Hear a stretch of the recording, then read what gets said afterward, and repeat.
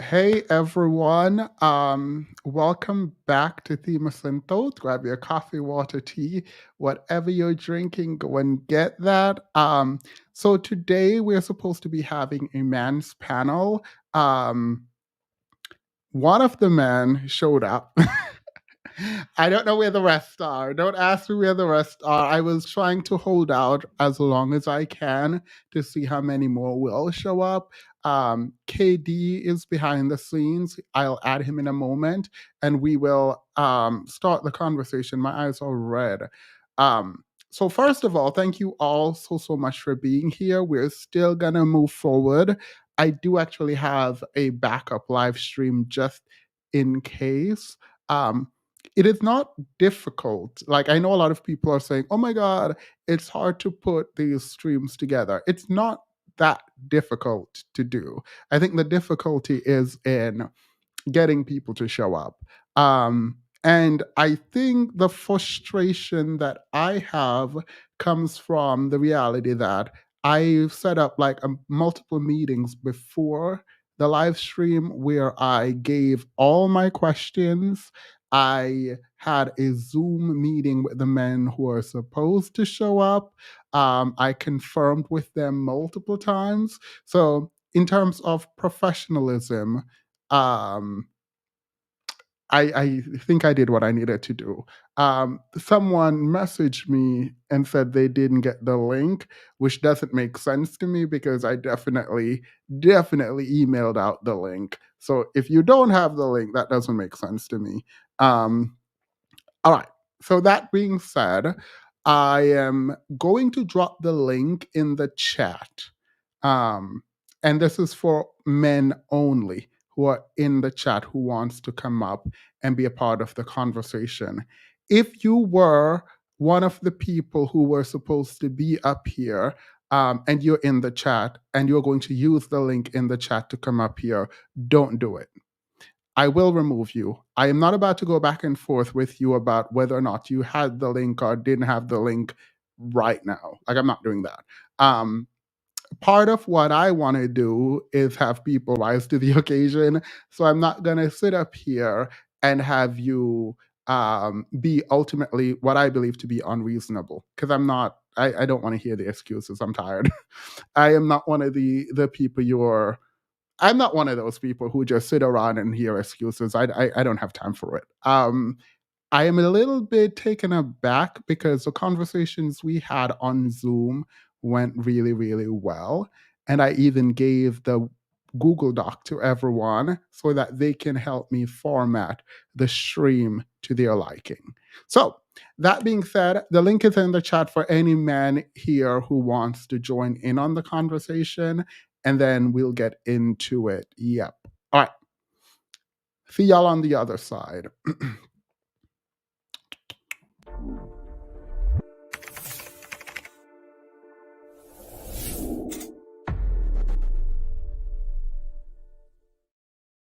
Hey, Katie, how are you?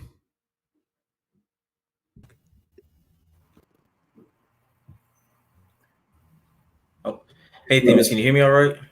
Yep. All How are right. you doing? Doing all right. How about yourself?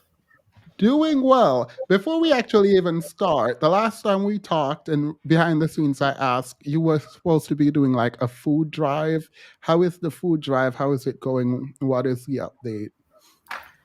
Yeah, so last February 3rd, it was actually a celebration of my birthday. I cooked 40 meals. I tried to keep them healthy: rice, beans, vegetables, and chicken. And just went and I sent an email, an invite out to people in my neighborhood and my fraternity brothers, and I was I got good feedback that people were coming, but it was sort of the same deal, little short staff, but we were able to get some people out there. I don't know how long certain people have gone without eating a hot meal, but we were able to get some food into people's bellies. And the point of this is not just to be a one-time thing. This is a reoccurring monthly thing that'll be done underneath my um, my news publication. And what's going to be coupled with the action of giving out the food is political revolutionary education, sort of how we are supposed to, at least how our revolutionaries in the past operated in their mutual aid societies. So that's something that I started. It's it's very small. We only done one on the February 3rd, and then we did another one. Well, I say we, but I. It was just me the last one, but gave out 25 meals that time on March 3rd, and the next one we will have set for is April 6th is the next one. And there's All right. also and there's That also was work with, in Orlando. I live in Florida and I live near Orlando. We have another mutual aid society where we have a care package giveaway. We're because it's the weather in Florida is about to start getting rainy. We have a couple of ask and to receive donations for ponchos, string bags.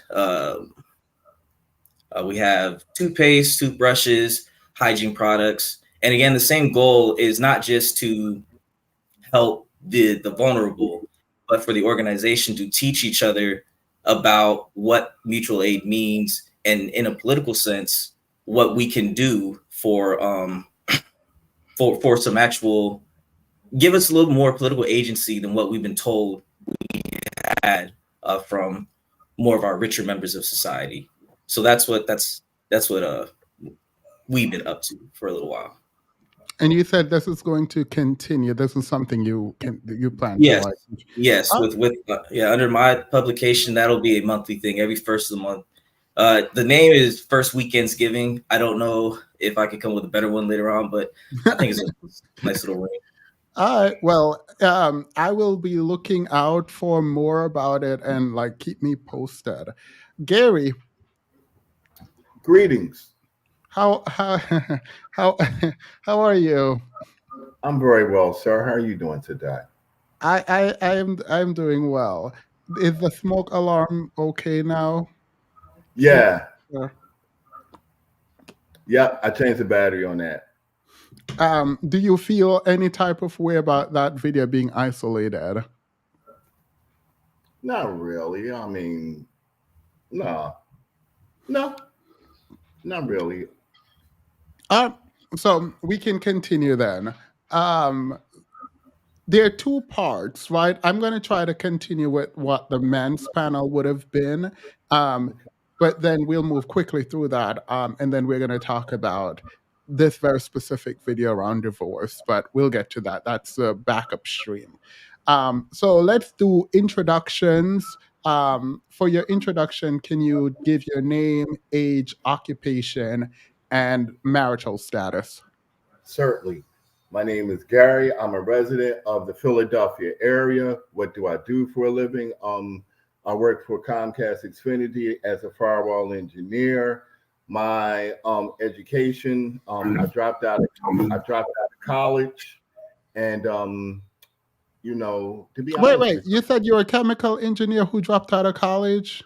Yes, actually, theme is the best ones do drop out of college because the technology and the platform changes so rapidly, and this is just life. All right, Gary, Because Gary, let me just wait, 1 second. So I yeah, want this to be a really nice, peaceful, informative panel.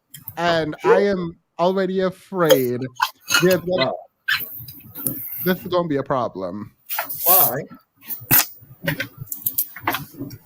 Dante, I think your speaker is loud or something. There's a lot. Welcome, by the way. Hello. It's still loud on my end? Yeah, you're fine though now. Oh, There was a lot of moving around. All right. So, Gary, explain this now. How did you become a chemical engineer dropping out of Uh, school? I said network engineer. Oh, network. My bad. Sorry. It's okay. And the reason why you become a better network engineer when you drop out of school, actually, to be more specific, firewall, the reason why I am better now that I dropped out of college, because technology changes so rapidly, Themis, by the time you get your 4-year degree, most of everything you went to school for is totally invalidated now. All right. So you got hired to be a network engineer with a company, even though you don't have the degree, a Yeah, degree. yeah. I got I did get my associates back in 1996. I didn't get my bachelor's, but and my career has been really not bad. Now that being said, Wait, I have gone back. Yes. wait. Are you saying technician? Like, not you didn't say technician. You said engineer, but I think I need clarification. Certainly. I don't want to stick on this because this is not like what this is, but like I'm actually kind of confused. Okay. Go What do you ahead. confused about? Explain your path to engineering and what that entails. What it entails? Well, on a day-to-day function, my job is to deal with traffic coming from one network to another network. Some of these traffic patterns are problematic because we have security violations bundled up in protocol. So that's part of my job. So you said a firewall engineer. Yes. All right.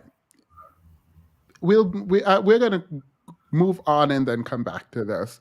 Go ahead. It's clear Gary doesn't like peace. Drop out. Hurry up and hit stop. Certifications. I have 7. All right. I says thank you. All right, go ahead, Katie.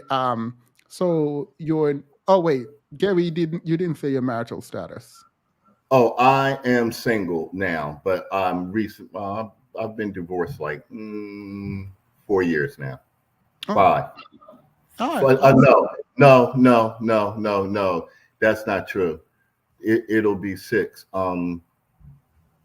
And I am not married. I am living with somebody though. I left my wife to live with somebody. Wait.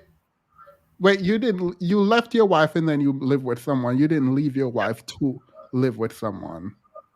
Right. I did leave my wife to live with someone. Yes, you are absolutely correct, Phoenix. Wait, this is not sounding like I think you mean it to sound. Like, I'm sorry. So are you? Yes, I left my wife to live with another woman. If that's what you're asking, yes. What? How long was I married to her? I was married to her for 20 years. Why I left her? Okay, well, since you're asking that, because I see the look on your face, I left my wife because I was in a sexless marriage for 4 years. So after my kid graduated, I left. All right, I feel like I should move on because if I don't, this is gonna get clipped again, and I don't want to do this to y'all. All right, Katie, your your turn. Like, no, wait, what? It is not my fault. First of all, I take no responsibility for it. No, do not do that because it's gonna be very difficult for me to talk if you're. I think it's wild that I gain a reputation of being hard on men when I'm literally not even Gary just volunteering information nobody asked him. And so like that's on him. Like don't blame me for whatever is happening with Gary. And if it gets too much, then we can remove because I'm not doing this tonight. So I take no ownership of this. I take no responsibility, no accountability. I want no parts. Like it's not my fault. Whatever Gary does tonight, not my fault. All right, Katie, go ahead. All right. Well, good evening, Katie Lewis. I am 27 years old. My occupation, I'm a civil engineer for the DoD. I also work as a part-time nighttime garbage man, and then I also am a citizen journalist with my spare time. The money that I get from there goes to the event that I was talking about, and I am divorced and single. Question. You said nighttime garbage man. Mhm. Explain. Look, man, So- bring your A game tonight. Turtleneck Temus doesn't play. Stop. Go ahead. Yeah, so I work at different apartments. They have contracts with the if you ever heard of Valet Living, they basically, yeah. So they pick up the garbage at apartment. So at nights from about like 7, between 7 and 11. Usually it doesn't take that long, but that is what I Hmm. do for about 5 nights a week. It's hard out here in this economy. So And you still find time to go help other people. I like that. All right, Dante, you're muted. There. Yeah, got it. All right. Good evening. It's Dante, 31, married. As far as education, uh, graduate degree, LCSW. Currently doing Graduate degree licensed in what? social work. Ah, nice. Yeah, social work. Currently working as a mental health clinician, as far as a part of a university program, and as well as on the side doing in-home therapy work with families and youth. Thank you. Katie said he has multiple streams of income per. People it's not tend to like Katie. I have a question. Is it a thing that people just generally gravitate towards you and like you bad. as? Yeah, Yep. it's All it's right. been a thing. I'm not shading Gary. He knows what dropout will signal to us. Now he's a deserter. I'll be reading every single comment tonight. And then, hello, Themis. Great to see you tonight. All right. So let's get into. My name is Themis. I say things on YouTube about random things happening across the Black community. So that's what I do generally. Tonight, men's panel is going to be, and Petty, when you catch up to this point, you can jump up um, if you so choose. Um, we have a range of topics that were introduced from men's rights to masculinity, leadership, child support, role models, vetting, education, to even single motherhood and politics, right? And we're going to try to do a quick rush through or a deep analysis, depending on how you all feel. Um, at any point, you guys can decide to leave or stay on. It is what it is. The first question is, when we hear men will be men or men cannot be men, um, what do you think? So when I say men can't be men in these days, what do you mean? What do you think that mean, Gary? I don't know why I decide that. No, Gary, do not respond. Katie or Dante? It reminds me of the sort of it's making the genuine excuse for the dominating population. Um, just how it's patriarchy.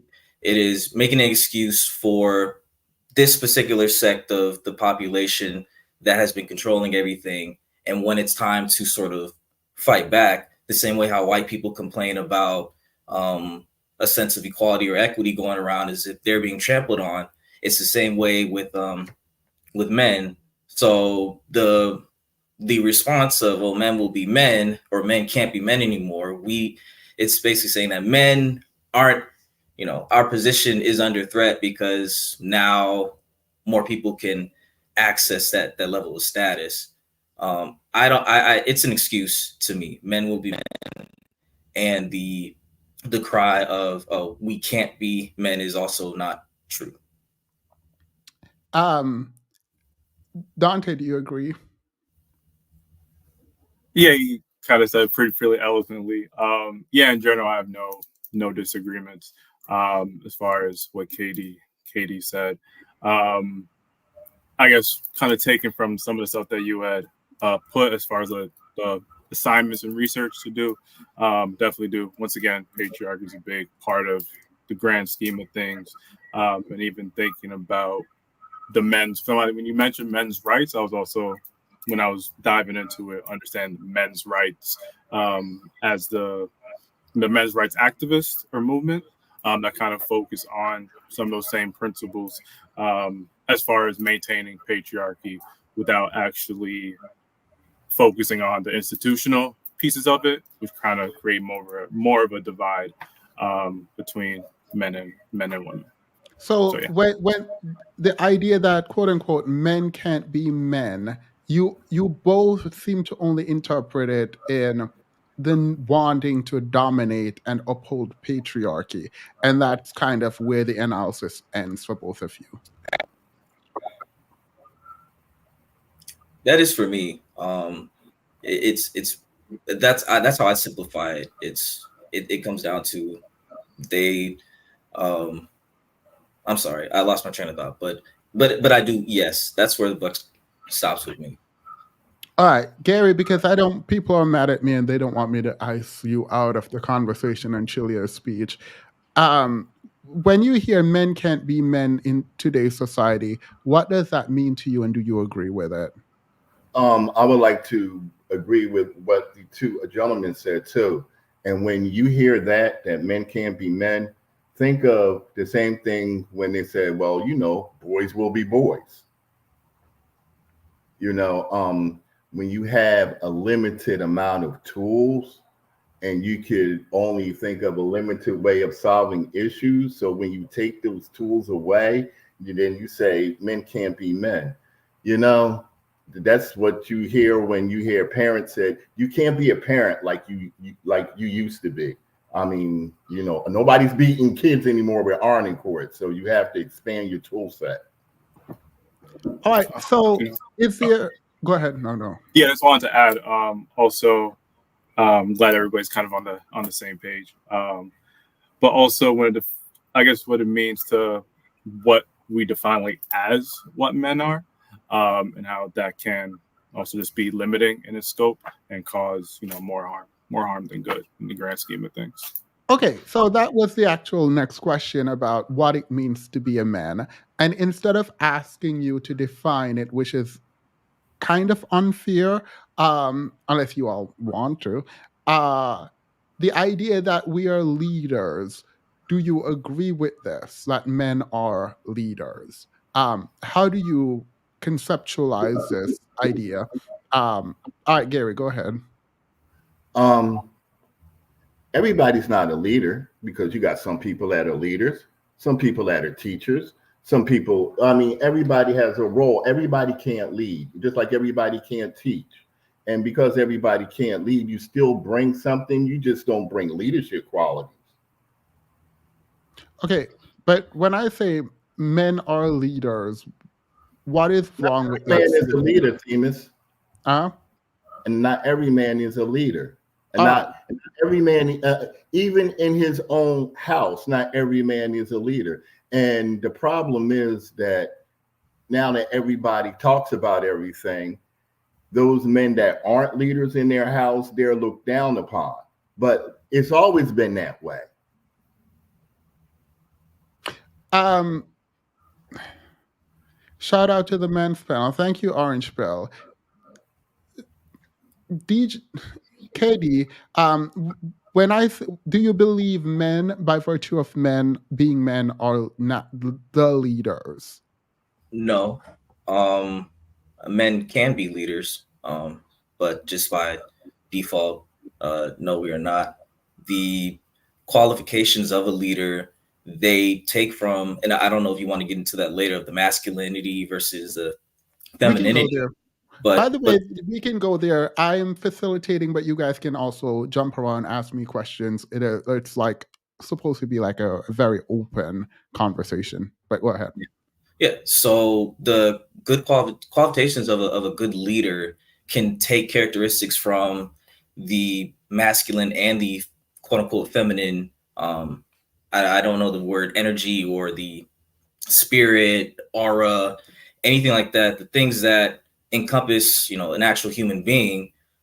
Leaders make up the sort of the grander pieces of both sides. Leaders are they're very decisive, which is falls under a more masculine trait, but they also are very empathetic and sympathetic and sensitive to their people, which falls underneath more feminine traits. So leaders take both the masculine and the feminine in there.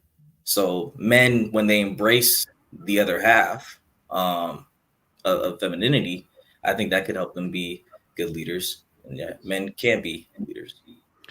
So, Aren't leaders. do you think the idea that men are leaders is sort of fundamentally flawed in a way that is causing a problem in society? Like the concept that we are leaders is flawed and Yeah. causing a problem.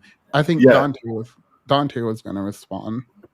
Yeah, to answer your question, yeah, um, I think it's assigning these. And I think just assigning these roles once again just creates like a lot of falsehoods as it was already agreed upon, um, and not just with men. Not everybody's built like that. You know what I'm saying? Everybody has their own specific traits. So like I'm pretty indecisive about things. You know what I'm saying? I can't always lead at the moment, but at least I know, at least in this situation, I have my wife who could also help me out, collaborate, you know what I'm saying? It kind of takes everybody's like be at the pedestal of something when really I feel like at least as far as relationships, when it comes to leading, feel like it should be like I try to operate more of a collaboration.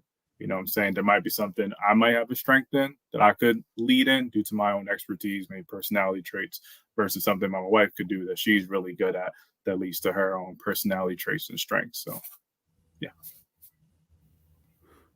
All right. Yuji Rose, thank you and for becoming a member. Let's go now then, because I don't want to leave the leadership bit out. In what ways do the idea that men are leaders is fundamentally crippling, if you believe it is crippling to men? okay. The theme is um, nobody in my family had a meeting and said, okay, as of this date, this person is the leader. Leadership is like it's natural, like everybody falls into okay, Pause. Is leadership natural? yeah. I mean, people fall in if you put a group of people in a room for like a few days, a natural order will be established. Somebody will be a leader out that group if they realize it or not. It'll be established because people will start going to them for information. Okay, does anyone disagree with that before I speak? That leadership So is natural. um I guess I can't think of wording it any other way, but I do think some people do have a quote unquote natural ability to lead people. Now it doesn't make it that's not a gendered trait, but I don't know if it comes easy for someone and then they work on their leadership skills from there and then they become great leaders, or someone just straight up they are just they're naturally can take charge, they're dependable. There's uh, I think people could inherently be leaders, but it's Hey not gender. KD, hey Yeah. KD, and we all seen that some people have natural leadership now because that leadership may or may not be effective. It doesn't mean they're good leaders, but we see a natural leadership. Gangs have natural leadership. So That hierarchy forms does not mean that someone is a good leader. But yeah.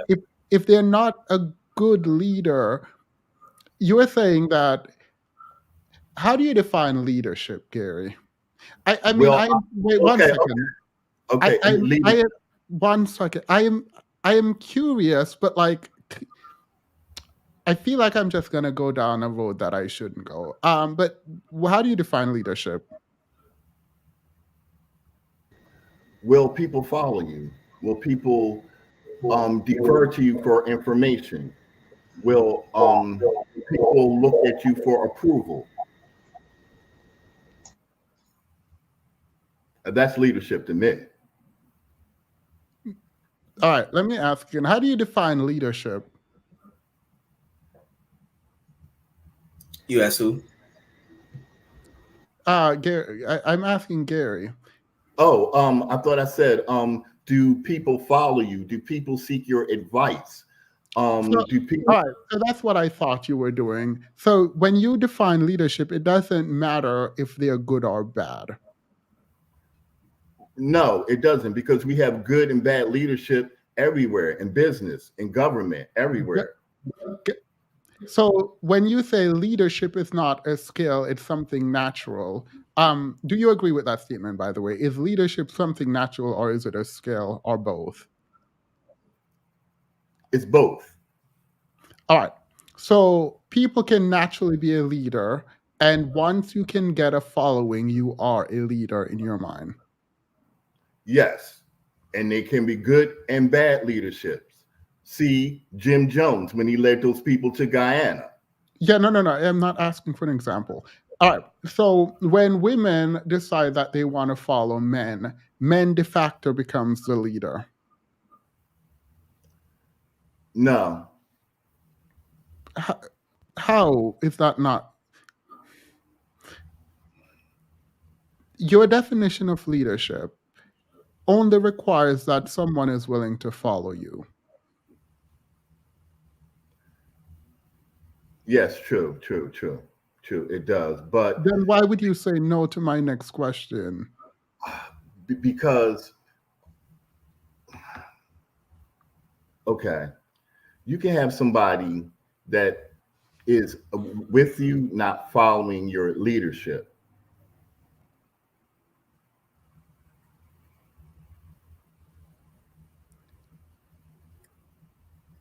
All right. Sorry, I need to reframe because I a Papa Beer. I think that's what I'm going to call you. Would you like to introduce yourself, name, age, occupation, and marital status? All right, Dirt. I'm 45. Uh, got divorced 18. I'm in a long-term relationship now, 3 years. Uh, Full custody dad of two boys since 2018. They walk by back here just to Oh, warn. And, they eat me out. And I do technical illustrations and animations, and I also got an MBA. And I apologize. I was supposed to be in the panel, but I'm honestly didn't see it. I didn't see any. I was sitting here all set up with my lights and everything, and then I didn't see nothing come in. So sorry. there's a slight echo with your mic or something, but I think it's fine unless we see complaining in the chat. Leadership is demonstrated and thus established. All right. So the part of leadership that is a skill, I think is the part that we should focus on because I do believe that you are not de facto a leader, though I do believe people can naturally be charismatic and also be a leader. But it does require developing and sharpening your skill. So to that end, I don't just agree that because people follow you, you are a leader. And I think the word good should come before leaders whenever I talk about it. But we'll move on from that. The idea then that leadership is not necessarily the man's domain. Is leadership masculine and what is masculinity? Anybody or just Anyone? Yeah. first leadership has it's a different hats, like different styles. There's books written about styles of leadership. There's authoritative style. That's you could I guess someone that's masculine. The most useful way, the most effective way to leadership is facility leaders, people that help their team do what they got to accomplish. And that wouldn't be considered by the whole I'm a tough guy, beat people up, stand forever. But yeah, I think we might think of it in terms. That's why a lot of people think leadership roles are masculine, but in an offing, obviously they're not. Oh, you're freezing a little bit, like it's glitching. I ordered a new camera. I'm so sorry. Remember the thing I had the glitchy. No, well, the camera is fine. It's the It's not here voice. Well, the camera seems fine. It's the voice. It's Okay. equating leadership to personality. In some ways, yes. Sorry. Anyone can jump in on this. I just don't want to I, make it more. I would just reiterate, itself is not masculine. Good leaders do take from both spectrums of of what is considered quote unquote masculine and quote unquote feminine, which yeah, that's I already said it before. Leadership is not it's not masculine. What it means to be masculine, it's I read somewhere that the term masculine was first used in like Middle English, so the Middle English areas, like in the 1100s. It's European. When when you see black men talking about masculine femininity and acting like hoteps, they're they're talking from a colonized mindset by using that European style to it. But the traits that they put under masculine, I'm guessing since it was Middle English, what they saw as the people that held those traits were mainly men because they were allowed to hold them. And then with the traits for feminine, they were the traits that women were allowed to display, so they called them feminine. This is just speculation though, because I would do more research into that. I just know that, yeah, they're to gender masculine and feminine is what really messes things up because the traits themselves are actually not gendered. But when you apply that masculine category and the feminine category, it just starts to throw everything off. But it So, essentially has no meaning. so go ahead, Dante. Is Gary Yeah. equating leadership to personality? Thank you. Who else? Sorry, go ahead. Kind of. I guess I want to kind of provide my own depth, thinking about it a little bit more, trying to hopefully the thoughts. But anyway, thinking about the idea of leadership, I was just then thinking that it's more or less to someone to be defined as a leader, I guess ideally would be a once again, kind of collaboration amongst the people, or in this case, this collective people who see the qualities that somebody may possess, whether it's once again having great decision making, foresight, courage, kindness, compassion, things of that nature, is what I guess I would see or define as a leader. And then kind of going off what KD was saying, putting that historical fact, and I feel like it's very bit primitive, right? In the sense of, you see the strong person who's able to, I guess, scare people, whatever, right? And that kind of feels like to me, it kind of equates to like the animal kingdom type of situation or type of thought. And we aren't animals, right? We have a lot more nuanced, different thoughts of how we want to go about doing things.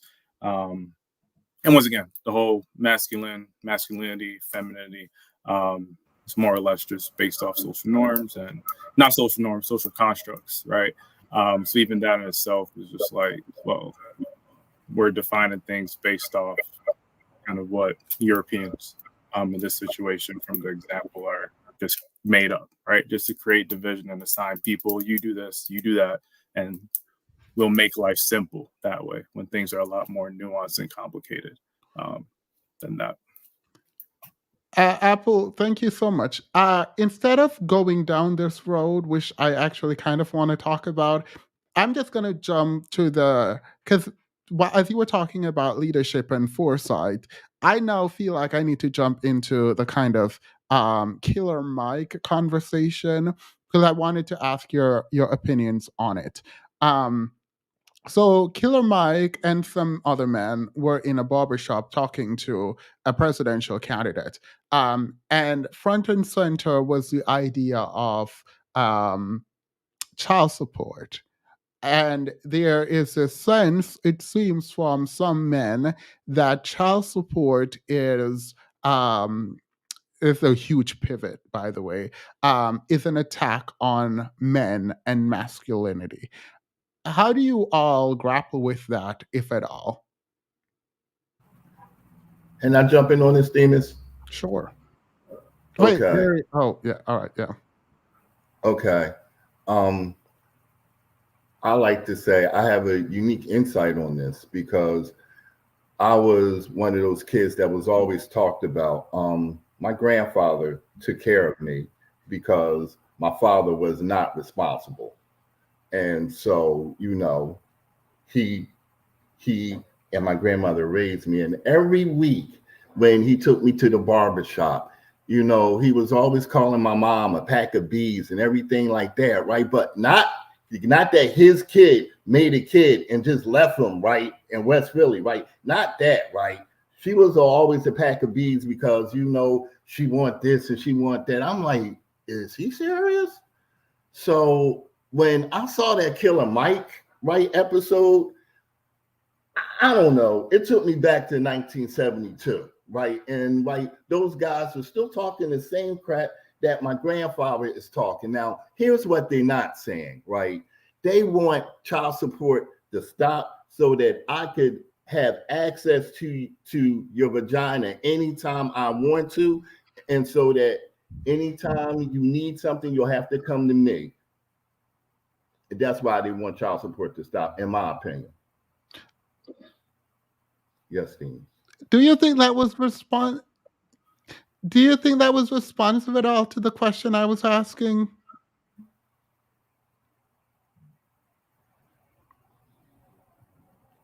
I thought it was. What question do you think I was just asking? He was asking about child support. No, yeah, but what about child support? What I thought about child support, and did they No, I think? specifically asked if it was an attack on men. No, it's not an attack on men. Why not?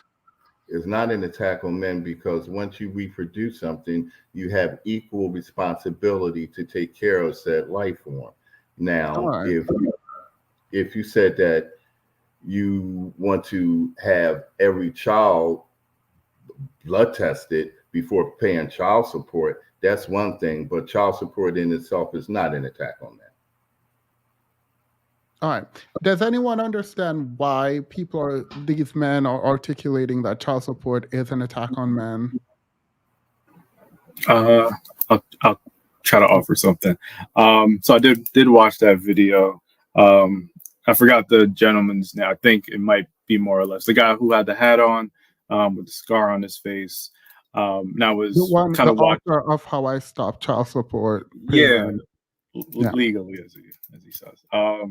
But I did decide, for the sake of, I know this probably gonna be talked about. I did watch one of his, I guess, podcasts about it. And I don't, at least just talking about that particular individual who talked about the book and was like, who made it. I guess when he was discussing it on that panel with RFK versus on his own podcast, I felt like, at least from what he was saying, that at least for him, it didn't sound like, and maybe I'm just looking at it, I'm not seeing between the lines. That could be quite the case. But that when he was discussing child support, he was more or less talking about not necessarily an attack on men, but I guess his issues were how this, I guess, the child support system removed money from his pockets, essentially. Now he didn't really give any background about what led to him being caught up in child support and having to make payments. But it sounded like he was talking about like fraud and all these things of that nature.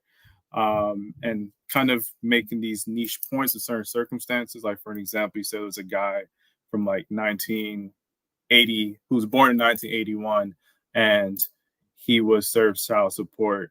It was just weird. Sorry, I can't explain it fully. But then it felt like it was necessarily an attack, like men shouldn't pay. Because at the end of the video, he said, no, you got to take care of your kids and pay child support. Not defending, but just trying to provide. Is there, Papa Bear, go ahead. Well, I don't think so. It's not a punishment. There's plenty of preventative measures to stop getting somebody pregnant. I mean, some people probably don't even, excuse my brashness. Some people pull out. So, and get to that point. I think those gentlemen that were expressing that probably in over their heads, they probably have a lot of children, and it gets real quite expensive. I think there was like laws that tack on fees and stuff, so it exponentially grows or something like that. But there's reason for these things to be in place because you can prevent that happening. Like for instance, I had 2 kids, and that's like I'm done. And then I got to you can go back to the sex buffet you want once you've had a vasectomy. You want to do that sort of thing. I guess some folks don't want to do that. Just they don't know where it come from. Apparently, they don't teach school anymore. That's what they kind of alluded to later on. So I remember Wait, that sixth grade, people by the are way. saying that the echo is really, really bad. Oh, I'm sorry. Let me use my AirPod. All right, do that.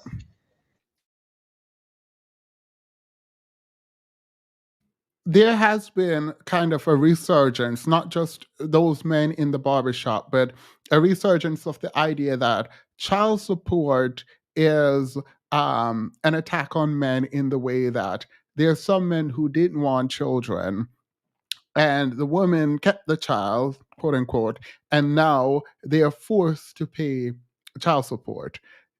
Is this a legitimate argument?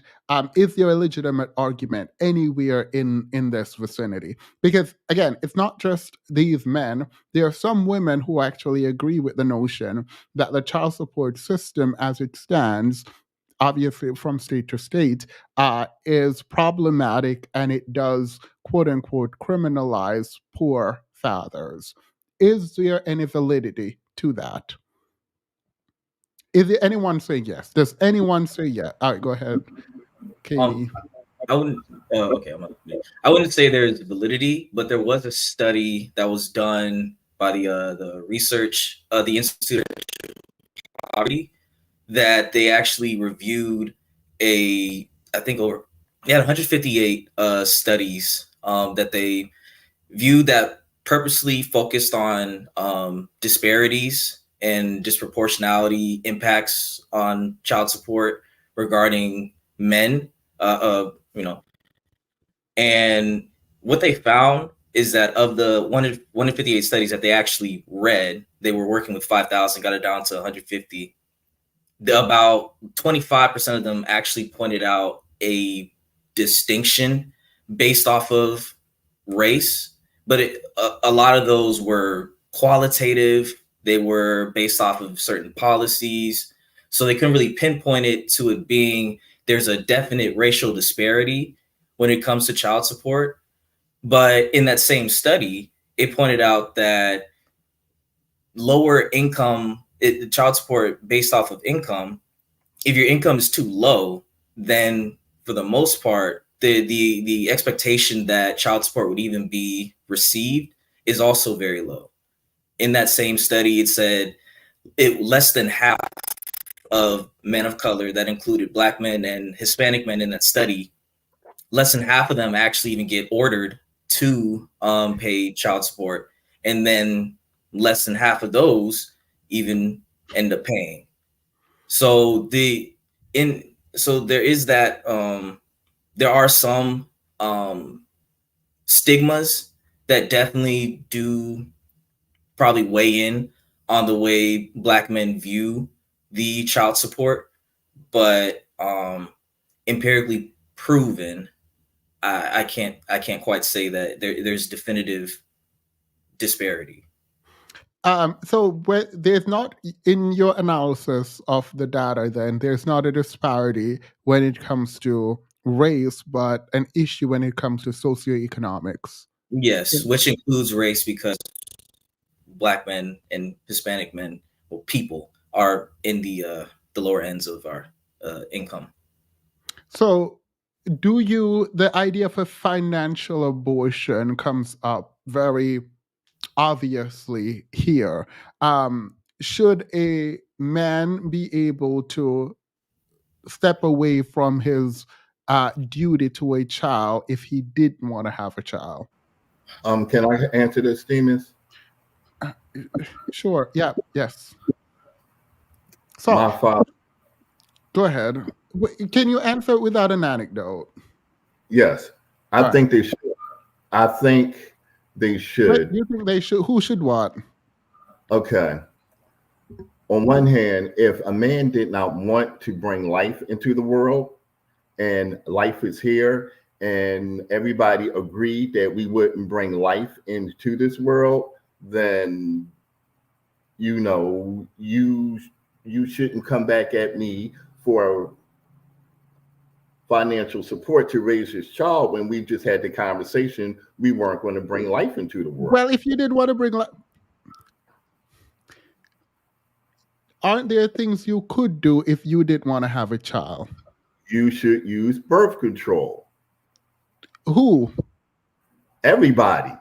If you, sir, do not want a child, what should you do as a man? You should wear a condom if you don't want to wear it, if you don't want a child. All right. So if you don't and there is a child, you shouldn't have to take care of the child. Yeah. I do agree if it's a birth and everybody said, well, if something comes up, we will take care of that like responsible adults. But if I told you before we had sex I didn't want children, and then why are you having sex? If you don't want to have, do you know how children are created? Yes, Demas, I know how children are created. Okay, so if you do know that, why are you doing it if you don't want children? Oh, so we are going to say the best birth control is abstinence, right? Well, you can do whatever you want, but when there's a child involved, what do you mean you shouldn't have a responsibility to take care of it if you didn't want it? If you didn't want it, you wouldn't engage. You would keep your fluid to yourself. That don't make sense. Make that make sense to me, because it doesn't make sense to me currently. Your stance don't make sense to me. Okay. If two people met at a club, one night stand, and they had sex, next thing you know, 4 weeks later, they said, I'm about to have a child. Do you think that the onus of responsibility is saying, okay, the responsible thing is we really don't know each other. It was a nice time, so let's just go ahead and eliminate this? How are you going to eliminate it? Are you telling this woman to have an abortion? Do you know this woman's? You don't know this woman's religion. You don't know anything about her body. You don't know if this is like a miracle child for her. You don't know anything, but you are just suggesting, oh, just have an abortion. It's a miracle child for her. It was a one-night stand for me. Okay, then why are you putting your fluid in people that you don't want to procreate with? That don't make sense.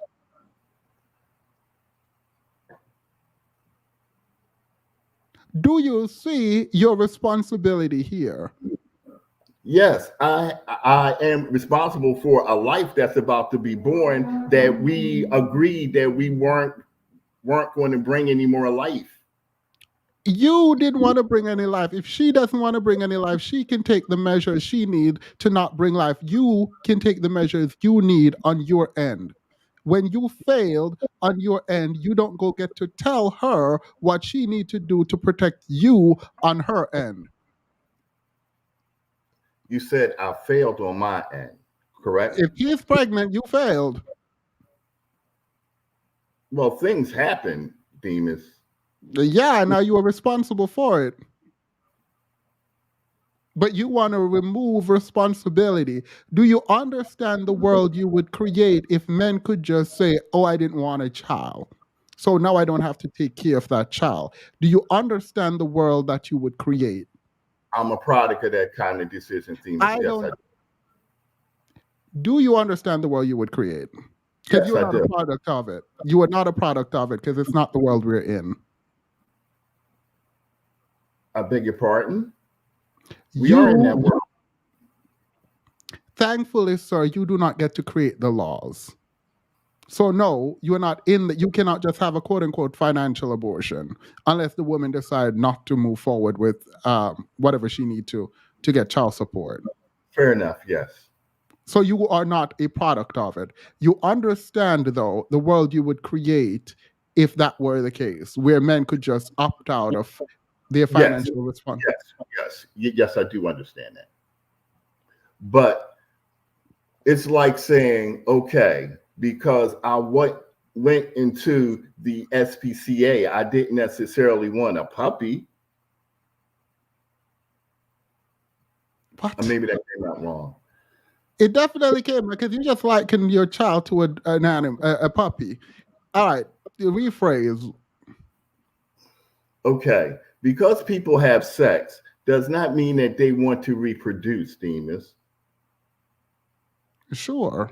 Then you control your fluid, you control yourself, you make sure that you protect yourself, not that she protects you. You don't want to be a father and you want her to have an abortion just so you don't get to be a father when you could have just wrapped it up, not engaged. Like you want someone else to take care of your responsibility. No, nobody should be taking care of anybody's responsibility. I'm Okay, not so if you saying don't that. want a child, if you don't want a child, then you don't engage in that way, right? Agreed. Okay, so what's the issue?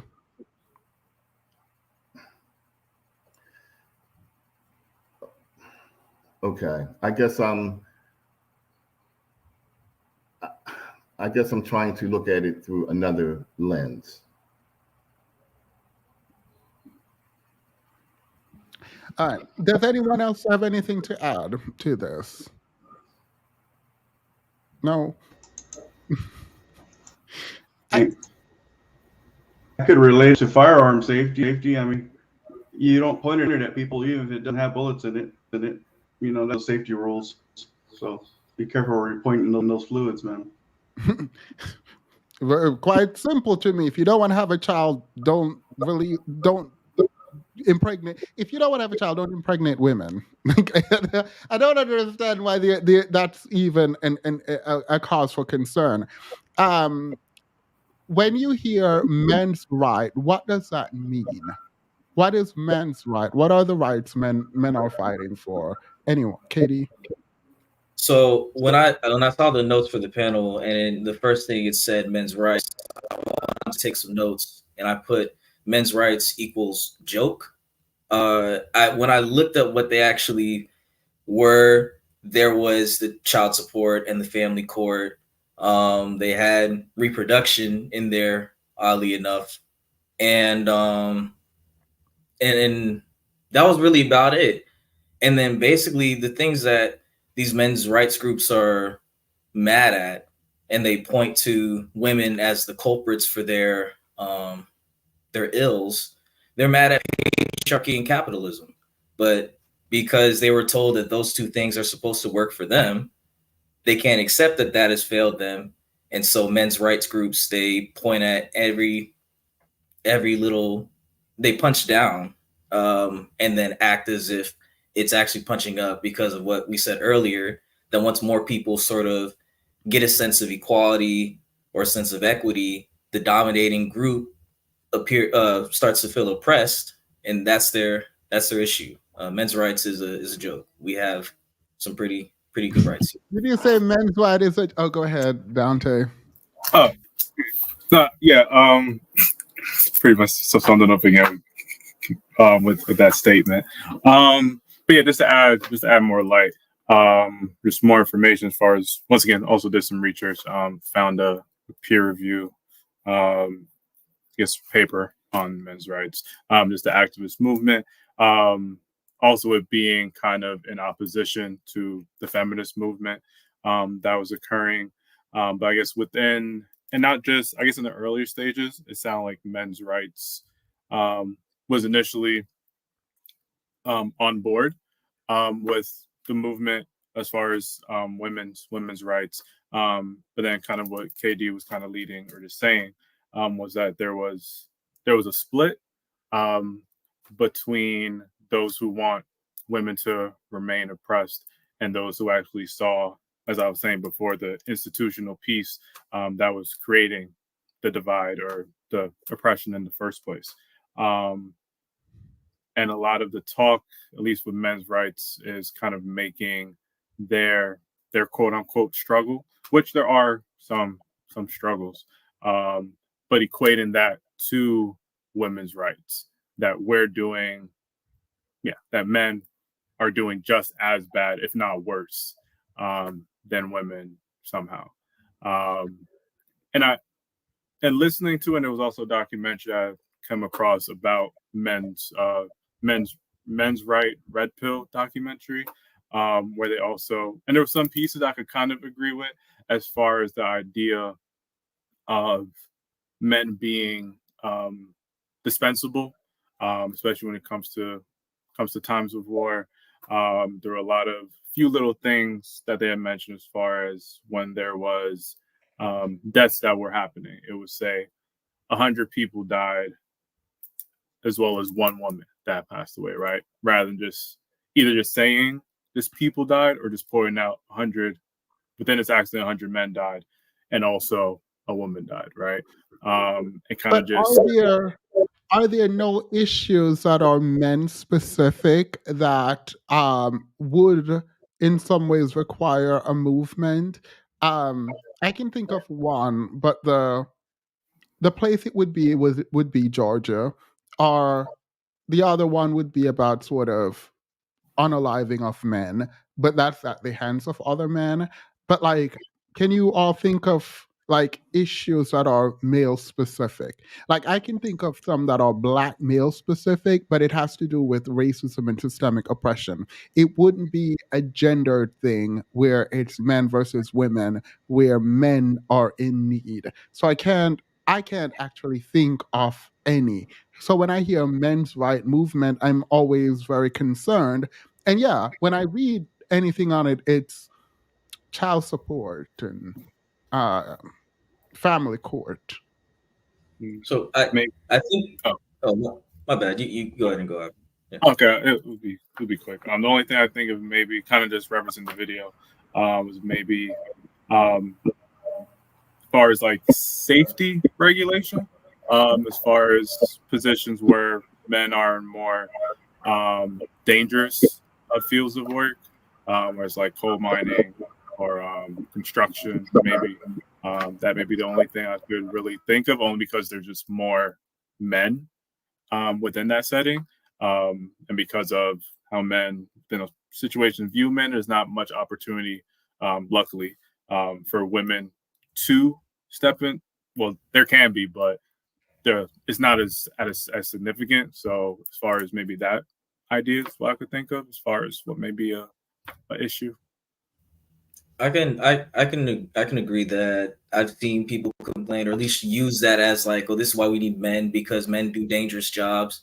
As if men didn't exist, women could definitely do those jobs. They're choosing not to do those jobs, and men are taking them. What I've I think seen. what maybe Dante can clarify, but I think what Dante meant was that if he could come up with an area where men's right would be necessary, it would be someone's echo. Gary, why? What men's right would be around like safety in certain jobs that men are predominantly in. He could see that as kind of like a men's right movement because safety would be useful there. Which I don't disagree with. I wouldn't think it's men's right, but I can understand how um something impacting men overwhelmingly could be seen as men's right. Okay. I understand that. There's definitely like OSHA requirements and like safety has definitely been. Uh, I feel like if that's something that men's rights would be advocating for, it's kind of, you know, there's steps in place. I mean, you could always get more safe, of course, but the thing that I remember I seen recently is the quote unquote loneliness epidemic and how men's mental health is ignored. But what these men's rights activists miss with that is that they're mad at the wrong people. The reason men are suffering this loneliness crisis is because we've been socialized not to value intimate relationships outside of sex. And then like even with our friends, our male friends, um, being sensitive, delicate, vulnerable.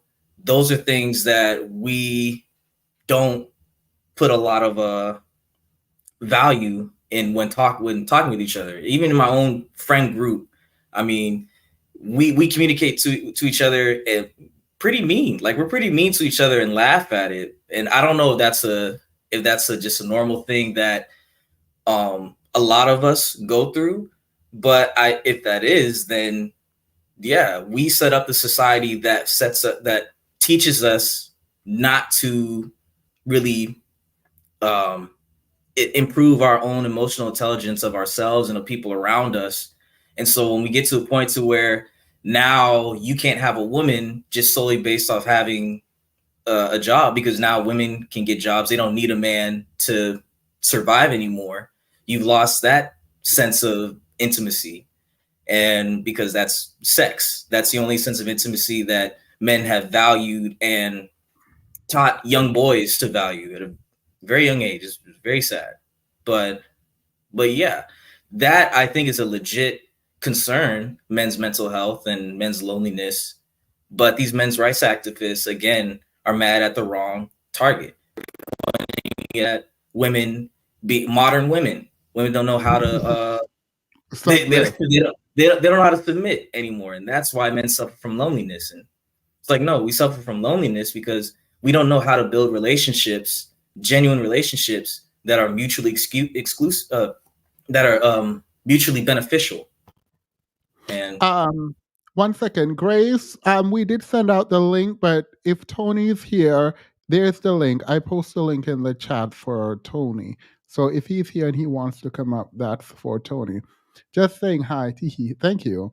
Child support is a refund to the custodial parent. Mandate vasectomy for all men in arrears, or force them to enlist in the military to clear debt. Do you think this is a good idea? Anyone? I don't. Forced vasectomy is not a thing that I will ever advocate. I'm so sorry. I can't get behind force anything. It's not my style. Someone needs to toggle switch that. In truth, a lot of people should voluntarily. Yeah. Let me stop. Maybe encourage it or something. I don't incentivize it. Maybe. I had something on rights because we were talking about rights. I think when the top rights, I'm thinking legal rights, not like you really don't have rights. Someone else behaving a certain way. I think that's out of the realm. They're a human being. They do what they want. So you don't have rights to them acting a certain towards you, whatever we want to call it. But your echo, I'm hearing your echo now, and it's like really, like it's not even an echo. It's almost like, well, it is an echo, but it feels like after every word, it's repeated. Like what? I don't know how to fix that, by the way. I think it's if everyone else trying, maybe because I have my headphones on. I don't have anything, no other sound right. I think better. Huh? Is it better? Yeah. Wait. Talk. No. Testing. Yeah. Go ahead. I think it's someone fine. else was on. Oh, where was I? I'm old, so I gotta forget these things. So no, never mind. There it is. There. I was too loud. It comes back. So there's a glitch where it just keeps repeating what you're saying when you speak. Okay, I don't know what to do about that. Either. I don't know what to do, but I do know it's going to annoy the audience like a lot. All right, I'll have to break out my work headset and dorky. All right. While we do that, let me read some super chats. Make no glove, no love great again. He doesn't want to take responsibility. This is to Gary. And that's what it's sounding like. And that's really unfortunate, Aliens Anonymous. Thank you. Nally's World says, how about using protection, not just sleeping with people without protection when you just met them? How about protect yourself as a man? Like, really? Yeah, this is what I don't understand, the idea that, I just met you in the club, so I shouldn't have responsibility for what I have caused to happen in your life. It's like, yeah, no. So the enjoyment of sexual intimacy is a product of risking your freedom. So isn't child support a natural punishment to those who think Russian roulette is fun? Yeah, and also like there's a bunch of like STD and STIs. You can't say, I didn't want it, so like I shouldn't have it. It's like that's not how this works, like at all. There are responsibilities, and you have to take accountability for what it is that you're engaging and what you do. Black Titan says condoms, vasectomy, abstinence. As a leader, you're supposed to weigh the options and deal with the outcome. Sex with no protection comes with the possibility of children and more. Don't want kids, use protection. Or don't do it at all. Thank you, Black Titan. Um, Men's right movement is a small subset of men abdicating personal responsibility and desiring of governmental approval. Um, do you agree with this statement?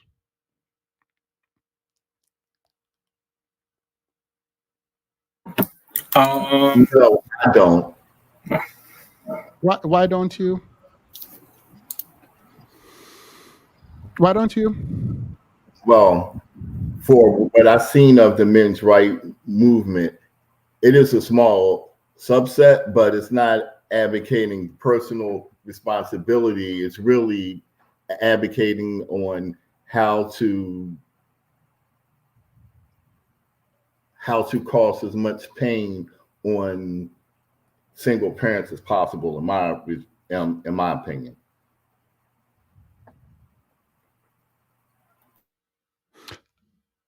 All right. I think Go it's ahead. not. I think Gary may got confused on. I'm just wondering, like advocating. I thought you meant advocating might be the. Yeah, I just looked at the definition. I know what advocating meant, so I just like okay, yeah. Yeah. But yeah, I think that except maybe for me, the only part may just be the desiring of government approval. That may be the only part I don't agree with. But as far as personal responsibility, and I just want a quick add on to the men's rights situation, that a lot of it seems to only be in favor of those with money, high socioeconomic level, who are able to actually step back and be able to kind of engage more in feminine, I don't want to say feminine roles, but feminine roles like leisure, not having to work hard because you already have money coming in from people. If you're a businessman or business owner, you have people that are already making money working for you. So that actually gives you the opportunity to engage in more time with the kids or doing other activities where somebody who is working doesn't have those opportunities to do so. Just want to throw that in there. How about overturning laws that obligate men to be war pawns for capitalist exploitation in other countries? So I do actually think this might be a valid concern. Go ahead. I think there might be certain groups I haven't seen, but I've heard of them sort of advocating for overturning like the draft or the selective service, that type of thing, since the draft is technically not a thing anymore. But even so, that is a legitimate concern of conscription. Um, but I don't think a lot. I haven't seen a lot of it. I've heard some here and there, but I don't see that as a big thing. Um, like as in for advocates for in the men's rights group. We need to stop unaliving women and each other. Y'all are the problem and solution. Um, Voice of reasoning. And then Miss Wise is Wise says men ignore their own mental health. All right. Yeah.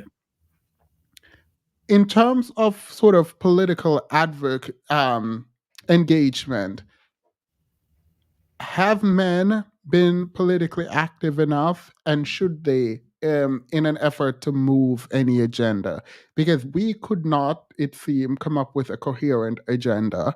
And maybe I should try harder on this, but we can't come up with a coherent agenda for men as a group.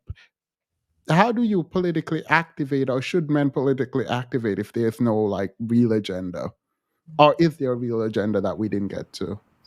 It is an agenda theme. Is if you look at the way a lot of these right-wing Republicans are parroting a lot of these men groups talking points, it's like they are trying to split the vote, and they're telling men, look, you can be men again if you vote for us. It's a problem. She's making too much money. She's at the job. That's why she's not home with these kids. If you vote for us, we'll make sure that we'll kick her out of the workplace and make sure she can't get any type of birth control, and she'll be home. That's not exactly what they're saying, but that's what they're saying. That's what who's saying? That's what the GOP is saying.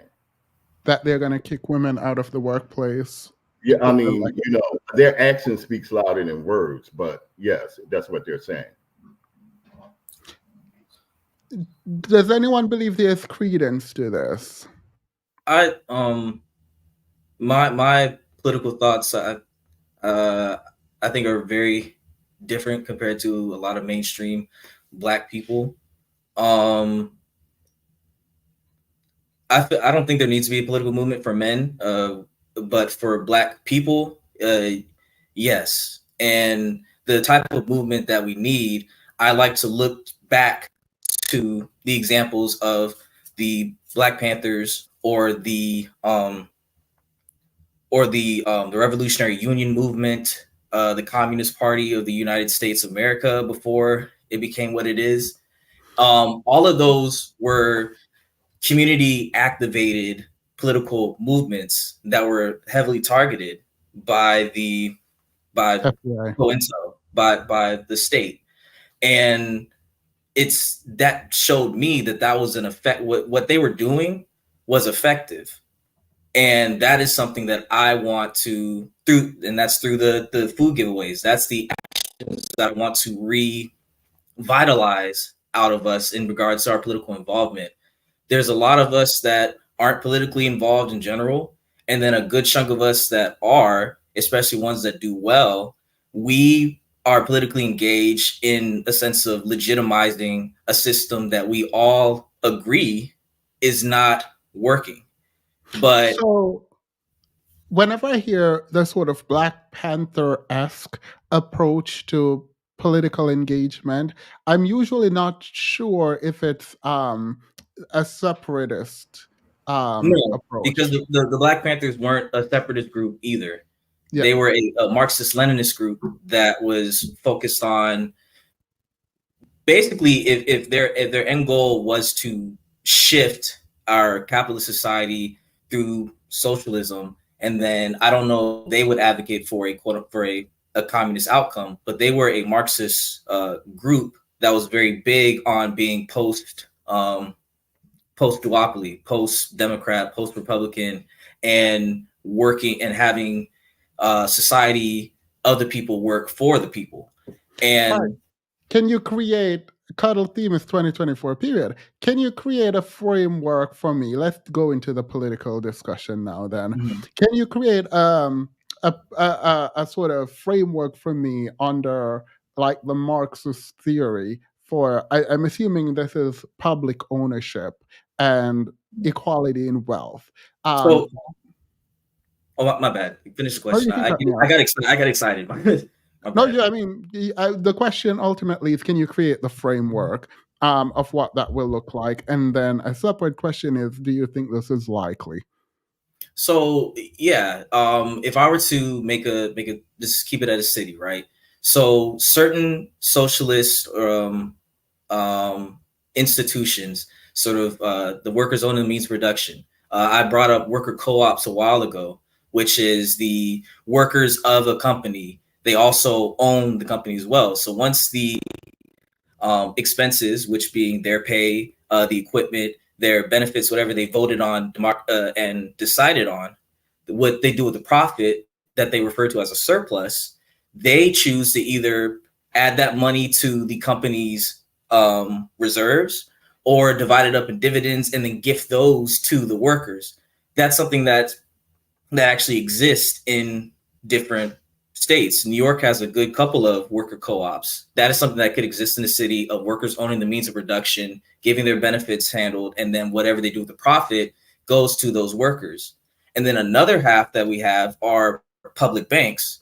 So public banks, there's only one in existence on a state level, and that is North Dakota. So what happened in 2008, we all know that big crash, right? That a lot of people were suffering from. The only state that wasn't hit that hard was North Dakota. And I sent you the links to everything that I was sort of saying. One of those is called like Politics Random, and that goes to the publication where I lay out and reference everything that I'm talking about in this sense. Wait, And but are you of the belief that socialism as an experiment has never been tried, and therefore we don't have a good grasp of how it would operate? Because in being a bit upfront now, it seems that people who are socialist in this way tend to romanticize socialism in a way that scares me because it doesn't feel like it never truly feels as thought out as the presenter wants it to be. And I'm not like overtly against anything right now, I'm just trying to understand. So do you think socialism has been tried and work, or do you think so I don't. And there's numerous of examples of this happening with Cuba, for example, the embargo in 68 that's or 60 after the revolutionary in the late 60s that's been in place. That's cost them up to this point almost $145 billion of their money that they could invest in their people. In the 60s to the 80s, Operation Condor was a CIA led operation that overthrew about seven sovereign Latin countries that were socialist leaning. And then a big one was the Congo and Iran. Iran in 1953 had a prime minister that was going to nationalize the resource, which is oil, and that would having having a state that owns resource and the people have that choice to what to do with that surplus that they get from the resource. That's socialism. But after that, after a year, the CIA established a coup, put in a theocratic dictator, and that threw off everything. Yes, Mohammed Mossadegh was the one that was the leader that was couped and replaced by a U.S. puppet. And that's another example. In the Congo, I mean, in even in like yeah, The Soviet Union attempt at like this was approximately 70 years. It feels instead of saying it feels, do you believe that we would be better under a socialist system? I'm assuming the answer to that is yes, as opposed to a capitalist system. And is that because we would be more equal? Or is there any sense that even if there is inequality because of capitalism, that we are all sort of rising? so I do think socialism is better, and I say that because socialism is actually more democratic than. Excuse me, can I ask you something, brother? Where Sorry. is I said, may I please ask you something? Yeah. Where is socialism flourishing at? Help me out. Well, like I said, the Yeah. areas were compromised. Okay. Wait, yeah, no, you don't get to ask him a question and then not let him respond. Like, what do you mean? Like, what do you think this is? I just it's okay. I just add. I'm definitely in Yeah, support of this one. I'm not as well versed. I'm also getting more learned about Black Marxism and trying to get more into those readings. But yeah, just to more just support on your side, like you said, every time countries have tried to do their own thing, here comes America, enforcing their own ideals and things of that nature. To really question whether it works, you don't know, because America's come through and done their imperialism, put their little people here and there, and kind of just like, all right, we'll let the cookies crumble and to be the mess to do it all over again. Wish I had more nuance and more other ideas, but I'm in full support of kind of what yeah. KD's Like on. like Africa has a history of trying to get assistance from the Soviet Union and that leading them or the U.S. to topple them over, like with Congo, for instance.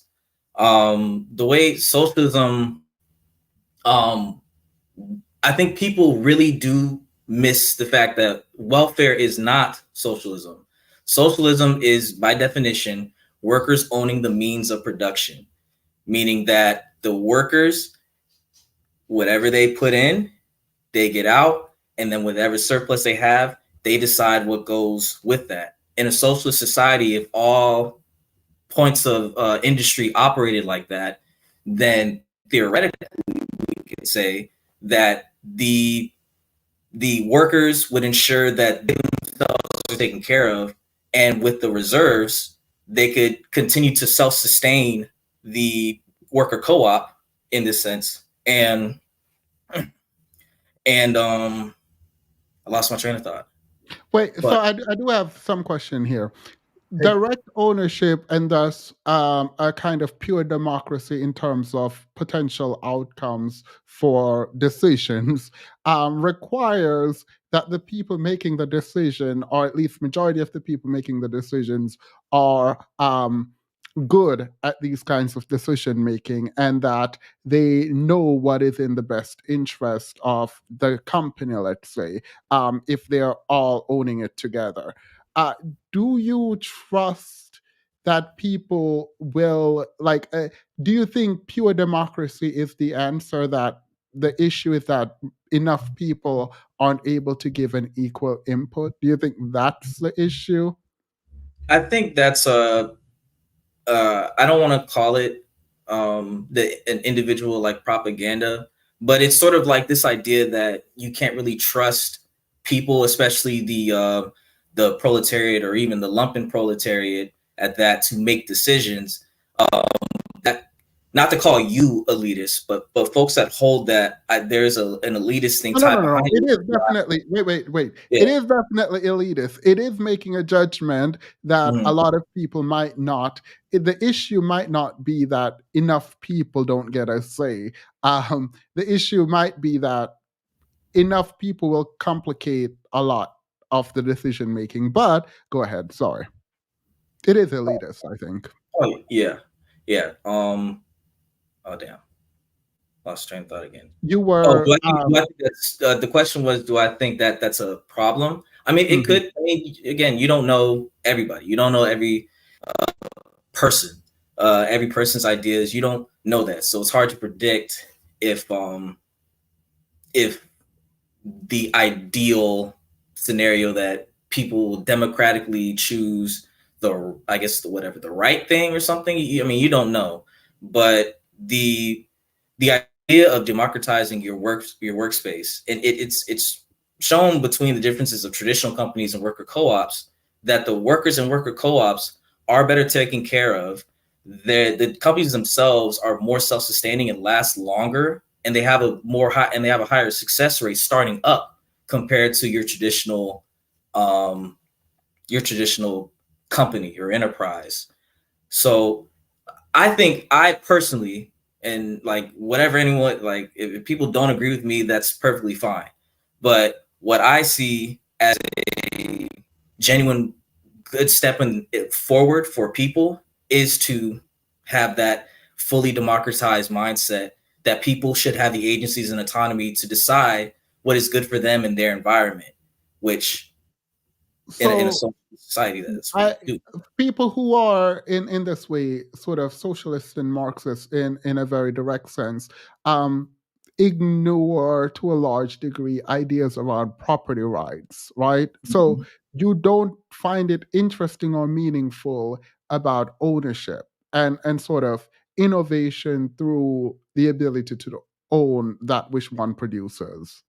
Yeah. So ownership, I think people also get that wrong, or at least with some people say like, oh, you can't own a house in communism or something like No, no, that. no. Which, I'm talking well, about ownership interests in large areas of the economy that is driving force behind sort of innovation. So we're talking about Apple, for example, mhm. and businesses in this way. which one could argue that it is due to the capitalistic nature, and the potential for, I don't know, becoming rich, that one, the entrepreneurial spirit is released. So the whole competition or monetary incentive breeds innovation. I don't agree with that premise, considering that we've had other things that came out to existence that weren't based off of profit making in the first place. Like, we'll take the polio vaccine, for example. That was made not with any sort of intent for profit. It was still made, still works effectively. It was still worked effectively. I sorry, I mean, don't. I don't. There's not an issue because even for me, I wouldn't be upset about like making public the healthcare system, for example. Hey, But the Themis. idea, Hey, Themis. Since you brought it up, do you know why we do not have single payer? I Because truly, because Our policy. FDR had the opportunity to make single payer in the 30s. The reason why we do not have single payer is because the very single fact that a white guy can take his son to the same doctor that a black guy could take us to wait, is think?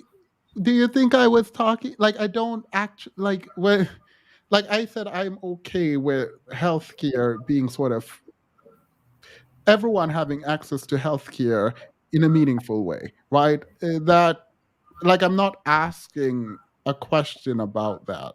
My question isn't that. I'm building up to the property rights and the fact that it feels like when we think about socialism, um, in this way, that tyranny is kind of inevitable in terms of my understanding, because property rights, for better or worse, allows the kind of ownership and need for protection and separation from the government that allows for people to um, dictate rulers in the way that the US, I shouldn't say rulers, but the president and democracy in in a more sort of thoughtful way, as opposed to the government owning the means of production, controlling the means of production, but we kind of pretend that we do in our articulation of who owns what.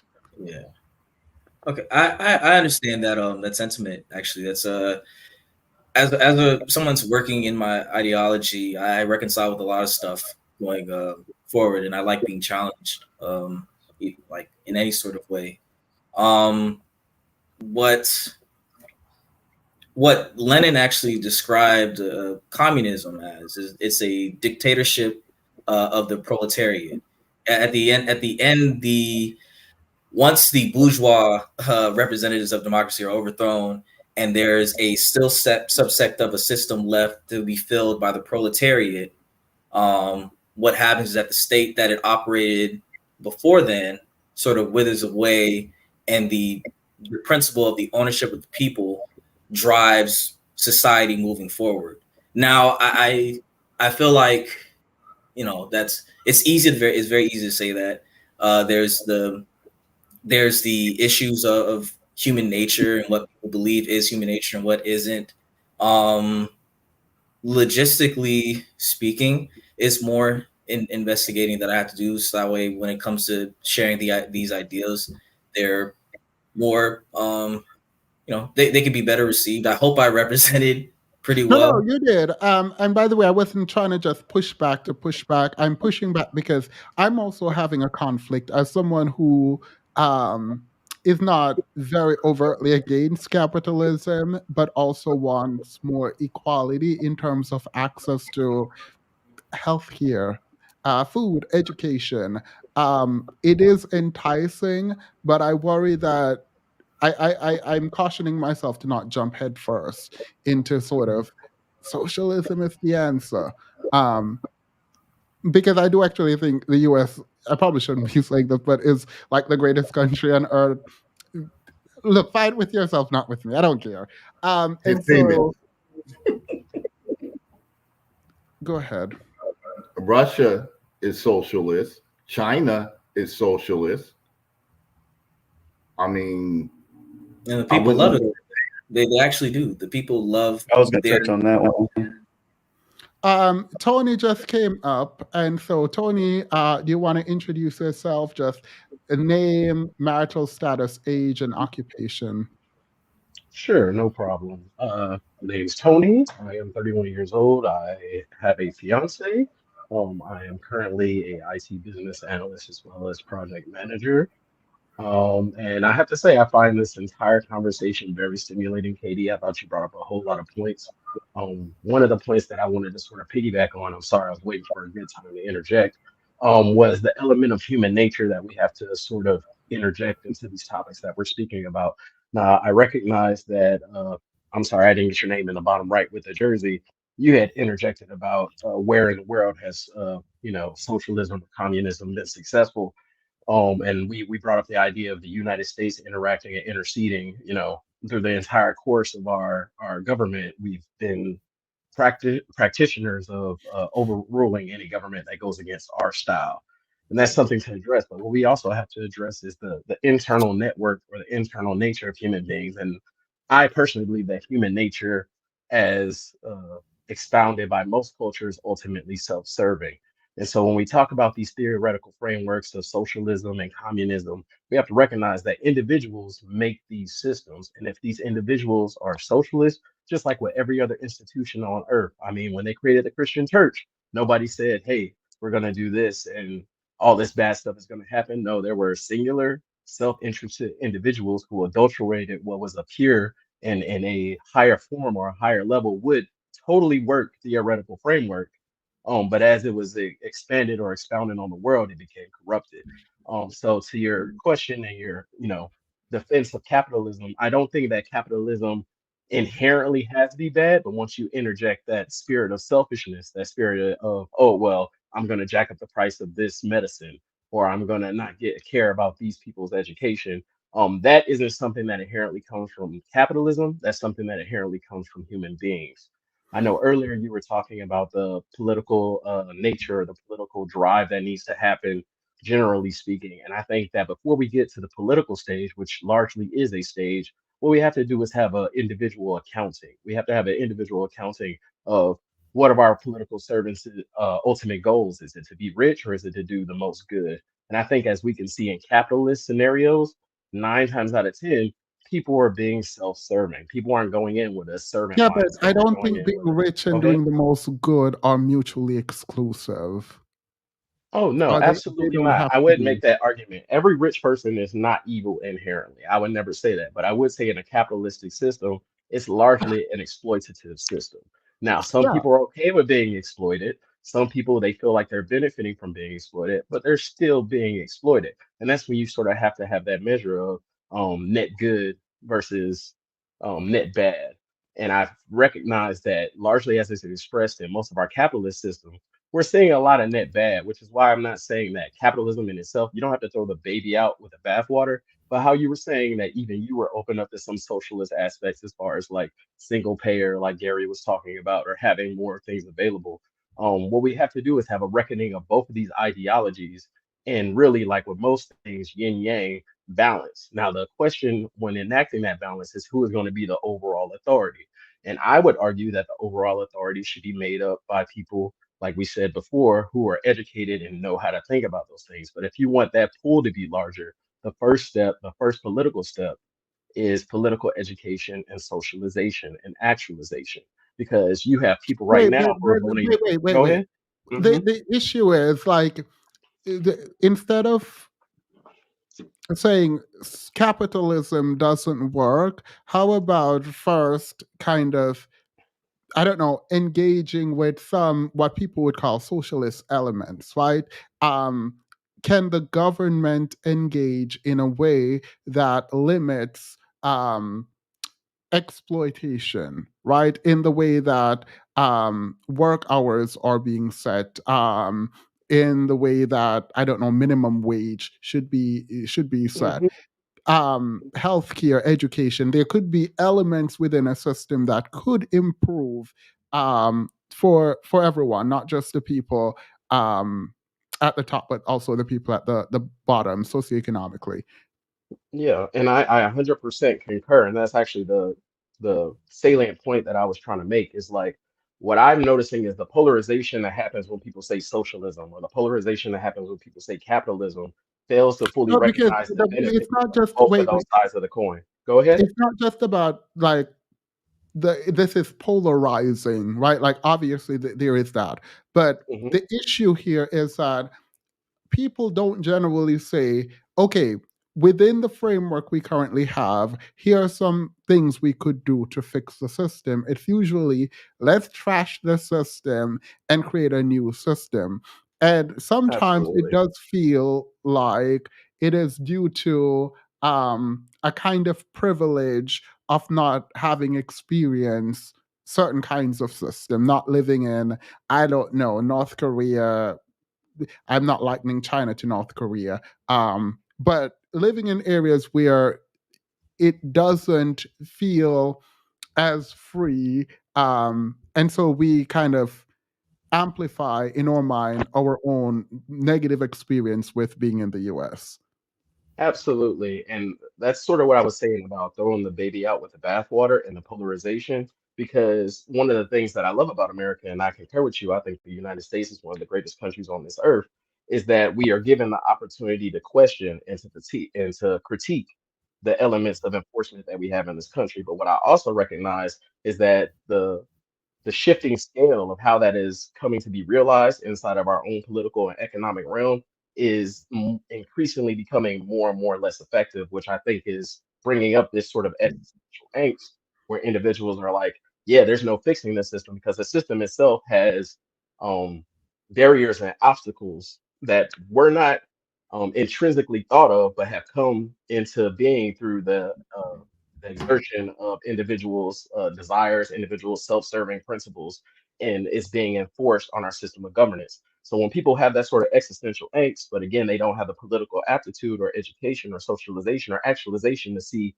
at least where they are within the system to know what they need to do, that's when they get to the point of we just need to tear it down, revolution, let's burn it down and start from the beginning. And I'm not arbitrating for a revolution or a Marxist takeover or anything, but what I am arbitrating for is that we really do have to have a quote unquote come to Jesus moment about the state of our system, the state of our, the fact that corporations can lobby our government, the fact that we have individuals in Congress who are extremely old and out of date and who have been bought and paid for. And these are elements of the democratic and capitalist system that whenever anybody tries to Wait, hold that's not criticism, like go these ahead. statements seem so wild. Like that I know they seem that the wild. politicians are bought and paid for isn't that there exists corruption is not a product of quote unquote capitalist system, particularly when it's everywhere. No, it's not. It's not. Wait, It's not a Tony, product of Tony, it. you go Go on ahead. these tangents in a way that like removes any ability to sort of get back in, but it doesn't make sense to kind of like I don't want to be the defender of capitalism. Let me just be clear. Mhm. um, I think that there are legitimate critiques around the U.S. and what is happening in the U.S.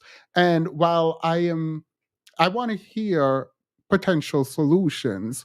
I think that to do this, we have to own the fact that there are certain things that are unknown, and then there are things that are known. One of the things that are known is that corruption kind of exists throughout the world right now, and that while we want to stay claim to or make capitalism the owner of corruption is not necessarily true. Okay, absolutely. And I apologize if I was giving that impression. Capitalism does not corner the market on corruption at all by any means whatsoever. But what I'm saying is a lot of the ills within capitalism are representations of that. The same way a lot of the ills in some of our more socialized countries in South America and things of that nature, they also come as a result of corruption. So that's why I said one of the main things in order to get at this underlying issue isn't to try and push everybody to communism or collectivism isn't trying to push everybody to be 100% capitalist, but to instead address these very real sicknesses that we have in our electorate and in the people who represent us. And the only way the political movement that needs to happen is for us to have a educated, socialized, and actualized electorate. For the individuals, every man here, every man So who you engages think in the that system. people who are less educated should not be involved in politics? Let's square that for me. Okay, I will absolutely square that for you. I don't think that they should not be involved in politics, but I think that, and as you were saying before, it might, smell to a degree of elitism, and I will bow at the altar of that because you wouldn't want a 5-year-old telling you how to fix a car, right? You wouldn't want a person who's a nurse trying to give you open heart surgery. So by that same token, I don't think that every individual has the ability, the knowledge, the skill set to make decisions for other individuals. And I think that's something that we recognize in every sort of government. That's why we have leadership positions. That's why we Who have gets to make the decision? who gets to make the decision. And like I Mm. said, this may be a pie in the sky sort of thing, but I do think that it should come from an electorate. But I also think that that electorate has to be there has to be a concerted effort to make sure that that electorate is educated, that that electorate knows the system, that electorate knows Wait, its so the lack of place within the system. education in the formal sense? I would say education in the formal and informal sense because each person is going to bring their own experience to No, no, that's the question I'm asking. How do you decide who is educated enough to be the electorate? and that's where So, we run into issues because in the past we had like racially driven things like literacy tests.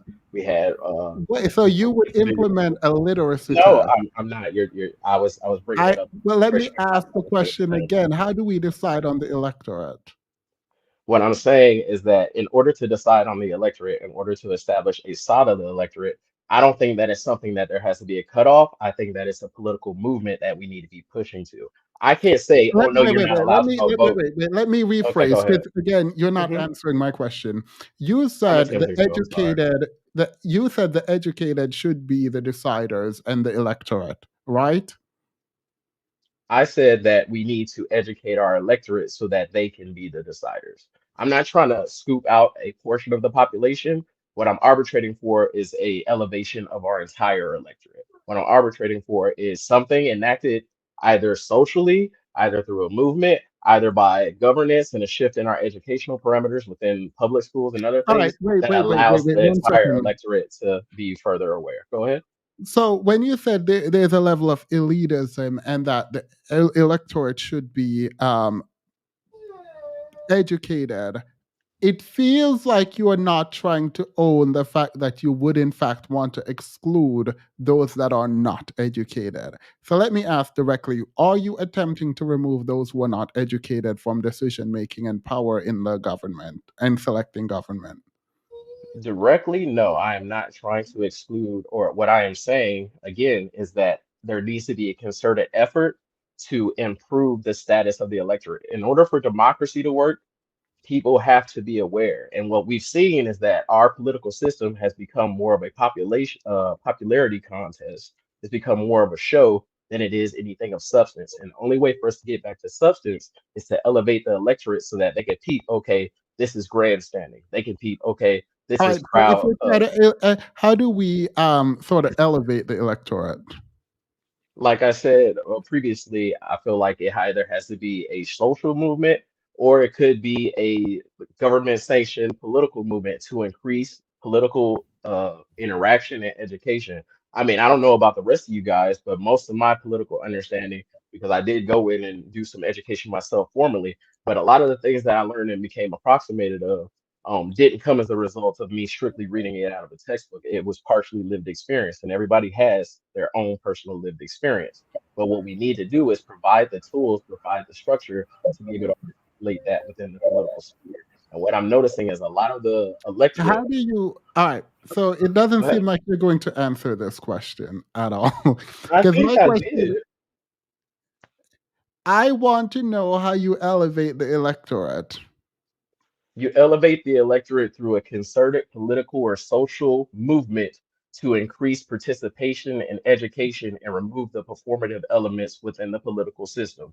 If people are more willing to You watch do the know show that than you they just are to said, get the result, wait, no, I'm sorry. You, how do I put this politely? You didn't really say anything just now in okay. answering the how. Would you like for me to give a illustration? Yeah, yeah, yeah. That work? Okay. All right. So previously speaking, and I know the gentleman in the top left brought up the Black Panthers before, and there was some discussion around that, right? That was a formalized effort, a formalized social movement to bring to the attention certain social issues that were going on and to address them, to educate the people. There were movements educating Black Panthers about gun ownership rights. That was something that our population was not fully versed in, something that they weren't moving towards or trying to enforce. What I'm arbitrating for is a more inclusive political movement to have that same sort of element, except with the express intention of creating politically actualized and socialized individuals. All right. So the people you want to bring more, let's call it education, right? That's a general explanation. Yeah, let's call it Right. education, So for in lack the of a better attempt to word. bring more education, if you are not educated, should you have the power to make decisions in the system? I feel like you already asked me this question, and I said that you should still be allowed to participate. I am not trying to exclude anybody, but if we're talking about rectifying some of the Okay, ills cool. So you of the just system, mean we should try to educate people, but like that's it. Like just try to educate people, but it will have no bearing on the outcome if they're educated well, or not. it won't have a bearing on their ability to interact, but I do believe over time and with efficient application, it will have a bearing on the ultimate political state of the Right. our country and a lot of Okay, other I government can get systems. behind that. You were saying just educate people, try to educate people, but like you're not saying exclude anyone. So it's not elitist at all. You're just saying educate. I don't know why you said it was elitist first and seemed exclusionary. But if you just mean, yeah, we should make an effort to educate people to become more politically aware, then I mean, no one will not get behind that. Absolutely. And I didn't mean to make it sound as if I was trying to exclude anybody, but I was wary of being pasted with that or painted with that brush. That's why I brought it up previously. Yeah. Why do you think so many adults are financially illiterate and irresponsible? Why is education and access to knowledge behind a paywall? Mm. Paywall by design. Do you think education is behind a paywall? To a degree, yes, less so now that we have access to the resources online. But even so, some higher level knowledge is behind a paywall. And I think more so than it being behind a paywall in the literal sense, I think what we have is a large portion of the population who are stuck in survival mode. And less the fact that they don't have the capital to pay the paywall, some of them may not even have the time to not have to engage in using the paywall. There are some individuals, they got 50, $60,000 to go out there and get their degrees. That's fine. There are some individuals who are struggling to survive, but they still put in that grind time. And then there are some individuals who have both of those things against them, but do not have the time to do that. Oh, Education, by its very nature, is something that you have to pursue yourself. And it can be limited based upon your income, but it's not cut off based upon your income. It's more cut off based upon your drive and your time. the system is doing what it was set up to do: make money and use people for profit. Everyone be um, partly. Go. Thank you, Yes, Peter. 2 years. Go ahead. I don't know who that was, but go ahead. Whoever that it's was. Gary. Go ahead. This, this is Gary Siemens. Here around these parts, right, the schools are directly funded by the value of your house. So if your house isn't worth much, your schools isn't worth anything. Your schools isn't worth anything. The teachers that's teaching there aren't really that good. So you got that product is going to come back into the community that sends it in. So yes, education is definitely behind a paywall. Yeah. All right, I fully agree. I would say education that is accepted by our societal standards is definitely behind a paywall. Like Hmm. I see folks in the chat, certifications, libraries, there's avenues for people to learn stuff. The like knowledge itself is behind a paywall, but qualified the qualified education, what makes you a qualified worker at certain entry levels, that is most certainly behind a paywall and drives you know, the class divide between the All educated right. and uneducated. Let's do that then. Let's talk about education. Let us not neglect the fact that this nation's supreme law has written into it that some people are less than human. So we are operating in a crooked room talking about balance. So people must join the conversation. I do actually agree with this. Thank you, UG Rose. I actually really appreciate that. The crooked room. All right. So now that we're at education, women, not just black women, but black women more directly, are outpacing men and the men of their groups. A reason given is that men develop slower. I I don't know what to do with this information, but let's try to do something with it. Or can you guys explain what is happening? Men are falling behind in terms of academics, like really falling behind. Um, how do we even engage in is this a meaningful conversation to be had? Is there something that could be included in men's rights, and how should it be included? It's a compound question, so you can take any element of it you want. I don't know how you can include that, Seamus. I mean, um, academic competition is like everything else in this life competition. I mean, the cream rises to the top, and maybe it'll be a couple of years before men will start catching up effectively, but they will catch up. That's just the nature of things, in my opinion. Wait, what? Oh, I'm sorry, Seamus. I don't think I fully understand what you were just saying. You're saying so men are falling behind, um, They and you will were catch saying up. I believe they will catch up. I mean, I like to think that everything averages out, so they will catch up. I mean, right now we have a lot of the ladies that are really advancing, but as we move forward, you're going to have moms seeing that their sons are going to have to compete. You're going to have dads seeing that their sons are going to have to compete. So that's going to change, in my opinion, why. because you're going to see moms and dads putting more and academic effort into their sons so that they could compete. So you think the issue now is that they're not putting any the effort into their sons? Not as much as they should. I mean, you know what? I'm gonna tell you, most sons, they're like, okay, you're in the house, you're on the game. I'll put snacks in there for you. All right. I see when I get home from work. That's how it works. All right. So let me ask this. What do you think is the issue for why men are falling behind? You started answering, I think, but I just want to be clear. I would like to posit a answer to that, if you don't mind, Gary. Please. I think that the fundamental issue when it comes to men's performance and academics, we can try it laid at the feet of a lot of other places, but I think it comes from an element of masculinity or a perception of masculinity.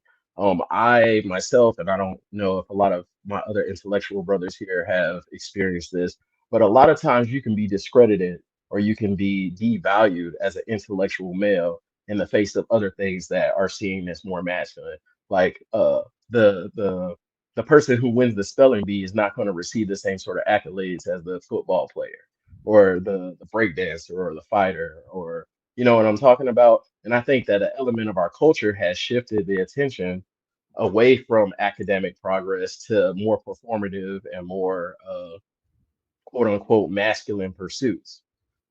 Like everybody wants money, right? Everybody wants to get the enrichment from their education to a degree. But at the same time, people also want to be held up as like an example. And what I'm noticing specifically within the black male populace, is that intellectual brothers are not held up as the standard 9 times out of 10. And I think that that in part has dissuaded a lot of people from putting forth the necessary personal effort, the necessary persistence and face in the face of a culture that doesn't want to see you have those attributes 9 times out of 10. And that's what's leading to this sort of slacking off in that arena. This is my All right. personal So opinion. in your in the idea you have is that men don't promote um intellectual men, and so there is a culture that shames men who goes for the degree. And this is the problem, and this is why you think men are falling behind.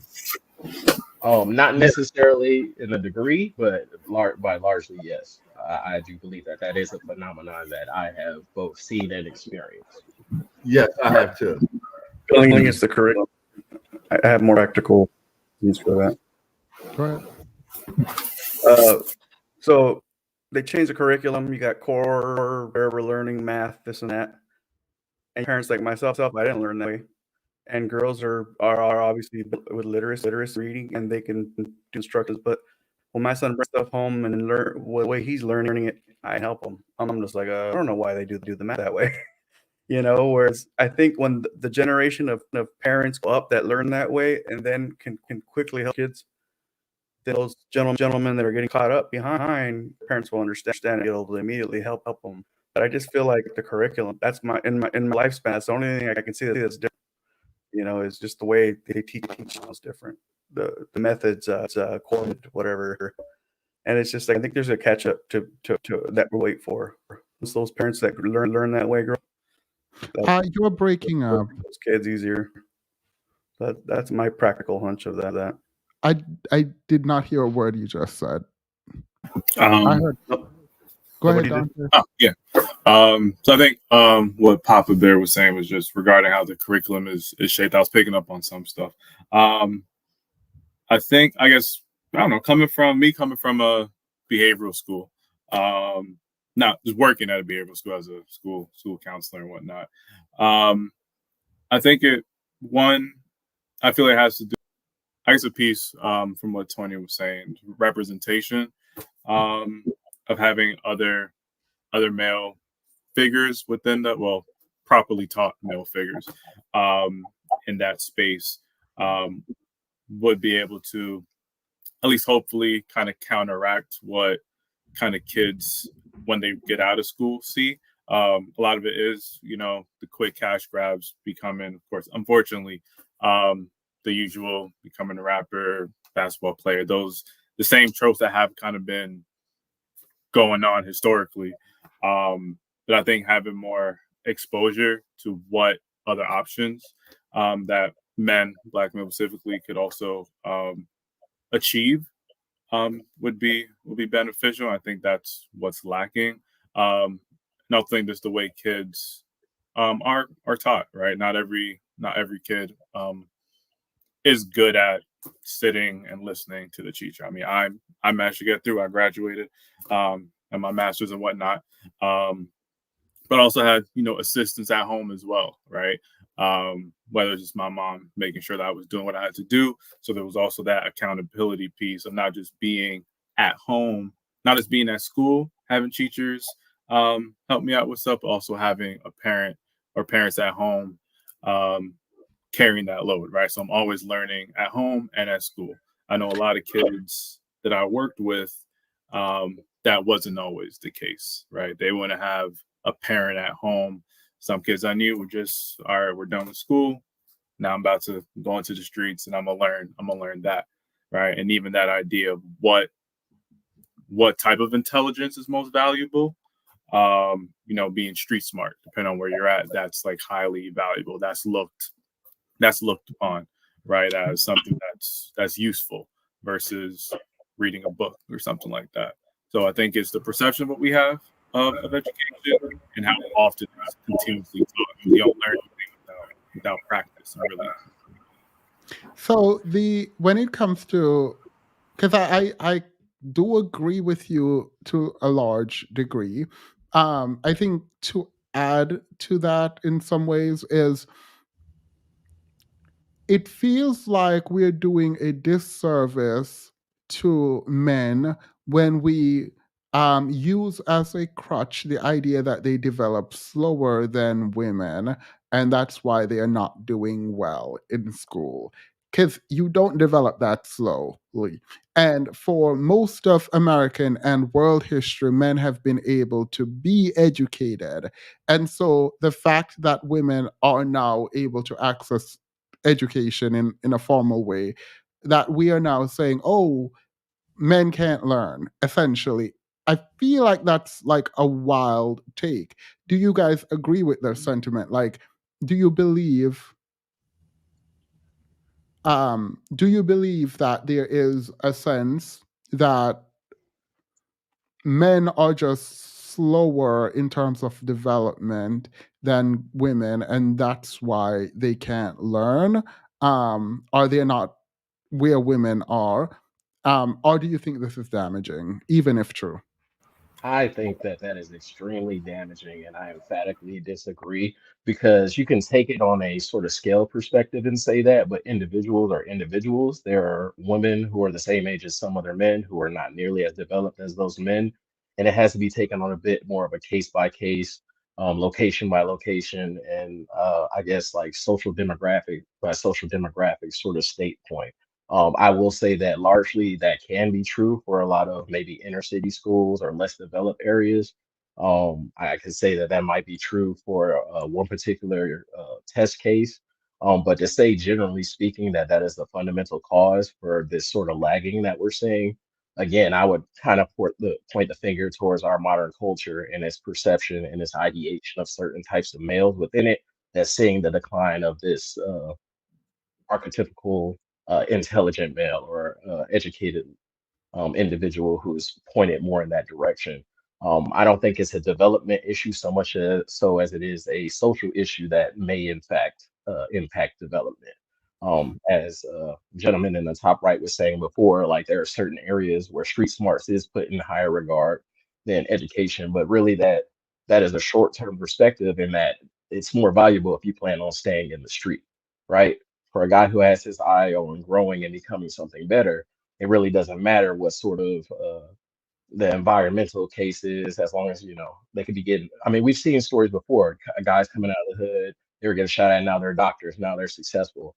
That didn't come because they were somehow way more developed. That came because they had a drive and a higher determination and a higher aspiration for themselves, whether that came from a mentor or something that they saw or something that was enforced by their family at home. What I'm noticing now within our present culture is that the height of being for a black male, as expounded in our culture and as expounded in politics, is to be either a like you said, the old tropes of having a good jump shot, slinging crack rock, or rapping. And I'm just noticing that that to me is a fundamentally non-conducive thing to the elevation of our cohort, to the elevation of black males. We have to move away from seeing that as the epitome of success. And I would challenge the panel right now to name five currently living black males who are extremely famous that don't do one of those things or haven't done one of those things. And I think that that speaks fundamentally to the issue of why we don't see young black males pointing themselves in the direction of education, pointing themselves in the direction of personal growth, and that their surroundings and the culture in which they find themselves don't even put that up as a option for them. It puts it up as an option, but not the most desired or the most praised or the most usual.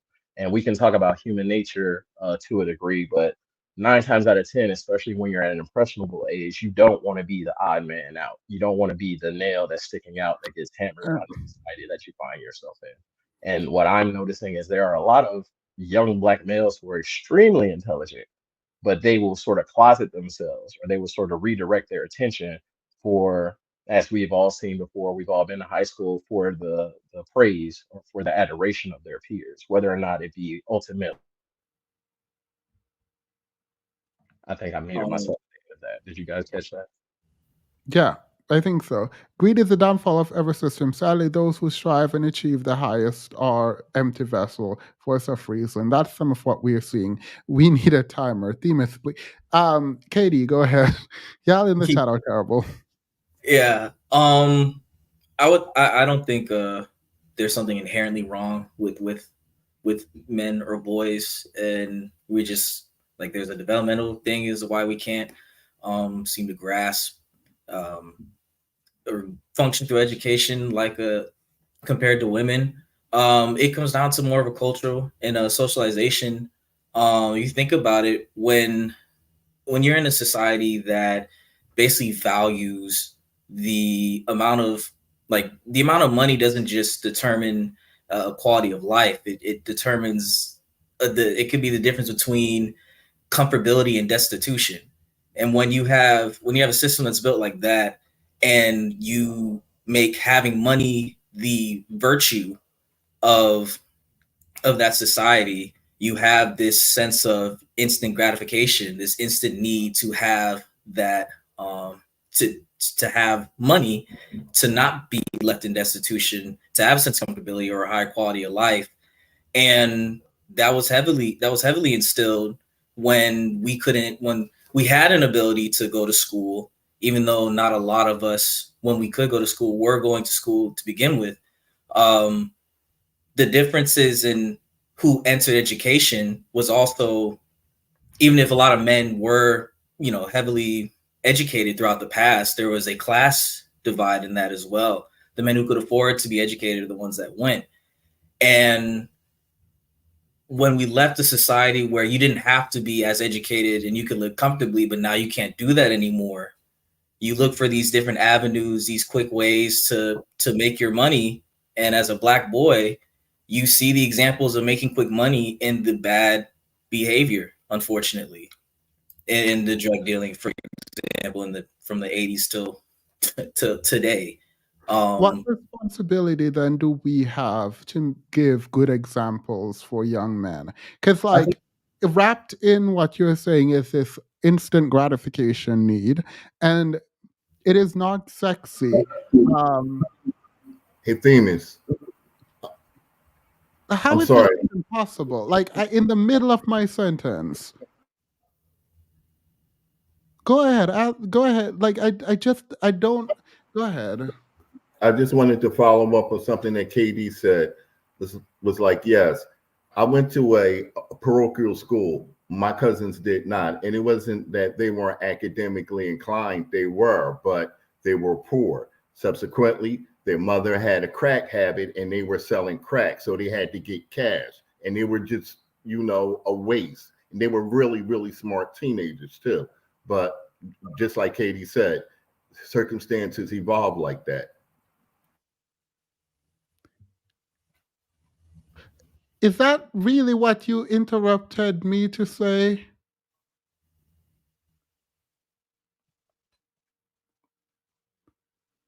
Like, I don't, Gary,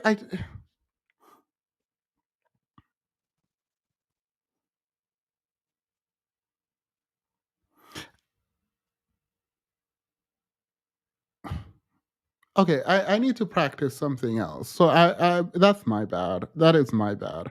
Um, how do you sell patience and work hard and ignore instant gratification? How do you sell that where we're in a kind of TikTok world, using TikTok as a stand-in for sort of instant gratification, short and sweet? How do you sell that you probably can go to school for 4 years, then go to law school for 3 more years, and then make 100 and whatever, make 200,000, $300,000, maybe. How do you sell that when it's juxtaposed against potentially being a basketball player or a rapper and make millions? I wish I had like sort of the magical answer for that. It comes down to an individual approach. I'm one that I advocate for a collectivist solution for a collective problem, which for Black people we have a few. But this is in the instance where individualism sort of comes into play, and you take that time as if we believe ourselves to be good Black men or good men, Papa Bear in the corner, good men over, over here. But But if we believe that that's what we are, then it just comes down to us taking that time and patience with children on small levels. I mean, I'm one person, but if I could talk to five boys, um, we do a homeless giveaway, and you teach them this is what this is cool. This is a good feeling. It feels good to help people, and that feeling over time with consistency. And this will kind of go back to Black boy education. Children have a very creative genius, like off the jump, that's stifled out through our current education system, which could leave behind a lot of you know people that may not think in a common core type of mindset.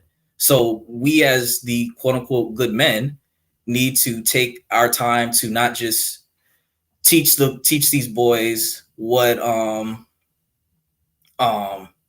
the the good feelings that you could get from not pursuing something selfishly, and then also let their creative geniuses flow. If at school they can't, then set up an environment to where they can explore their creative genius. That helps with their critical thinking. It helps with their self-confidence, and that would probably set them up better for an education journey, or a journey as a worker, whatever they decide to do. But it does come down to individually taking that time to talk to how many people within our own power. And if you can change one, that's winning. And Mhm. can I hop in at the end of that, Themis, if you don't mind? Yeah, well, let Papa Bear go out because I also want to hear if his mic is gonna Can you hear me? Okay. yeah. That sound better? Yeah. A brand new camera was sitting at the. What I just promote the end goal. I hype it up like a hype. It's like I even can go over salary.com. Look at if you get here, this is what you're gonna get, and talk about in the end goal. You get all these things. These people that get this much, they can afford this and this and then this. And every time you go in school, I tell them get paid, and it's a fist bump. So we call it money. Everything you do in school related to making money, even though no, he's not getting paid to go to school. We call it get paid. So he All right. does good. It's And still when I look at glitching. him, and It's still glitching. I don't know why. Because it's not even one of those glitches where it's like bad Wi-Fi connection. It's just like this weird echo where like you say a phrase and then it just repeats. So I don't even know what that is. that's weird. When you go New back to camera. it, you'll hear. I don't think Most it's your expensive camera. internet. I am so sorry, Papa Bear. I actually really wanted to get your thoughts, but like literally, it's gonna be very frustrating for everyone watching. All right, I'll top off then. Maybe get someone else up here. All right, thank you. I tried. Um, Just wanted to add to what Katie was saying. But I feel like there has to be, at least in my mind, even when thinking about instant gratification, which for me comes to mind a lot of just, I guess, impulsivity kind of comes to my mind. But I think there has to be just a constant, whether it's like Black men, honestly, is coming together, providing the resource, creating maybe like an after school program. Once again, kind of to my point before, there's constant, multiple positive reinforcements of what you can become. Right, you don't have to go as great as it looks, as like I said, instantly gratifying it is to get that paycheck. Is very short sighted, but having that constant reminder of this is what else you could do. These are the paths you can take. Also encouraging, I think what I call in my field, when I work with kids, is like what we call a nurture heart approach, which is really like looking at the positives that these behaviors, like whether it's a kid, for example, a kid that might always be quick to say something on their feet, right? We all always think like, oh, you could be a lawyer one day, right? And kind of foster that that negative trait into something positive that will help uplift them, whether that's through self-esteem, whether it's making them feel self-esteem, and using that to promote just their development. I think that's kind of what I if got. Black men want political change, become lobbyists. I but what the issue is, what would we be lobbying for? And I'm very concerned that we like the people who think we are under attack don't know what they would change. The movie Barbie is a perfect example of why this means nothing. The Boys Club. Um, so one more. Papa Bear, did you mute your? Oh, I should have asked before that. All right, so let's do it then. In terms of kind of education, and even professional careers after your time in uni, we don't know fully, it seems, how to like make that sexy and make young men Mhm. want to go there instead of going for the glitz and glamour of Hollywood. Like we can't truly compare with like Hollywood and basketball players and football players and rappers. Um, so I mean, how do we try? Like, do we try? Because it feels like there's a cultural war, and we're losing. I'm saying we, saying that we are the types of people who value education, um, and like a professional career, something like that. That's actually what I was sort of going to piggyback off of KD and Dante. What they were saying is I am 110% behind the individual approach, excuse me, as far as mentorship and proffering these possibilities to the children. But as you were saying, Themis, one of the main things is like working hard is not sexy. Um, Sacrifice is not sexy, especially when even us as adults, we're still glorifying the things that are the short-term glitz and glamour. So I would proffer that one of the main shifts that needs to happen is within our culture to get it to be sexy is to start to shift perceptions of what is sexy towards more altruistic, not even chasing the bag. Like I hear everybody saying, "Oh, you can get money this way Wait, and get wait. money." So Oh, wait, but go ahead. on that, can we make it sexy, or should we even advocate for it if we don't like the capitalist system? On one hand, my argument is we still have to live in it, but how do you sell kids the idea that you should work hard and do well in the system while also saying the system is bad and we need to change it? It feels contradictory. I'm Indeed. going to. I'll go to KD for this because should we be telling kids to work hard and do better and live up to some ideal that capitalism requires, while also telling them we need to change the system? You're muted. Yeah, I think it's possible. I believe in the idea of being able to walk and chew bubble gum.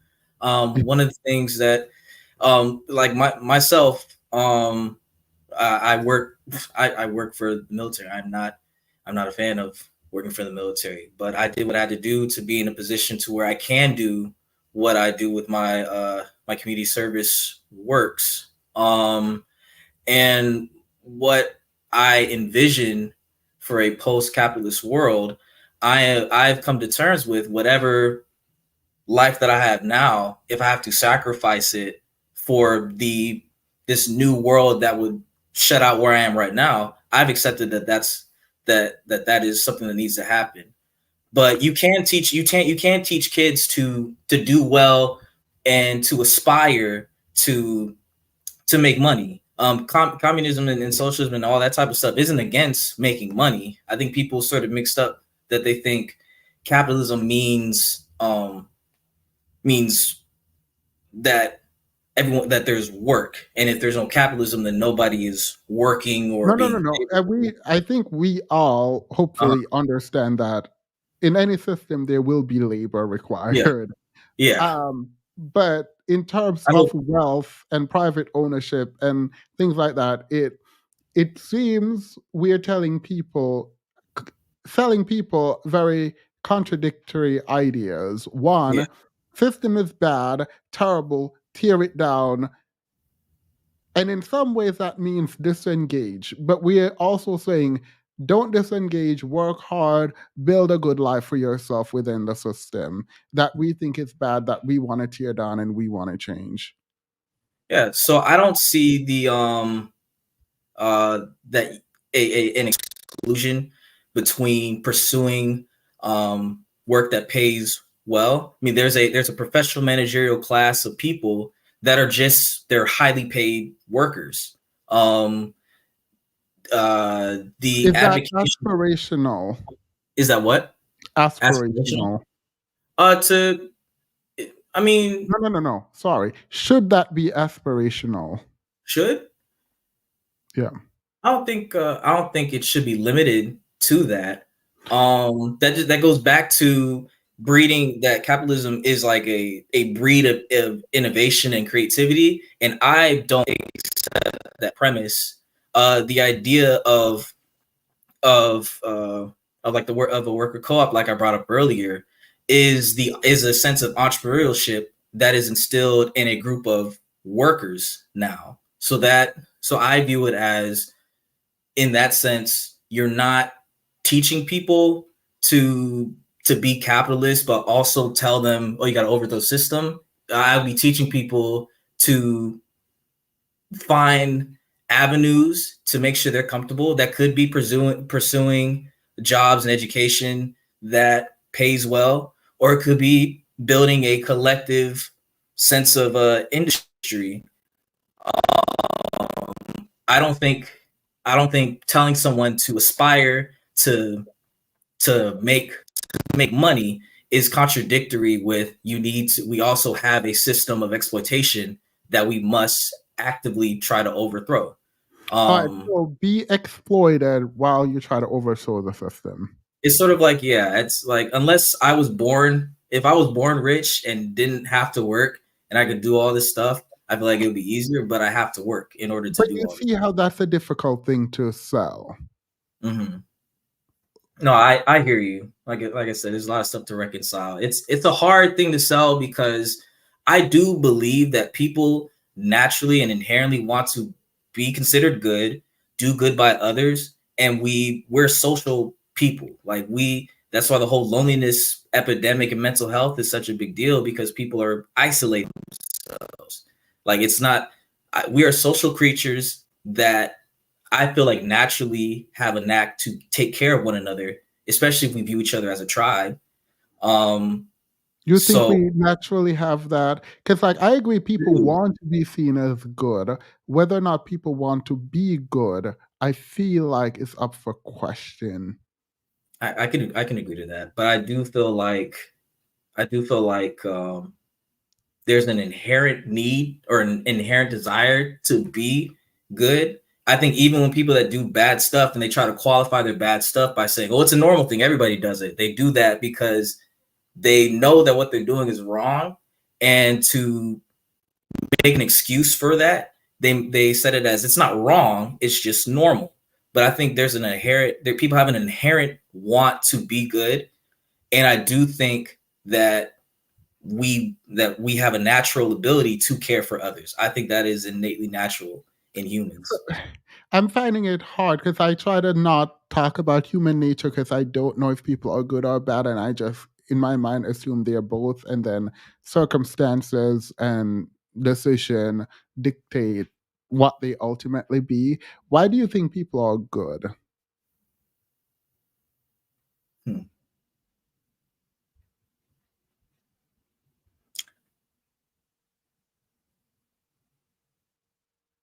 It's a tough question, and I don't think you will have the answer, but just like if you could come up with If a I were theory. to why people, um, if there's I guess, an arbitrary standard of what was set as good, I think part of that is people want to be accepted in the norm, and so they That's view. why I agree initially that people want to be seen as good, but will Okay. do the most politically, economically, socially expedient thing, which for me highlights at least a lack of willingness to be the good that they want to be seen as. which is not to say they're bad or want to be bad naturally, but like if we see human nature as moving towards pleasure and away from pain, if we accept this framework, it's very difficult for me to say people are innately good or want to be good, because it sometimes the most immediate pleasure isn't what we would define as good. Yet That's a if that's our natural pull, then our natural pull wouldn't be to be good, but to get pleasure, to get our advantage, to get what we need.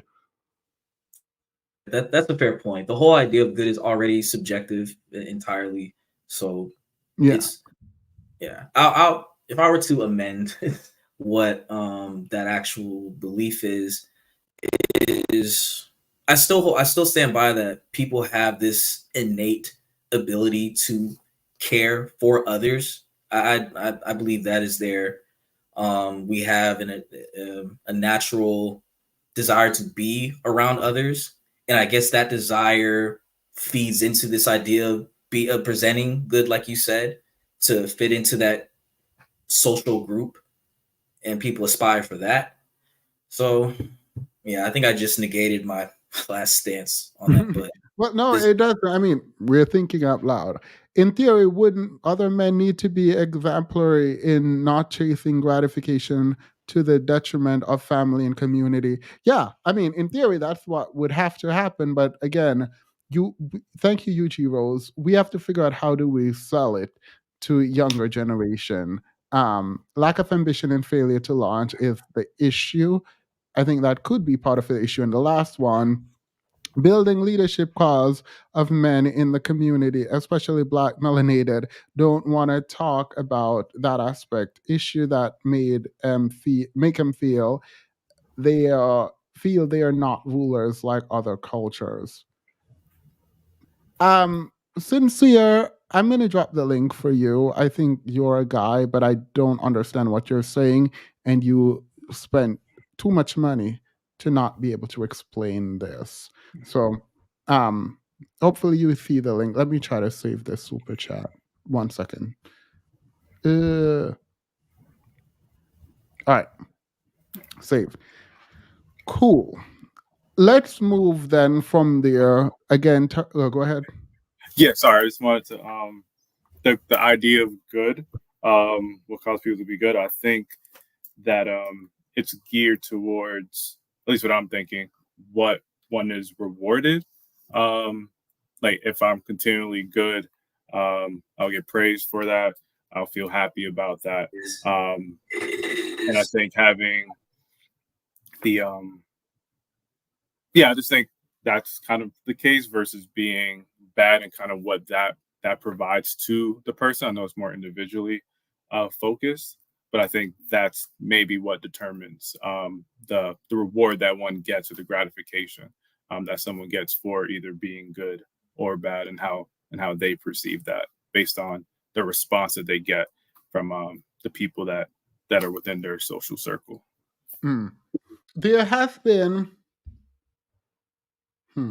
How do I do that?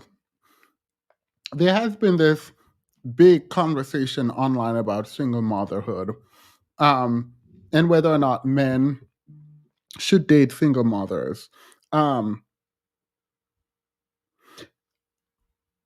is there a framing of this idea that makes sense that men should not date single mothers? And I'm switching completely from the academic realm. I'll go back to single motherhood when it comes to academic in a moment, but I just want to do it before we run out of time for some people. Is there a framing of I don't want to date single mothers for men that makes sense? Can I chip in? Yep. I don't know. Is that Gary or Obi? How y'all doing? Doing well. You? I'm doing good, thank you. I was working and I've been having some glitches here and there, but I'm here now. So the framing I think people have for not wanting to, I don't know what about dating, but about marrying single mothers that I've heard is um, the assumption that a man takes care of the family 100%. or for the most part. And becoming a single, dating or marrying a single mother will put the responsibility of taking care of those children that are in quote not yours, that didn't come out of your body. That gives you more responsibility of, in the words of some man, another man's child. So that's the framing that I get it from. Or does that make sense to you? I think it's an individual choice for some people. Because for me, like I have my own family, I have my own son to raise. But some people would, if somebody says I don't want to be financially responsible for another, so what he thinks as another man's child, that's his prerogative. I say just don't engage in it. But I know people that have adopted other people's children, that have blended families and taken on other people's children and raised them as their own. And I think it's an admirable thing. Do you think this is good for a community? Well, it's all men now. When it comes to the Black community, do you think this is a good thing? Why or why not? You know, I don't. Themis. Oh, I'm sorry. I don't think it's Wait, good for the wait, wait, community. okay. Let's hear Gary and then go back to you. Okay, good.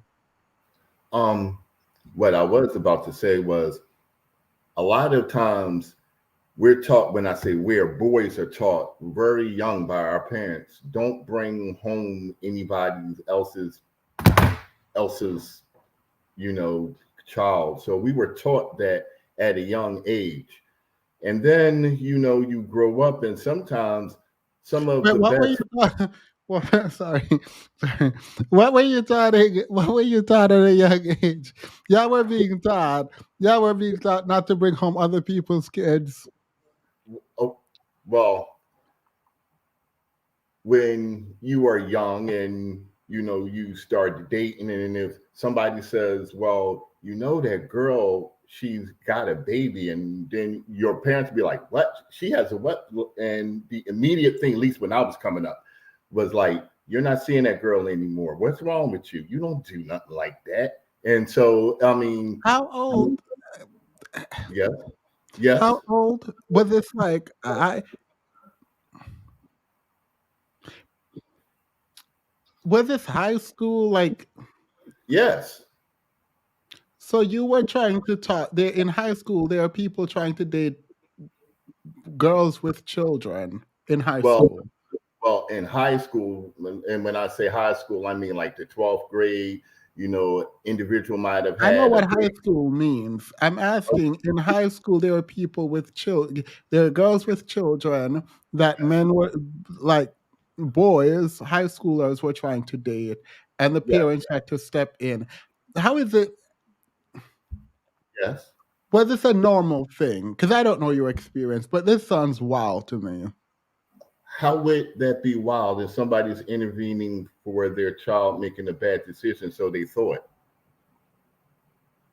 I mean, it would be a bad decision if you're a high school boy, no money, no real work, no job prospect, to try Right. to date a And girl who has a child. That would be wild, yes. But yes, I don't. I'm not saying I don't believe you, but it just I don't see how this is like a reality. So like, were well, these high school girls just getting pregnant all over the place? no, no, I'm not saying that, Themis. I'm saying that's where this type of mentality start from, is when you may have seen a girl in high school and they tell you do not date her. She's already had a baby. Subsequently, you grow up and become older and you don't want to date anyone with children that are not yours. That's what I'm Okay, saying. so there it wasn't a bunch of like women. It was one girl Right, right. that y'all ostracized. Yes, yes. Uh, And the common mentality when you do things like that is you're not going to invest in somebody else's DNA. You're not going to invest in another man's seed. That's what your parents tell you. That's what your family tells you. all right. So does that make sense to you? Is that something that you've internalized now? Well, to be honest, if it wasn't for the fact that that was beat into my head, perhaps, you know, I might have saw somebody that had a child themselves, but I actively avoided that type of situation. I mean, that's that's just how it was. All right. So now you're saying now you don't date single mothers. Well, the person I'm with now doesn't have any children at all. No, So, I'm asking you, do you date, are you like, is single mothers off the table for you? well, I'm gonna be honest with you, Demons. When you're my age, it's more probable that a woman has children than not. So, That's not answering my. People are saying I'm mean to you, and I'm like actually asking you a question, and it feels like you're evading. So I'm going to ignore all the people who tell me that I am being mean to you, or like literally not even listening to the conversation because this is impossible. Um, I'm asking you if you date single mothers. no, I do not. All right, why? That's literally what I asked. Why not? Well, because it's a time. Because if she's a single mother, she's probably doing those motherly things, and she doesn't have a lot of time. B, aside from time, it's a Wait, lot what of. do you mean? You said she's a single mother, so she don't have time to do what? I said if she's a single mother, she's doing those motherly things, so she doesn't have a lot of time to invest in me.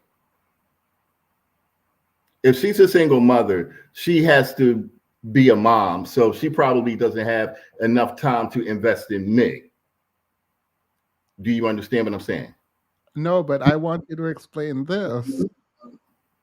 Okay, well, if somebody is a single parent, right, a lot of their time is going to be conducted with being a parent and running their household and everything. So they really don't have the type of time to really lend to you like you probably want as somebody that you're dating to lend. What? How much time do you want? It depends. So how do you know they don't have it? If you don't know how much time, you're saying it depends. How do you know they don't have it? And I'm not pushing back on what you prefer. If you don't want someone's child, then that's fine. But how do you know they don't? Does the age of the child matter? Yes, it does too. Okay, so what? Okay, when you say the age of the child matters, what do you mean?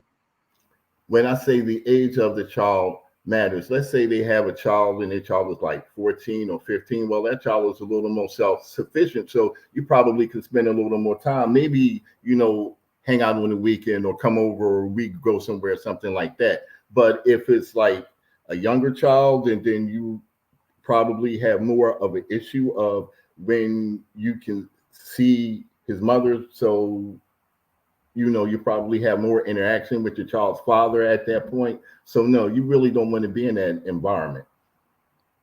All right. So what's the kind of time that you need that a single mother can provide? And also, don't you have a child that you're divorced from their mother? Well, yes, I do have a child, but my child is an adult now. Yeah, no, I heard you when you said you left the lady for another woman when your child became an adult. I heard. Yeah, Um so you were saying that you needed time. What kind of time do you need? it varies. I mean, I can't say I'm gonna need set amount of hours per week or anything like that. But let's say, hey, let's go watch Hamilton. It's playing in New York. You want to go? So she may say yeah, and we can be able to get up and go. But I don't want to have to go through the situation where I can't get a babysitter. It's on a Thursday.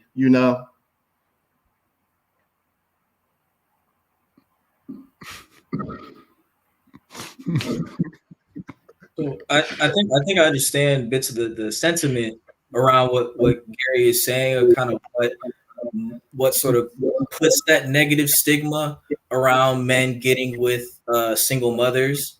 That comes down to it. You as a man would have to sort of sacrifice your position in that woman's relationship, or at least your position in that woman's relationship will not be top priority compared to the child. And a lot of men can't handle that. Should a man's position in a woman's life ever be top priority? I don't think so. Gary? It depends. Are When you when should a man's when should the man be top priority in the woman's life? Are they married? Then yeah. If not, then probably not.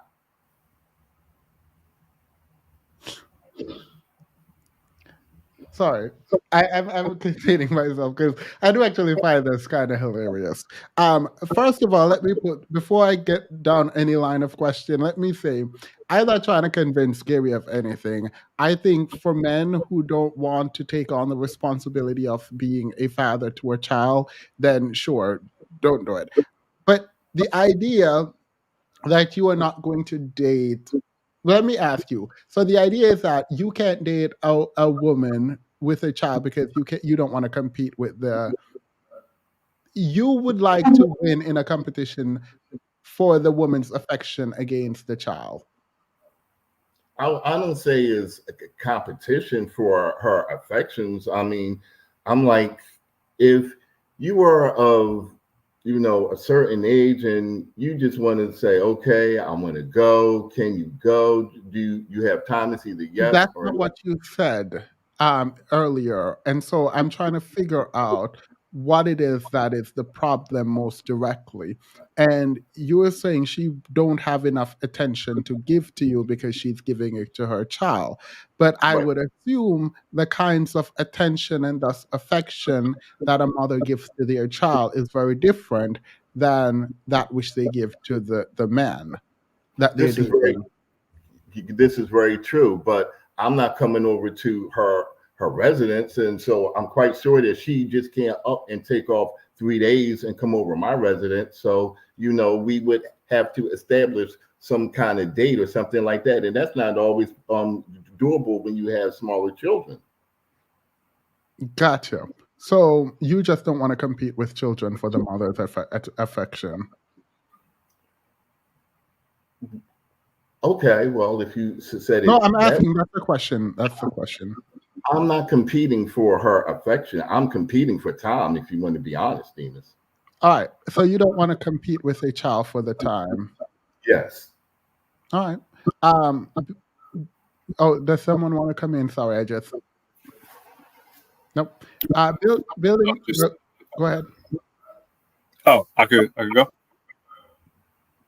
Yeah. Yeah. Yeah. Okay.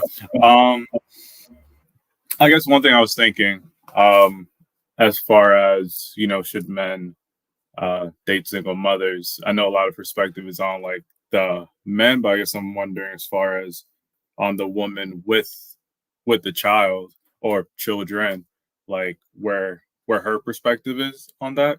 The level of trust that it requires to have a stranger, not knowing who they are. I mean, of course, dating, but still not having that full trust, as well as possibly depending on the situation, the trauma that they may have went through with their previous spouse, depending on the circumstance. But I think it takes a lot for. I would like to think it would take for a lot from a woman to have not only just meet this engaged in a relationship with this person, but also how will it potentially affect the children, depending, of course, on the age. But I think that perspective, and being empathetic on that side, should also be considered. Um, I guess me personally, um, me, me now, like if I wasn't, of course, married and whatnot, um, and understand the relationship, getting to know the person, and making sure there's a connection with the child or children, um, I would have an obligation. Once again, I would have any opposition towards that. Me personally. Um, you love who you love, and you kind of work it out from there. Actually, in the love who you love vein, let me go back to Gary because this is interesting. A separate question after listening to Dante that I was thinking about is if the if the woman has a pet, is this also a no for you? Because you said it's not affection, it's time. Well, I like dogs and I like cats, so it depends. Okay, so you do realize that that means you don't like children. Your No, response, I like children. I like my you, children. you so you don't like other people's children. Other people have other people's values. I put the value in my children, so I like my children. All right. When So again, you don't like children. You like your children. I Because like my in children, wait, you do realize when I said if the you're like, oh, I can't date a woman with a child. I don't want to, right? And then I say because of time commitment, and I say, oh, you can't date a woman with a pet, and your response to that is, I like pet. So yes, you can date a woman with a dog because you like dogs, but yes. your issue is that you don't have time. The women don't have time when it comes to having a child. You do understand that that kind of mean you don't like children. No, that doesn't, Dean. It's because pets are different obligations than children. I mean, Yes, you but have, that's not what you said. but pets are the different obligations than That is children. not what you said. Repeating it now doesn't change what you said. In response to me pointing out that um, they would have time away with their pets and they couldn't get up and go to New York without finding a pet sitter, for example. Right? You said, oh, but I like pets. So it feels like the alternative is that you don't like children. No, I do like children. I like my children. Other people's children are, I don't know, because other people's children have values, but I do not dislike children. No. Okay, but even in your response saying, I like my children, and then explaining about other people's children's value also feels like you still don't like children, other people's children. No, I like children. All right. Sincere, I'll drop the link for you if you want to come up. All right. Anyone else want to take a stab at it? At like whether or not we should promoting that you shouldn't date single mother, whether or not that's useful. I'll take a stab at it, Demas. Yeah. I don't believe quote unquote promotion of one stance or the other is where we need to be. I think as we've seen with Gary and as we've seen with some other individuals, it is a matter of preference. The same way women will be out here and say, I don't want a man who doesn't have a job. A man can take the same stance and say, I don't want a woman who has children. Being said, what I'm noticing is a lot of people like to point the finger at the man of, oh, he must be broke or he must be insecure or he must be childlike and want her to baby him, when it can simply just be a matter of preference. Now, to play devil's advocate on Gary's side, because he's getting beat up a little bit here, as far as the whole time delineation, right? Me personally, I don't want to be engaged, and this is not me not being able to support a family. This is just me thinking like I was raised by a single mother, right? And I recognize the responsibilities and the duties that my mom had to perform.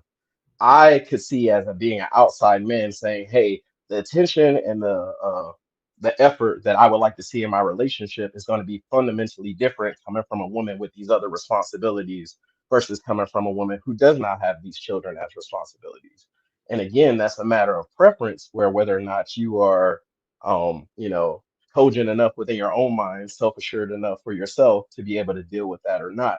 But to say that that man who made that decision and said, "Hey, that's not what I want," to call him inherently childish or inherently doing the wrong thing or No, painting no, it. no, no, no, no. That's not the question. I think individuals should figure out, do you want a child? Do you even like children? And if you don't, you probably shouldn't be dating someone with children. Like that much is clear. Absolutely. That's not the Hmm. question.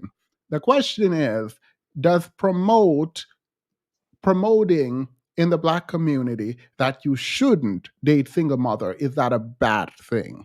There is a general idea about what is going to be pushed and what should not be pushed, not what you do individually. I don't actually care what people do individually. I don't actually care what Gary decides to do. In fact, I like the fact that he doesn't. Anyway, go ahead. Absolutely. As far as promotion, again, I feel like we're trying to paint nuanced issues with a very wide brush. I think that the promotion of one statement or the other fails to take into account that nuance and fails to take into account those two individuals, their development, and where they are mentally. I think, generally speaking, in a pie in the sky world, it would be great if that wasn't an eventuality and it never had to happen, and every family that got together stayed together, and we didn't have this necessity to rebuild broken homes. Okay, but Um, wait. We know Go what ahead. is happening and all of that. We Mhm. do know what's happening in Uh, the community. Absolutely. I'm asking you if it is a bad idea or a good idea, do you think, generally to promote the idea that you should not date single mother? Why or why And not? what So, and I is it what a I'm good saying. idea? Okay. Is it a Mhm. good first question? Is it a good idea to promote that you shouldn't date single mothers? No, I believe that promotion, one way or the other, as a standard of being for a nuanced and individual issue, is a step backwards rather than a step forward. So I would say again, emphatically promoting that as the end all be all with a wide brush as being the solution and the right thing to do is it's fallacious. It's not correct. Does that answer it adequately? No, yeah, I was trying to get the answer that you have. If what we are talking about is progress, could we simplify it down to habituations and ethos or principles that we must disavow and deem as an enemy of progress? Well, I don't frame it in terms of progress because I don't actually think progress is necessarily always good. Um, and so I get what you're saying, UG Rose. I can't ask the question that you want me to ask because I don't know how to fundamentally frame it because I don't always think progress or the need for progress is good. So it's very difficult to frame it that way. But thank you. Separately, Victor, your name, obviously, Victor, age, marital status. My name's Victor. I'm 21. I am single. Petty, stop. Absolutely not. You tried it. You tried it. Not you. I, girl, I can. Anywho, I'll play this video and I want y'all to say, actually, I want Gary, Obi, and Tony's response on this video.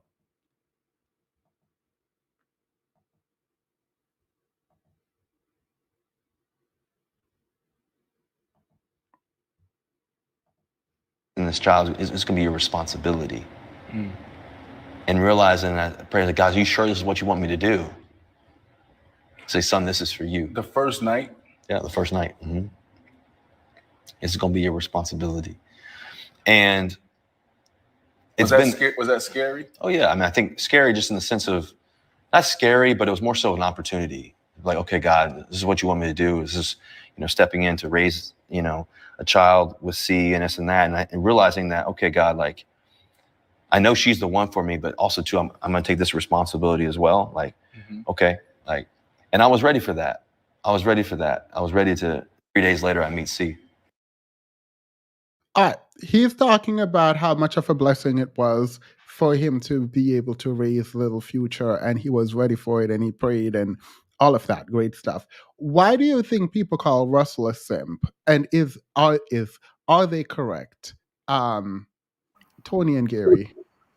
Well, Sure, the reason, Gary. the reason is that he's raising somebody else's child with no investment in it at all. That's why they call him that.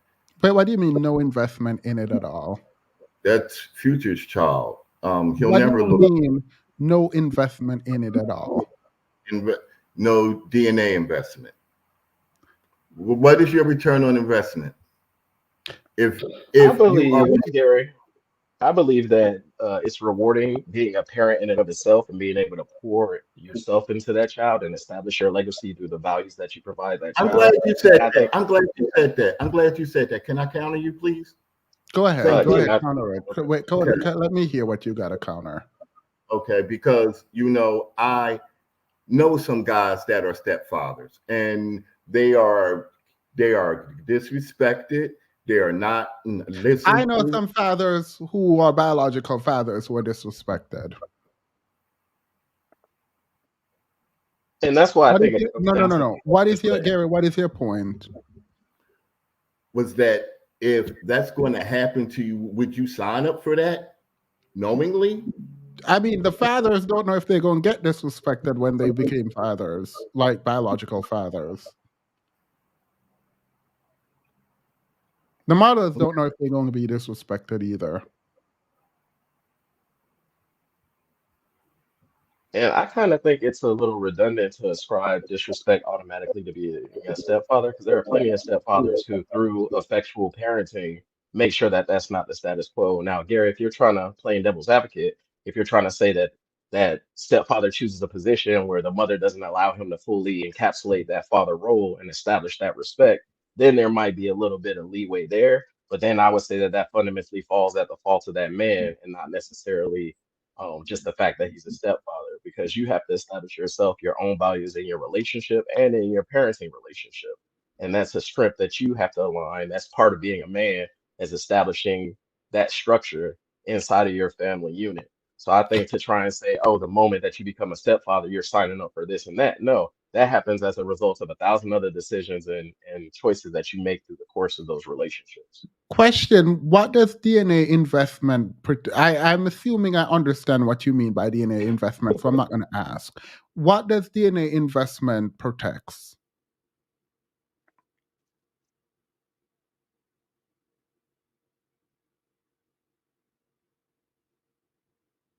And Gary, you're muted if you're talking. Well, what is supposed to is No. I don't ask what it's supposed to. I ask what does it protect? it's supposed to protect your legacy. You keep doing this supposed to, and I don't understand why you do it. So I'm going to ask you one last time. What does it protect? The propagation of your bloodline. Correct, counselor? I'm trying to figure out how does propagation of your bloodline deals with disrespect. Because the argument you were attempting to make is that stepfathers are. Huh?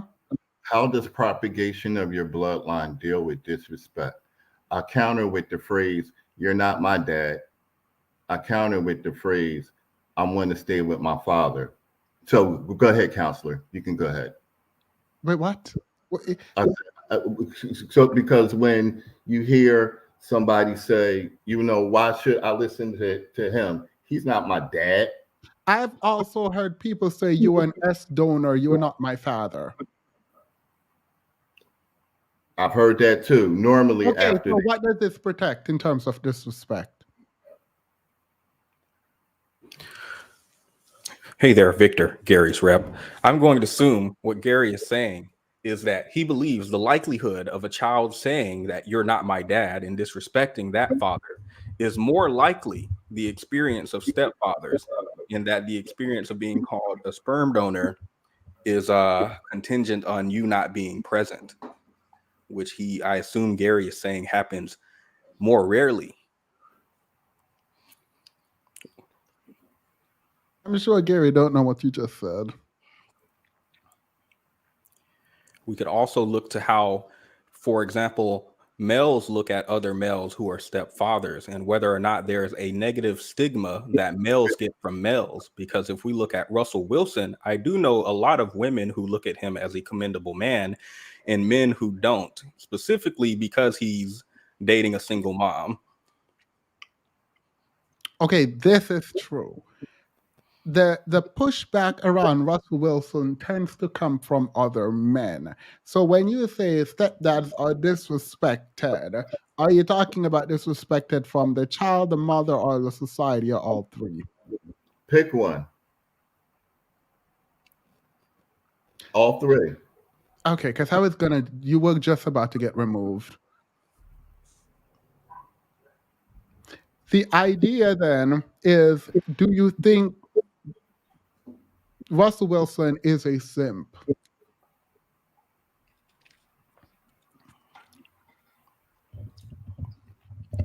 My client makes a compelling case that these men may value the opinions of other men, and that other men generally might look upon these men negatively. Maybe even society broadly might look upon them negatively. All right, that's good. what do you think? Not you, Victor, but Gary. Do you think he's a simp?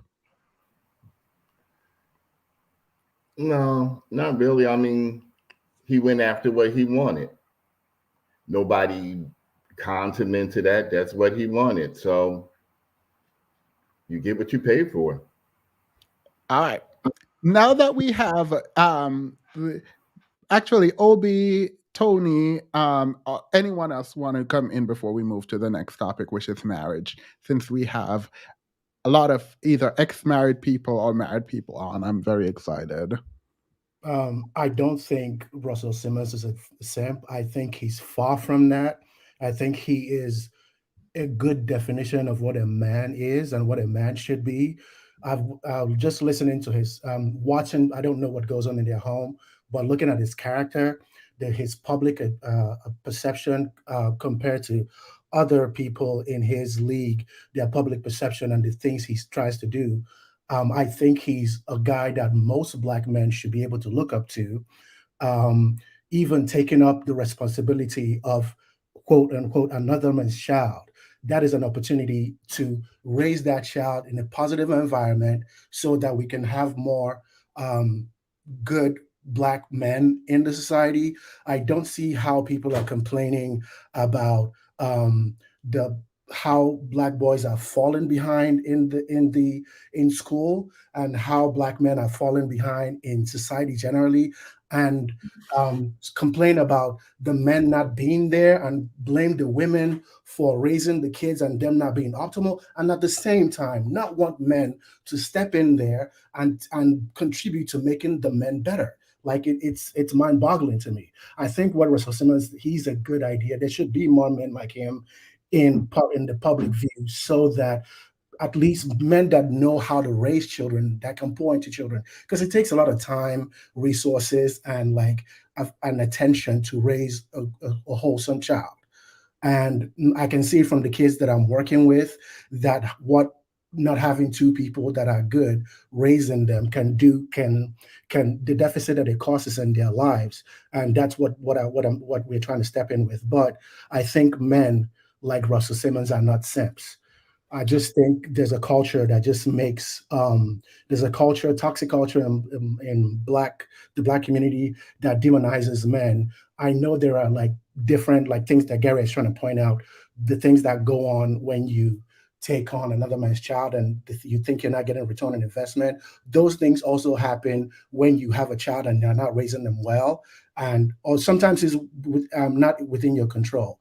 But just pouring in that attention and leadership that boys need to become grown, full society, contributing members of society is very important. We need more people to get into that system. All right. So Gary, you brought up something, Obi, and Gary was talking about it. So let me ask directly. Um, if men don't want to date single mothers, why do they create so many? Those men don't want responsibility, period. So they want to first of all, it's irresponsibility, not even protecting themselves, because I see many men push back on just the responsibility of making children. We know how children are made. We know how to avoid making children. But you do those things and you want to put it on the woman for your responsibility. Like you can engage in sexual activities and not make children. That is very possible. That is, everybody knows how to do that. So like just not wanting responsibility is my thing, because um, if you don't want to make children, you can afford not to make children, and you will not have child support problems. You're not going to have all these problems that come, quote unquote, all the quote unquote problems that come with having a child that you don't want. Wait, so Gary, you're the one who brought up. Sorry, Gary is taking up a lot of time. Please remember to like the video, everyone. But Gary, you're the one who brought up that you don't date single mothers. Why do men create single mothers if they don't want to date them? I don't know. I didn't create one. I mean, so I can only go for me. Um, Things weren't working out in my marriage for like the last 7 years, but I stayed. Why? Because I wanted my son to be raised by me, and But I was had. he just cheating?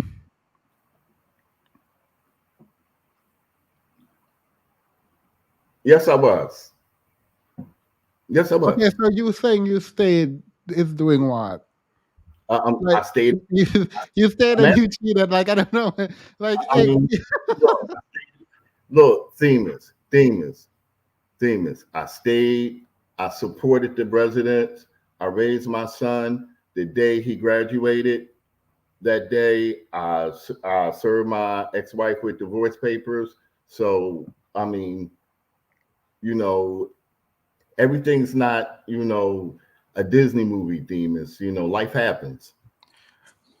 Are you insinuating that because my client may have cheated a little bit here and there, that he has made this woman a single mother? Because I hear about a phenomenon called the married single mom, where a woman will literally be married to someone but still a single mom because he's not assisting with the child care at all. It sounds like Gary is still assisting with the child care, so this woman is not a single mother nor a married single mother. So legally nor practically is she a single mother. Now, does she have to suffer from a little cheating on the side? Absolutely. Absolutely. But is that a risk that we are willing to take for the sake of staying together for the children? Well, it was one that Gary was willing to take. I'll leave it Not to you, only Gary. not only that, I would like to also say that when I started having an extramarital activities, I did inform my spouse what I was doing. So, everything was above board, more or less. I will advise you shouldn't speak on that matter anymore.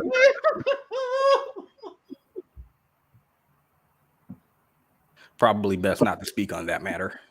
Yeah, probably right.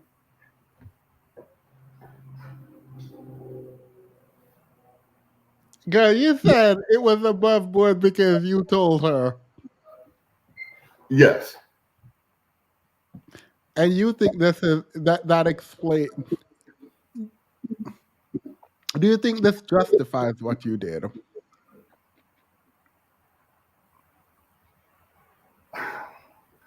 I'm not trying to say that what I did was, a great move, but it was, but every action No, has no, no, a, no, no, no, no. I am saying we never asked you for. I'm not saying was it a great move. I'm saying, do you understand this was bad? yes. All right.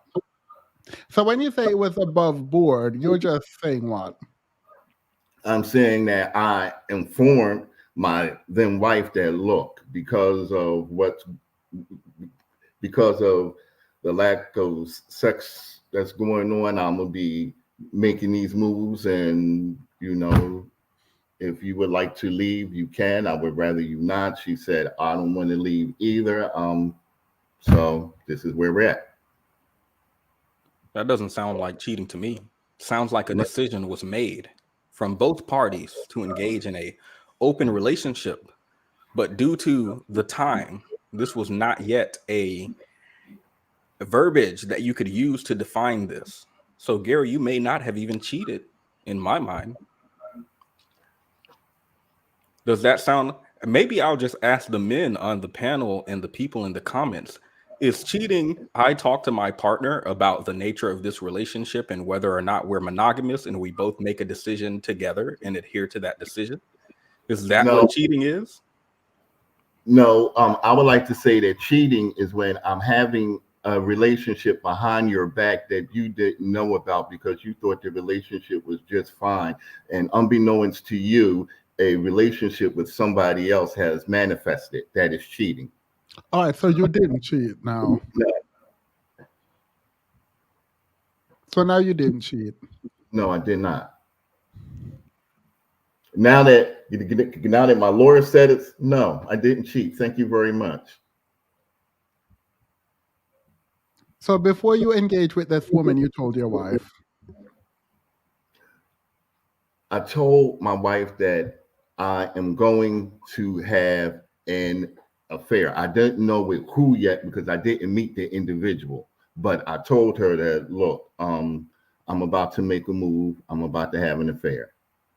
And she was like, you do what you want to do, and I'll do me. And I know what that means. So I'm like, okay, player. Okay. So now you're saying she cheated on you. Probably, yeah. Okay. When So you don't know. Theme is when a woman says, "I'm gonna do me," So and you you don't know. no, I don't know for sure. No, no. If you're asking me, do I have concrete facts and points? No, Themis, I don't. But when somebody Okay, so why says, are you putting stuff out there that you don't know? You know you cheated, so why you think she cheated? You don't know that. okay, well, I'll just own up to my infidelity. Yeah, you can't own up to hers. You weren't there. Like, what do you mean? Fair I'm not enough, gonna fair own enough, up to mine. Who else is who else infidelity could you own up to? fair enough. All right. So in that vein, let's just jump right into marriage. Um, by the way, I didn't know you cheat. I just assumed as much because you said you left your wife for someone else. So I just assumed there was overlapping. Um, is marriage wait, because now that we've said this, it's kind of hard to like then ask the question about marriage that I want to ask. But is marriage the thing that is going to save the black community? Is marriage good for the black community? Let's do that. It's a hard question to ask right after a married man just said, "Look, I was just cheating." And I was cheating with another married woman who was married to somebody in the church. So no, I think is marriage is not the end all and be all. I'll take this one. However, I will go ahead and posit out there that I am not currently married. I am engaged to be married. Um, that being said, I believe that in a lot of instances in the ideal world, the same way I was talking about communism and capitalism and this sort of higher form thinking, that marriage would be the end all be all. It would be the answer. It would be vows that were actually committed to and held to, and people would be held to account in them. I think that the tenets of marriage, as far as being fully committed, holding up your end of the relationship, supporting and growing with one another, I think that those are all the things necessary. If I am being 100% honest, I do also believe that there are marriages where that is not present, and I believe that there are relationships that are marriages where it is. That being said, I think that marriage, generally speaking, if we're going by the definition and not as this realization on earth, it is a very good thing for the Black community. But with that, I would add the addendum that it also has to be not just a piece of paper, not just a Right ceremony, but there, you said it's a very good thing to the black community. How we have the stats is saying these men are cheating, and Gary up here saying he just been cheating, and he was cheating with another married woman. So, um, come again. sure, exactly. Like I was saying before, if we go by the out and out definition, if we go by how marriage is supposed to go, right? It is effectually going to be a joining of two different people into one household, into one economic system, one to synergize and grow together. What I'm saying is that those elements that are supposed to come with marriage can be present without marriage. However, them you being married, right? It doesn't necessarily mean that they're going to be present. It doesn't mean that that loyalty that you're expounding at your vows in front of the rabbi or the priest or the imam or whatever, it doesn't mean that those things are going to be What is effectual marriage within that supposed to relationship. do? What is marriage supposed? You said make two become one, and can you explain a little bit more? Sure. I feel like when people come into a marriage, a lot of times we see from the male perspective and from the female perspective, I'm getting this out of this marriage, or I'm reaping this benefit from this marriage. I hear it a lot of times from women, oh, I get to be financially stable. I'm able to have a house, or I'm finally able to have children and have someone who I can rely on and all these things. And for men, they're like, oh, I got booty on tap. I have someone to do this do that for me to have my Okay, children but with. that's not true in the modern world. Like men aren't providing for women. I would like to finish speaking. Um, You would, but I'm trying to correct the statement at least sort of generally. Do you think that's a thing?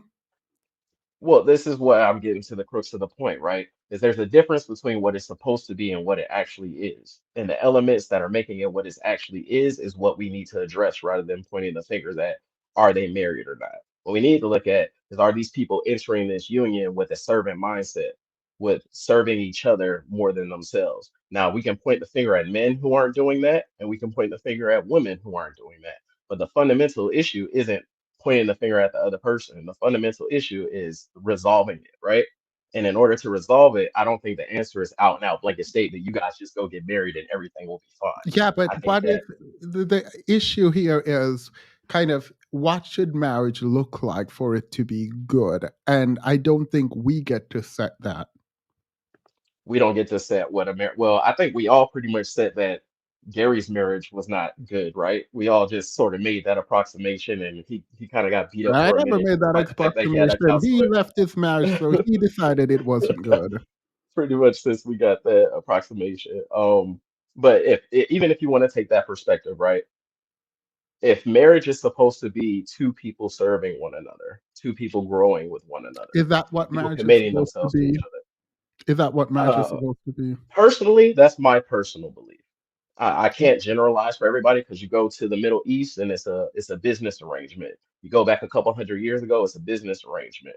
And what I'm seeing more and more in the light of either this sex or that sex, is we're trying to reduce what is supposed to be a human experience down to a contract or a business relationship. And I think that's where we fundamentally find a deficiency when we have these Aren't conversations. business relationships that though? Like, isn't marriage a business relationship, a kind of business relationship? I don't believe that it's a business relationship at all, and I think reducing a relationship that's supposed to be based on emotion Is down it to supposed to something. be based on emotions? I mean, to a degree, you're not going to marry someone who you're not emotionally invested in, right? And if you do, then it probably doesn't speak to, at least in westernized culture. Because, like I said, if we want to extrapolate to like Hasidic Jews and how they go about getting married, they barely know each other, right? We want to talk about these other different cultures. But if we're talking about Western America and African Americans, right?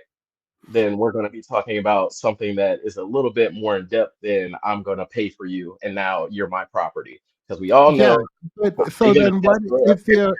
is- How do you say then marriage is supposed to be about emotions? If it is supposed to be about emotion, what happens when you no longer have these emotions? Hey, famous. well, go Gary, ahead. I don't think you have what I think like self control, like regulation of yourself. Like it's fine, you can come in, but it feels like you're interrupting, and I'm gonna let you to ask what is the question. I'm sorry to interrupt, but what I wanted to interject was as long as marriage is between people, that's when me and my wife got married, we weren't the same people that we were when we got evolved, when we got divorced. People evolve. So subsequently, things were great. Then she got to a certain age, she went through menopause. And then after that, you know, the sex stopped. So, I mean, I got married under the conditions that they were going to be the same as it was when I was 30, as it was when I got divorced. But no, it changed. So when the marriage changed, do not the conditions of the relationship change? So you said marriage should be between people. I agree. So that's good. Um, the part about marriage and people changing, yes. I don't understand. Is there an implication to your question? Okay, you were accustomed to having sexual relations, but now as the marriage evolves, you are not. Okay, and not only that, right? I mean, there is a why. If your wife doesn't want to sleep with you, it's Mhm. probably like Well, why.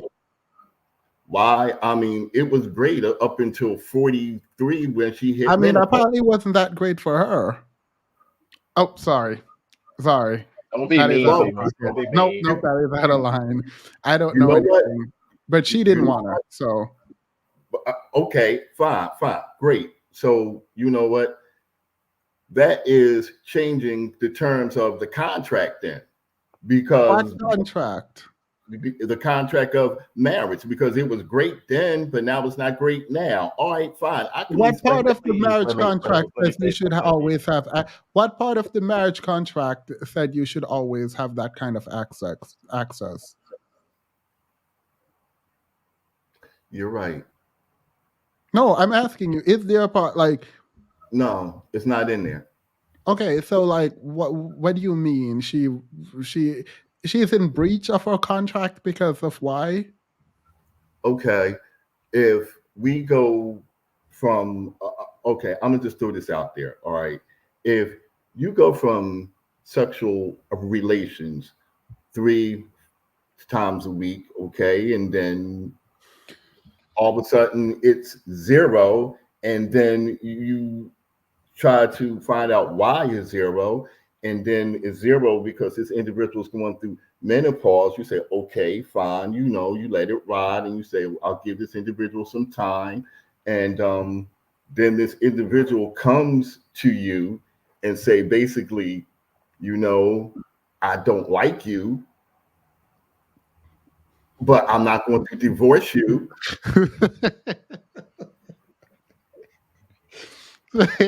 Wait, your wife told you she don't like you.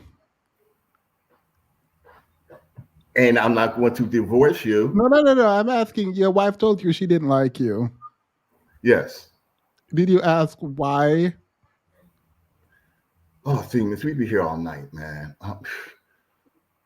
So if I were to, I'm sorry to cut you off, Gary. If I were to answer that question that was posed earlier, if marriage is good for the community or for Black people to help us out, I would say that there's two approaches that you look at marriage in that instance. I think marriage is beneficial for people with capital because that helps you divide up the capital and or whatever you have, your assets. When there's death or splitting up, that is, I think, probably the only sort of thing someone could gain from marriage if they have the capital that's worth splitting and dividing for the legacy.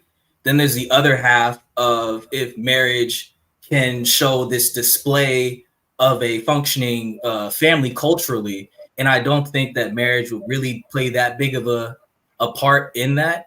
I think you don't need to have married parents to establish good character for children. That everyone's seen studies of two-parent households being more beneficial versus single parent households. And being a two-parent household doesn't require you to be married.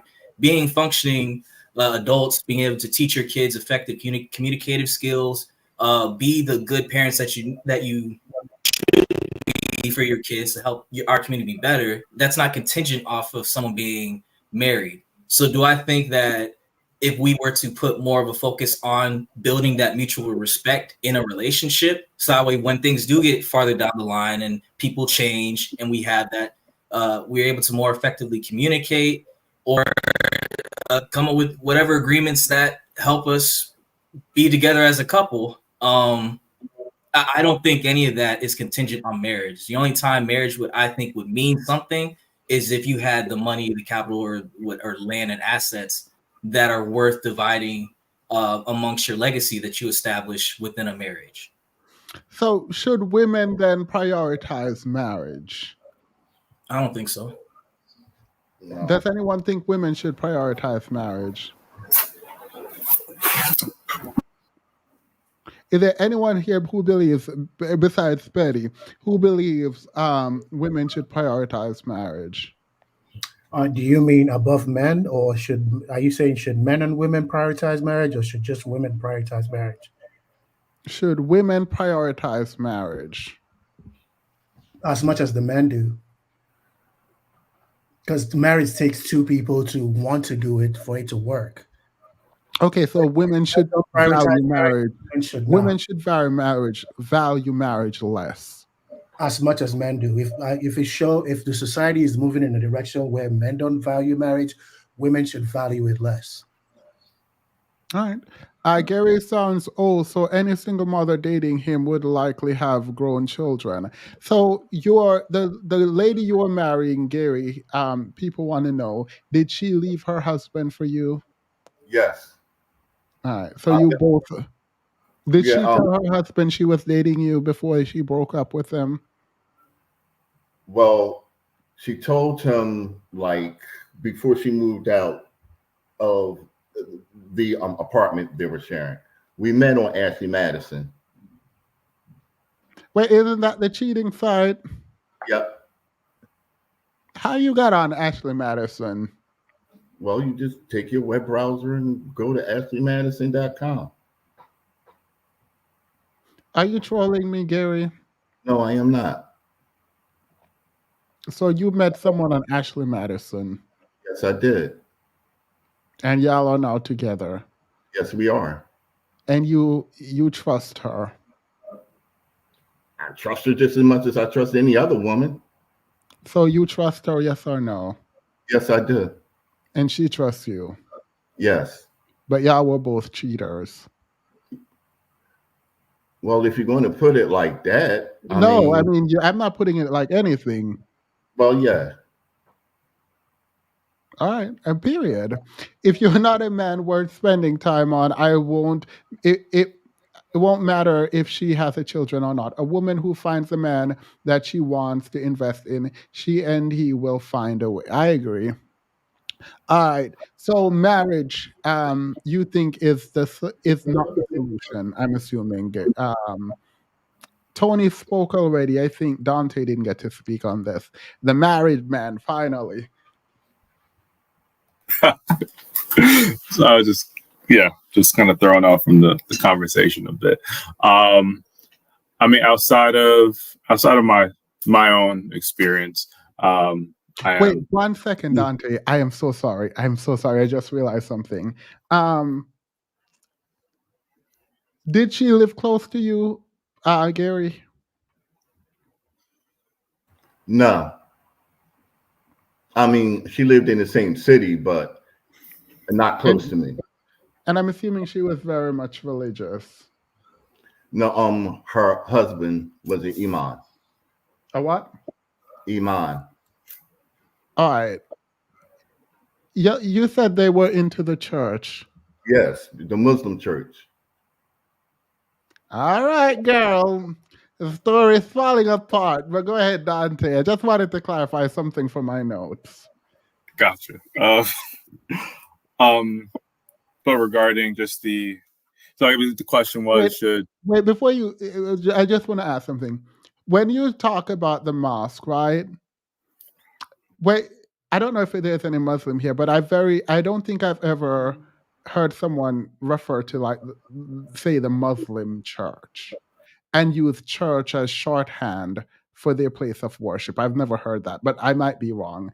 Anywho, go ahead. I'm asking about marriage. Do you think it's like the way to is it's a good institution to promote in the Black community? I think it's generally, as far as how it. I don't personally. I don't believe so. I think I guess the common, at least what Obi believe also mentioned was, I think first and foremost there has to just be a mutual understanding of what each person wants, the direction that they actually want to go to. And it does require, of course, communication and all that stuff. So I think before marriage could even be considered, there has to be an understanding of the person that you're involving yourself, who you're meshing your life together with, right? And if you don't know the person and it's just this, oh, let's just get married, I don't think there's, once again, foresight on both parties to kind of engage in it, because it sounds like it's just set up for disaster at some point in time. And as far as the question, should women look to, or I guess, what was the question regarding women? Should they look towards getting married? Yeah, should we be promoting marriages to women? Should they prioritize marriages? And no, I would say no. They shouldn't prioritize marriage. Why? they should. Well, I guess my biggest thing is just prioritizing what they want for themselves first and foremost. Like having these are my goals, and if I find somebody along the way who who's in line with me, and I consider that person to be. I think my AirPods. Can you still hear me? Yeah. Yeah. Okay. Um, um, that yeah. If that person that they find is on the same trajectory, um, and there's conversations being had and actual positive relations being built, and that's something that they could both agree upon, then yeah, they can, or she should. But if it's really not something that's in her best interest, and she wants just whatever relationship that she wants, it really should be her decision as far as what she wants to do and what she sees her life going. Is, is marriage the key to addressing the single motherhood rate? I don't think so. No, I don't think so. No. And I actually believe that marriage as a concept, as an idea, is good for the Black community, but healthy marriage, my emphasis on healthy marriage, a man and a woman that understands what a commitment is, and are able to do the work to make that commitment work. My idea comes from seeing women as opposed to how I was raised, but my idea is seeing women as full human beings who have emotions, who have desires and things that they want as much as the man does. So if a man is committed to joining up with a woman to create a family, because I believe a family in this culture and society is the best combination to help create good, very good children. So wholesome children that get the man's perspective and the woman's perspective and their training. I believe that unit is Wait, so you're important. saying homosexuals shouldn't have children? I'm speaking from a heterosexual point of view because I am heterosexual. But I think two people are better to raise children than just one person. Just understanding, I just have one child, and the amount of emotional energy and attention that I have to put to in as one person, I can't imagine doing it by myself. It's inconceivable to me.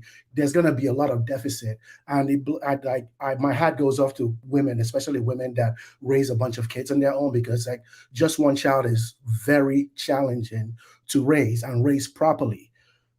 So I believe marriage is good, but we should be putting an emphasis on healthy marriage and teaching men as much as women how to be functional in a healthy marriage to be able to grace a good society.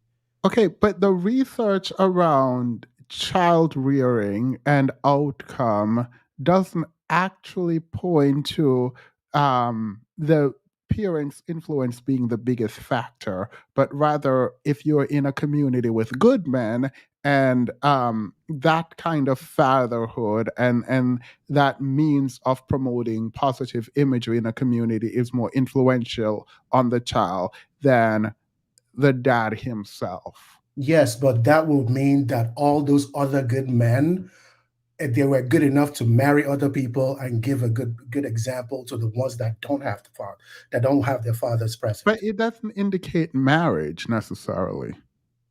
Maybe not, but I would push to say in that community where there are good men in the society, I believe you will find that those men are men that are able to commit to a woman and raise good children on their own. Yeah, but that's what I'm saying. The commitment doesn't necessarily mean marriage. And while I don't fundamentally disagree with this. Actually, in my mind, I want to promote marriages, but then I hear stories like Exhibit Gary, and it's like, oh, I'm just gonna run amok and cheat anyways. Like, it's fine. I'm gonna stay with my wife till my kids get old enough. Then I'll leave her for the woman I'm cheating on her with. So I would say that I I still stand true by I think marriage itself is not that, the requirement for that stable home environment. But I do agree with Obi that if promoting it is a plan, then it needs to be based off of standards of a good marriage. It's very dangerous with the promotion of just marriage in general, especially where it's targeted toward women, and it created this mindset of the men are the prize thing. And I'm not one to say that men don't have value or human being itself doesn't have value, but when you paint it as in you're a prize and you build that type of culture around that I'm the one that needs to be sought after, um that, and to women you tell them I'm the one that has to do the pursuing until whoever I pursue come decides to marry me. It sets up women to be in those dangerous Risa Tisa type scenarios, or in very loveless. Okay, so with Gary marriage, so in that, then are men the prize? No, I think human beings I mean, have value, but no, in men are not. today's society, currently in the Black community, are men treated like the prize? Yes. All right. How were your children less demanding than other children? Gary, don't even have your own kids. Don't create them. You, Dolphin logic. I thought Dolphin was smart. Am I mistaken? Most will make a single mother but not date one. Got it. Why does this guy think like an animal? I think he meant Gary, unfortunately. I'm assuming he's meeting Gary because everyone else here seems to agree. Thank you, Maya. Maya says, y'all abandon your biological kids, though. Misdeeds. Legacy means what? This isn't Wakanda. Um, I want to ask about legacy, but I feel like that's going to take us down another hole that I don't want. Like I don't want to go down there, so I'm gonna leave it alone. But thank you, Miss Deeds. Unless you have generational wealth to pass, you don't need to worry about propagating your bloodline. Let's take care of existing fatherless Christ kids first. Thank you, Maya. Rashawn says, if return on investment is being used as a concept for taking care of kids, the Black community is SOL. The purpose of community and family is to take care and guide the youth. It doesn't matter whose DNA was involved. Does anyone disagree with this statement? I No, don't. me either. Thank you, Russian. Chica, the years of cheating literally made her a single mother divorce. Y'all females need to submit to the well-informed leader king. Chica, stop. Oh my God, there's so many super chats. Thank you all. Gary called ex-wife now. Confirmation is king. These are legion level lies, sir. Victor, fix it. People don't believe you, Gary, by the way. They don't believe your story. Okay, I don't care. I'm just here to tell my story. All right. That's the Will and Jada love. Is this lesion? OMG. Sorry, I'm going through these quickly. Not this dude saying Russell is simp and he is philandering, disloyal, unmoral individual, out of pocket, trifling as. Take the mic now. Did you say he was a simp, Gary? I don't remember. I was caught up. I'm sorry. Did you say Russell was a simp? No, I said, but I see how in our community he would be called one. Gotcha. Just say no to cheater DNA.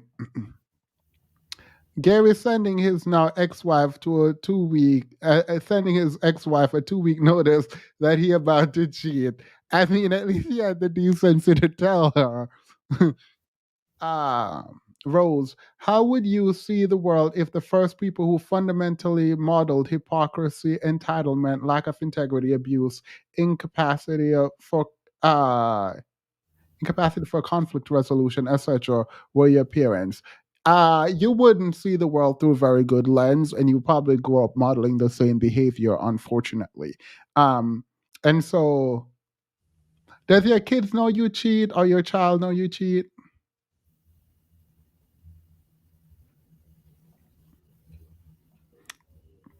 Gary not answering, so I'm gonna take that as a yes. A woman should never marry a man for love. It's a Um, business, and think I'm of sorry, things that Phoenix. way. Um, I'm sorry, Phoenix. I waited to my son had graduated high school before I left the house. So, he didn't know what kind of activities I had going on. And then I waited until he moved out to move on. So I wanted to keep that totally isolated. When you say these things, I'm trying to figure out if you think this is good. Because it sounds like you're saying, like, it's almost like you think you should get credit for how you cheated. Like, it's No, almost like you're saying, yeah, I I should get cheated, but like, I never left. And like, I was there. okay. No, I'm not saying that I should get credit, but we are talking about instances where, guys have just up and left their families with no kind of support. But no, I didn't do that. Or you could leave your family and still support if you wanted to cheat. Or better yet, you could not cheat.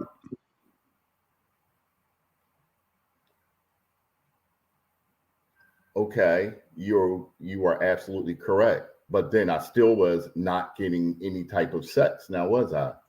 And so Does that mean you cheat? It feels like you think you're justified in cheating. And that's the part that's like bothering me. Do you believe you're justified in cheating? let me ask you something, Themis. Is sex a vital part of the human makeup? Is sex important? Is it important? Yes, it Yes. is important. Okay, so if sex is important, and we all know that sex is vital, so I you never not said anything about vital. okay, okay, it's important, and you not having sex with me, and I express a willingness and wanting to have sex with you, and you told me no, and that no continued for over 2 years. Oh, I don't have any type of justification. Nope. Okay, thank you. You can leave. I don't understand what you think you're doing. Have it ever occurred to you to try to fix the issue with you and her before you go and cheat? I asked her to get hormone injections. She would not do that. She didn't.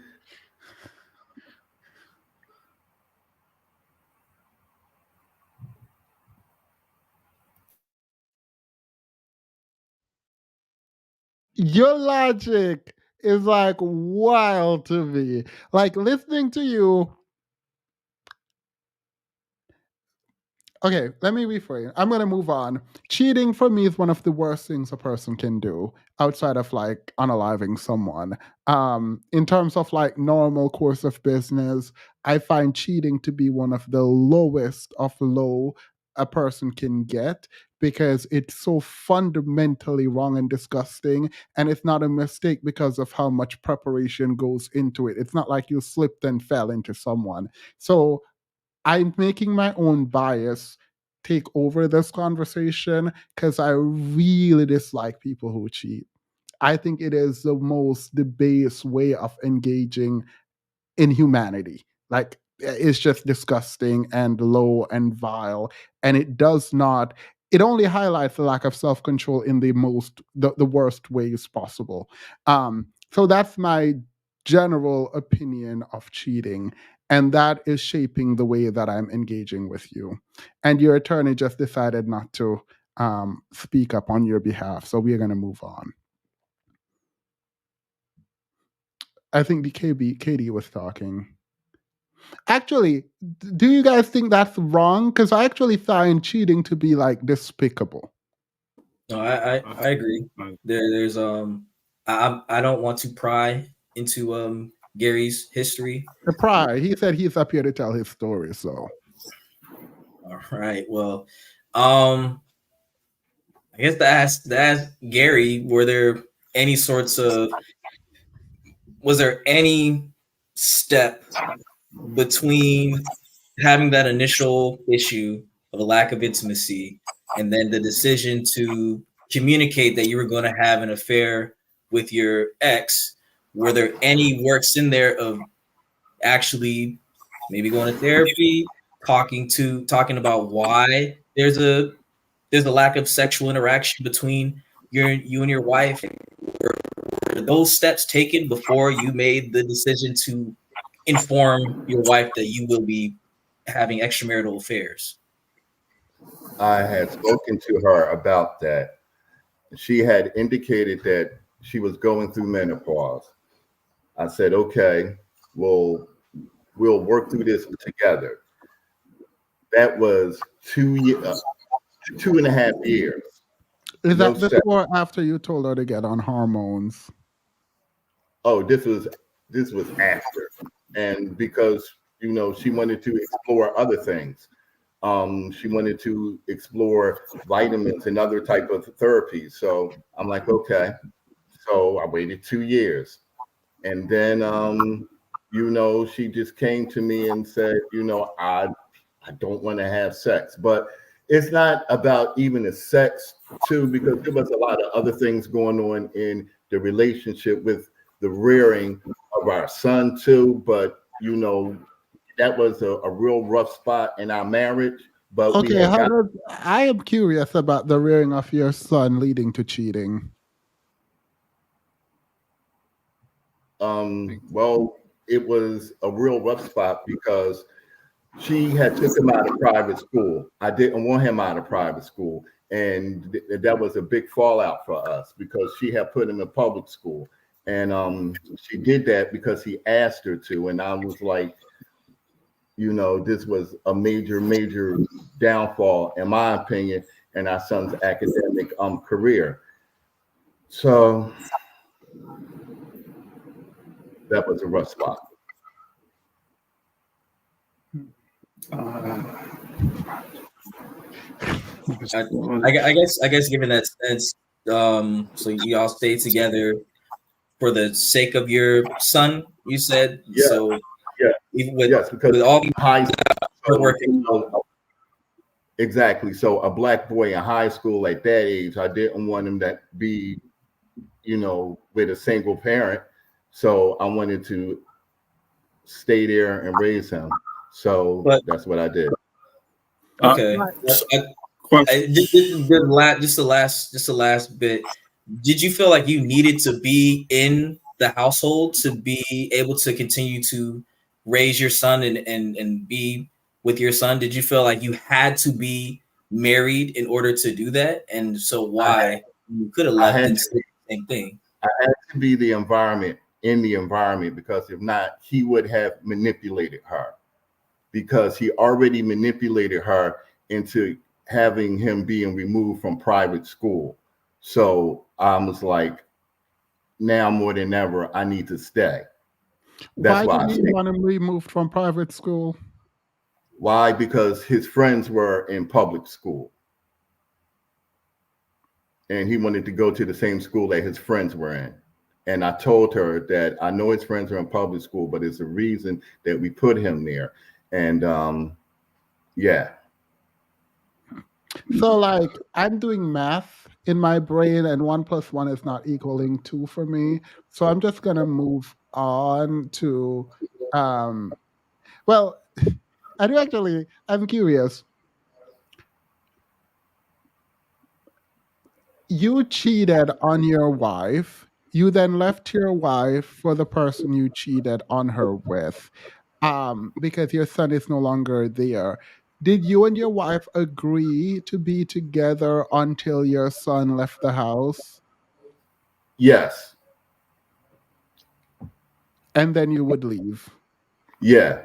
So when you were saying you didn't cheat, it was like, oh, y'all just are together for the child, but y'all weren't really together. Yeah. That's it. I would love to talk to your ex-wife. I feel like she have a whole different story.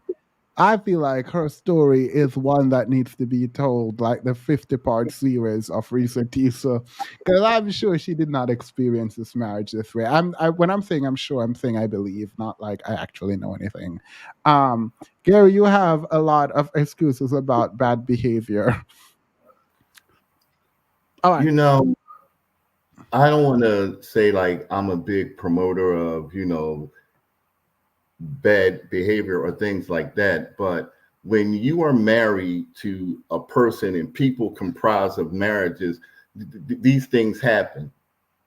I mean, nobody is is perfect. Why do people who cheat do that? Like even the pastor sleeping with boys in the congregation after preaching about how homosexuality is a sin, they come back and say nobody's perfect. Nobody's asking you to be perfect. People are just telling you not to cheat. That is not, that level is not perfection. I mean, Themis, you just talk about cheating like it's just that black and white. I mean, life is extremely complicated, sir. I mean, Cheating is not. all right. So you're saying if my wife was in a coma for 8 years, right, that I shouldn't have sex with anybody? Nope, never said that. But your wife wasn't in a coma, so I sure didn't say that. That's I'm sure you have a follow up. That can't be the only pushback you had. No, no, no. That is. Oh. Yeah, yeah. Gary, who was primary paying for the private school? Gary was paying for the private school. Private school. That's why I stayed. Sorry, let me read these before I go. Gary was in the house when his son first manipulated the wife, so he could have left. Gary presence didn't.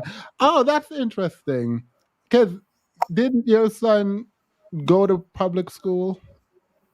Yes, he did. Yeah. So your presence didn't prevent the manipulation. It wasn't as bad as it could have been. Wait, I thought the manipulation was to go to public school. What? What do you mean it wasn't as bad as it could have been? You didn't prevent what he. You, sorry, you didn't prevent it from happening. No, I did not. Okay, so you said you wanted to stay because you didn't want him to manipulate her, but he Any more ultimately than not. she was being any more than she was being manipulated because the way he was interacting with her, I could see that she was going to be easily a manipulated Themis because she was all right. I wanted to raise my son to be a person that was going to be a good participant in the workforce.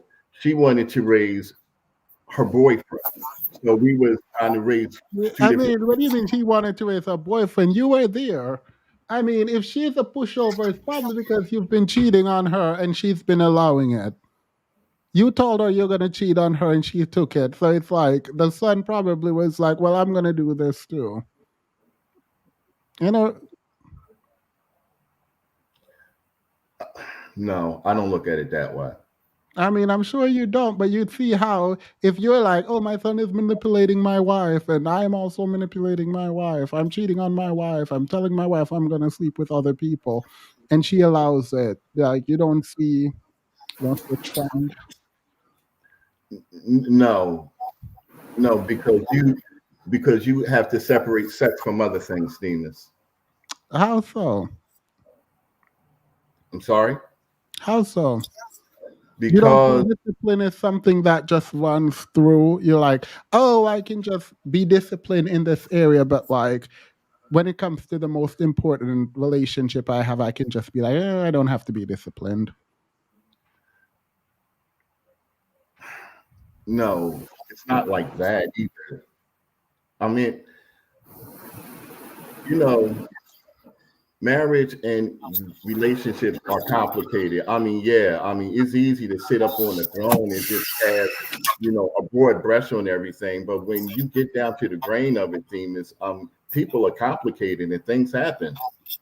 All right, wait. Tony had a question for us, the panel, in defense of Gary. Go ahead, Tony. Oh no, I just wanted to be clear. I'm not defending Gary at all. Oh, it's just a question that popped into my brain as we were having this discussion because I've seen on many other instances where on the other end of the spectrum, the woman will feel like she's not getting something in a relationship or she's not getting something in a marriage, and will use that as a justify to say, okay, I don't want to be with this person anymore, or I don't want to. You guys can't hear me? Can you hear me?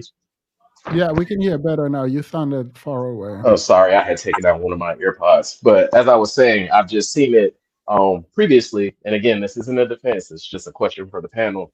But I know it's kind of redundant for him to say, oh, booty, not getting booty was the end of my relationship. But by that same token, like a guy losing his job or not being able to provide as he could in the past monetarily, instantly that's a reason to disqualify this man as wanting to continue to pursue a relationship with them. So I just thought it was an interesting sort of No, dichotomy. I think cheating is wrong regardless. If you're Okay, cheating, it's wrong. I don't care if you're a man I or a agree. woman. I totally agree. I just was positing it as a sense of discussion because while you and I may hold that, I've seen it represented in the chat and in other videos where it seems like that somehow it's like, oh, this guy ain't shit. I don't want to be with him anymore because he's Okay, failing actually, there are what two he more. could set up There's for. one more topic, and then we go to the part where if you guys have an issue with anything that I've said, you can bring it up. So I Okay, actually think that's super important. So you can bring that up next. will do. Let's Will do. go quickly to vetting.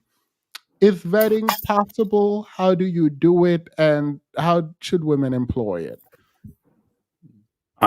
Okay.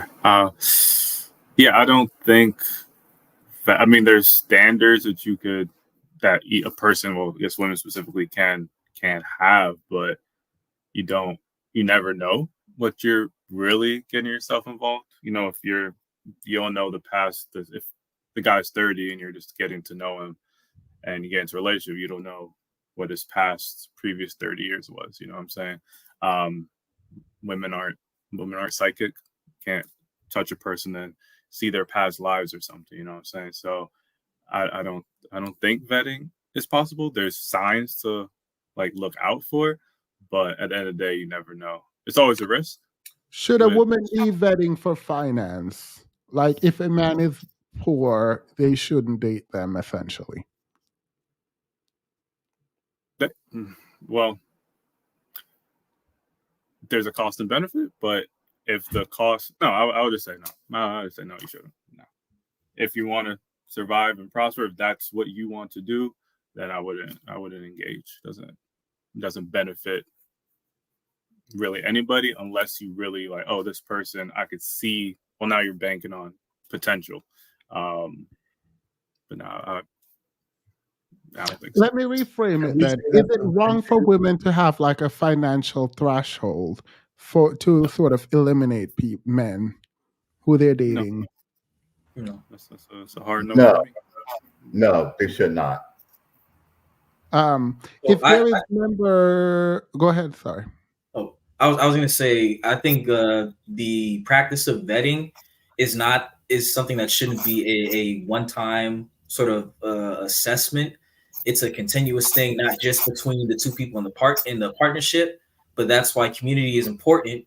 The community would be, or your immediate circle of, or your social circle would be constantly vetting that person as well. If you're in a healthy relationship where you have good communication between each other and a good social relationship with the people around you, you're not isolated. You have a sense of continuous vetting. You have, oh, this part, like we talk. Oh, you could I'm sorry, I lost my train of thought.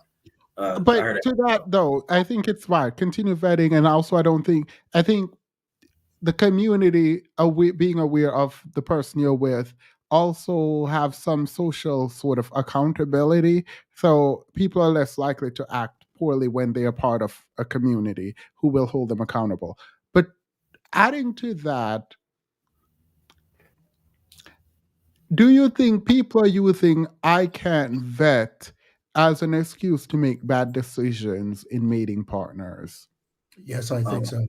yeah, All I right, mean, I excellent. haven't heard that be used, but if I wouldn't be surprised if it is. Like for an example, if someone go and have a child with Future or Nick Cannon, you can't look in my face and tell me you couldn't vet. Like I'm not listening to it, right? So that, do you think people are doing that? Is that important to discuss? Is that just blaming the victim because there's still the person left with taking care of the child, and the man should uphold his end of the bargain if it's a woman? I I think think there are things you can vet for. I think there are things that are harder to vet for. Finances can be, if the person is transparent, can be vetted for to know, make sure that you are maybe compatible with the person and you're able to be able to finance a family.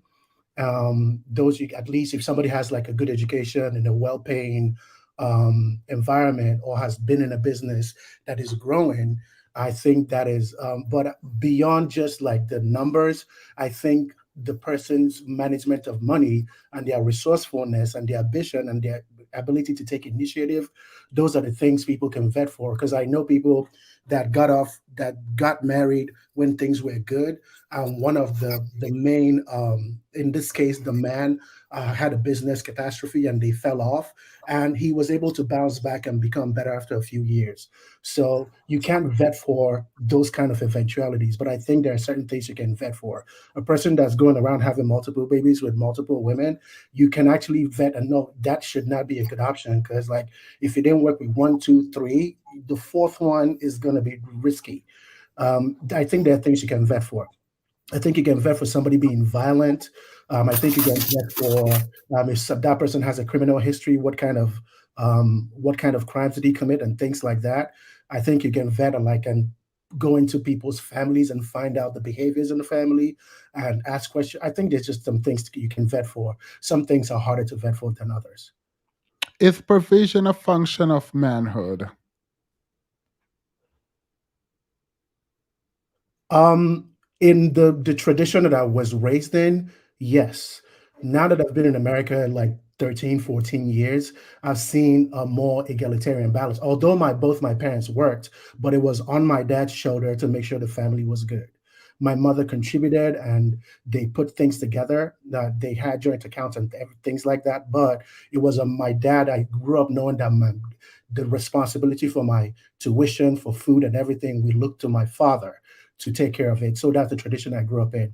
But in an economy where like a lot of men are not making as much, or like a single income is not able to support a family, I think those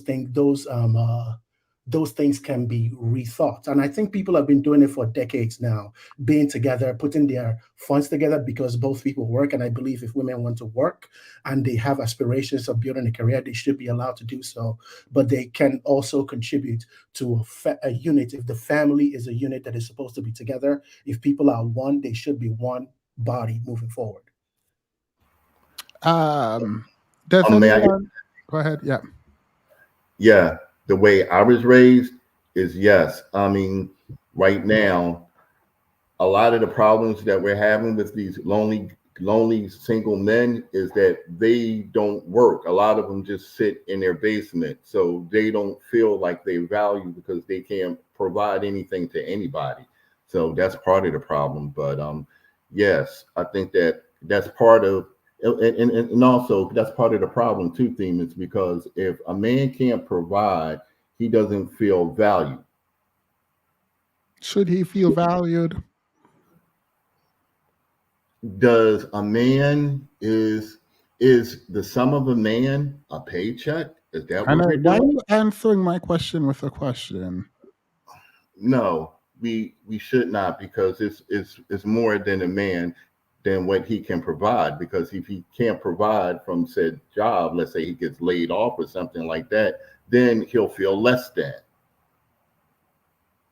Should a man feel less than if he can provide? I think not, but a lot of us do, because that's all we've been trained to equate ourselves with what we bring. You know, we even judge other men by what they bring. But if we're speaking about the community, most of us can provide. Obi just explained that in this society, particularly in a single income, most of us aren't able to sustain a household. So, are you saying these men are sad that they can't provide? They feel worthless? Yes, because if for a man, if he can't provide and then has to turn around and get $40 from his woman or something like that, that tends to wear on the man after a while. Or he gets up to put the kids, things in their bag for school, but he sees his woman go out to work. That starts to wear on a man for a while. How does a woman vet for how does men vet for women? That's the thing. Men with options vet for a woman. Regular guys get what they can, and that's the problem. Okay, what? So Men who have options vet for females, but men that don't have those options, they get what's available to them. all right. How do the men with options vet? Or is that, I mean, obviously it might be too individualized, but if you know, let me know. I don't know. So it's not Ashley Madison. No, because you need to think part of being on Ashley Madison, somebody has to pick you too. All right, so you don't, did you have a lot of options? Me, oh, I got rid of my options. I'm just seeing one person. No. I'm saying you're talking about vetting. How do men vet? How did you vet? How do you vet? Well, first thing I do is eliminate anybody who doesn't have anything to offer or is something that I can learn from. And then once I do that, then I try to narrow it down from likes, common interests and things like that. That's how I vet. How do you vet, Katie? I pick things that are important to me, my goals and what I want to do. So, my political affiliation has been a really big part of my own identity. So the first thing I look for was someone who could understand that, isn't anti what I'm about first because of how important that is. And that's really it. I pick certain values that I would want to see in a partner, and then if they meet that, and I find them attractive, that's usually where it stops. It's not a very in-depth type of vetting system. Mm. Um, I'm pretty sure Gary's representative is asleep, but let's ask Gary's rep Victor. How do you vet?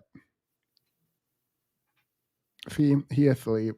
Just fell asleep on the live stream. It's agonizing to think you must continually mind the development of an individual because we have various baselines of decent conduct as individuals are within a relationship. Unfortunately, you're going to have to continue to reassess, and I do actually agree that it's unfortunate. I do. Same outcome, even with income, years together, children, model looks, etc. Yeah. All right. So now we get to the part, because I'm exhausted with vetting, because I think we generally agree. This is the part, and I will do this for all the men's panel, where you all get to tell me or ask me question because it wasn't happening throughout the conversation. Is there things that I've said that you disagreed with that you want me to clarify?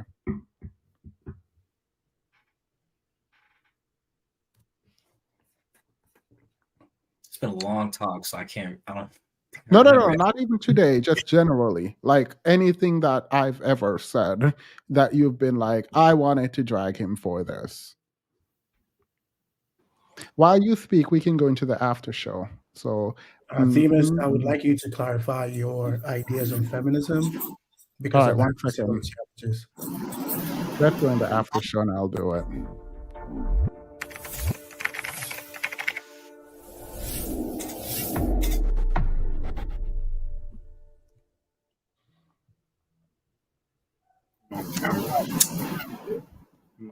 Let's go. All right. So, what do you want me to clarify now and why? I would like you to define because of and sometimes I think it was a few years ago, but I don't know if your ideas have evolved. I think I heard you take the position or say you're a feminist, but like lately you've been saying things like you not being a feminist, although a lot of your ideas align with feminism. So I just wanted to get clarity on that. Um, so I've always leaned more feminist. I have claimed to be feminist before, but when I am asked to sort of assess my own feminism, I don't fully believe that I'm feminist. I think if I am feminist, I believe in different feminism, where men and women aren't the same. They're different, but they're complementary if you want to take it that approach. However, I think at bottom, feminism is believing in the equality of the sexes, and um, who is disposable or more disposable is a question to which I don't answer that women are, and I can answer men are, because not that I believe men are disposable meaningfully, because I think that's wrong. But if I were to say, I'm picking a bunch of people to go to war, and I know they're going to probably die for the country, my first selection would probably not be women. Because Um, they're designed like that, I guess. no, no, I'm not even talking about women's design. But even if we're talking about from a utilitarian perspective, continuing the population, which is not necessarily a good thing for me, but um, you don't need as many men to continue a population. And you do need women. And we see this with what's happening in China, where the preference for men and boys have caused a issue with the population pyramid. Hey, Themis, would you like a moral question based on that? Go ahead. Oh God. Yeah. Okay. I forgot the question exactly, but I asked two separate questions on my channel like 2 years ago, and the responses were interesting. The first question was, let's say there's some deadly disease, let's call it the big C20, I don't know, but it's just going around and it's extremely deadly and it's a threat to humanity as a whole. And there is one person who has the cure, but they would not like their bodily autonomy violated. So they would not like their blood taken or studied. They wouldn't like to be dissected after their death or anything like that. Do you think that individual should be able to hold that bodily autonomy? Would you consider it morally bad if they were to violate his autonomy for the sake of saving the human population? Would I think it's morally bad, but would I say they should do it still? Yes. Okay. The next poll had to do with being the last woman left on Earth, and similar questions that I asked on my channel, where there was a split between men and women, where men felt like if there was one woman left on Earth, they have a duty to repopulate for the sake of saving the human species. And women, of course, were going to unalive themselves to avoid what might occur. Do you think your morals would hold the same in this scenario? And if not, No. why? No. But one, you unless you're planning to restrain the woman for 9 months, it's almost impossible. Whereas I'm assuming removing someone's blood, for example, for a cure is very different than demanding that a person develops a parasite in them and host a parasite for 9 months. So you would consider this different if the method for obtaining that cure would be more torturous. I mean, you said if they die, you could use their body. Exclude that Sentience option is then. no. What? No, I'm sentience is assuming the important method to might be me. more torturous then, maybe a vivisection or something. Wait, come again. I'm assuming the method would be more torturous, maybe a vivisection or something. I mean, again, it's going to depend on like kind of how torturous it is. I do still fundamentally believe, if I'm being honest, which I am, that sacrificing the one to save the entire population might be worth it. Whereas forcing a woman to be pregnant and maintaining that pregnancy, if one violating her body in that way and then forcing her to maintain it, I think at that point, I don't know that humanity deserve to be saved. So there is, do we want humanity? Yes. But do we have a humane society? And I think you can, the first scenario where a man or woman DNA or whatever internally can cure the entire population, I think we can redeem ourselves and get our humanity from that. But impregnating a woman over and over again and forcing her to carry children in order to prolong the population against her will, I don't think we come back from that in terms of our humanity. And I think you probably should try to convince her to consent as opposed to force upon her, and use her body that way. And I see them as different in kind.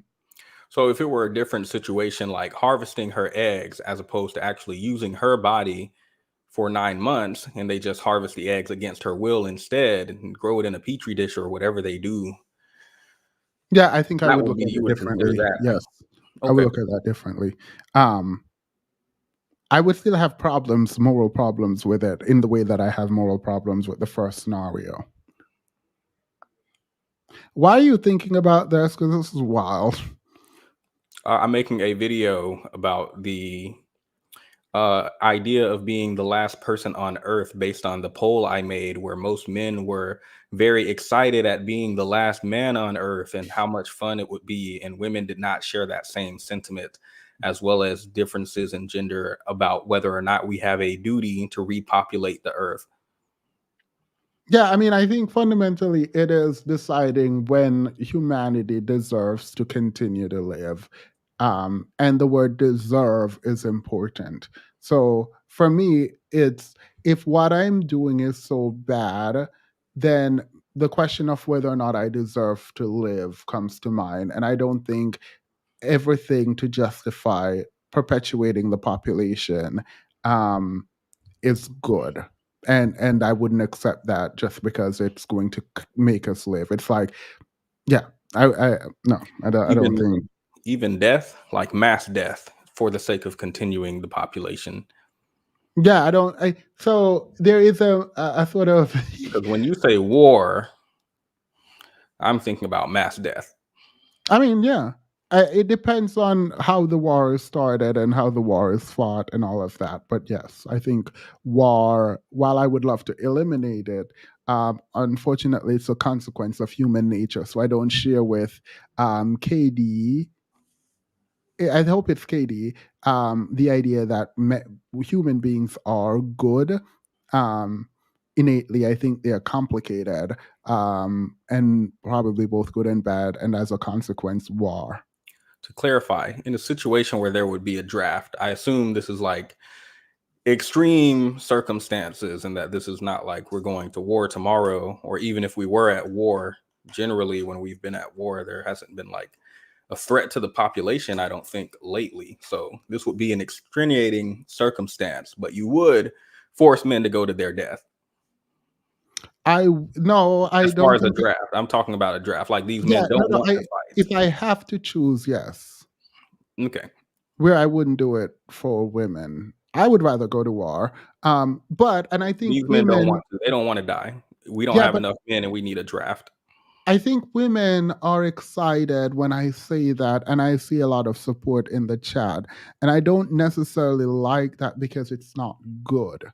Like, my need to protect women in this way, I don't think is a fundamentally good thing. I think it's a paternalistic thing that is actually kind of disgusting. And I've been talking to my therapist about this for over a year. Well, my old therapist, I don't really have one right now, about it, because I don't think it's good. I don't think you can think women are equal if you're not willing to send them to die. And I feel like I justify it in my mind in like a good way, and it's not. And so like I'm working, like I want to be feminist, and if I can honestly say I don't mind women going to die for men, like, you know what I mean, like if I'm like I don't mind men staying home and women going to die, then I would say yes, I'm a feminist, because I'm okay with women being home. By home, I mean in the country and working. So it's not doing nothing, but like being home and men dying. And like maybe that's a product of the society that I live in that says that's okay. So I'm kind of working through. I'm working through that and wanting it to be okay. Like there's a part of me that judge stay-at-home dads, and I don't know that that's fear. You know what I mean? Yeah. Yeah. So I'm trying. I would like to get to the stage where I'm like, yeah, women go fight war, or like women go provide for men. Like like I'm not there. I'm not even gonna lie. I'm not even. I'm not even gonna lie to you. I'm not there yet. But Themis, men are generally have more strength than women generally. So, like for thousands of years, it's been the men fighting the wars because that's what makes the most sense. When you look at it objectively, people that can actually fight do the fighting, and even some research will maybe it's because of how we've evolved as humanity. Men have more militaristic skills than women do. So objectively, So, those are more suitable. That's I've read that. I'm gonna find it and send it to you. I Like mean, when you archery, say they shooting, have and more all that. militaristic skill, um, That's what I've read. That's what I read. I don't know. There's a bunch of science research that been done on it, done about it. So like men can have children, and I don't see it as an unequal something like an inequality. The people that are most suited for the job should do the job, and men, fortunately or unfortunately, have the design to carry out war. We start most of the wars in the first place, so we should take care of the wars that we start, and like, but we are designed to take care of it for the most part. That's my opinion. I don't think that brings an inequality to it. but that's the thing. Like, I actually think women might be better at like tactics in war, right? Like, and my value isn't on whether or not men or women are better, like in war. Like no, that's not what I'm thinking. I'm thinking it's fine that you go and die, and it's not that like it's not. It is. Uh, can I just the idea? I guess where my head was going was just the thought that yeah, men are, and the idea that men are fit for war. I feel like which men, right? Which men are Yeah. disposable, right? The ones who, of course, when we talk about capitalism, patriarchy, and all that. Those who have the money, they're not going to war. Like you guys, y'all just go. Y'all kill yourselves for us. Things of that nature. So I find, yeah, I find that weird, or I guess off. It doesn't feel right hearing that and just thinking about who's really being sacrificed um, in the grand scheme of things. Yeah, and let me say, theme is white feminism about equal to men. Real feminism is liberation from male power. I actually believe in liberation from male power.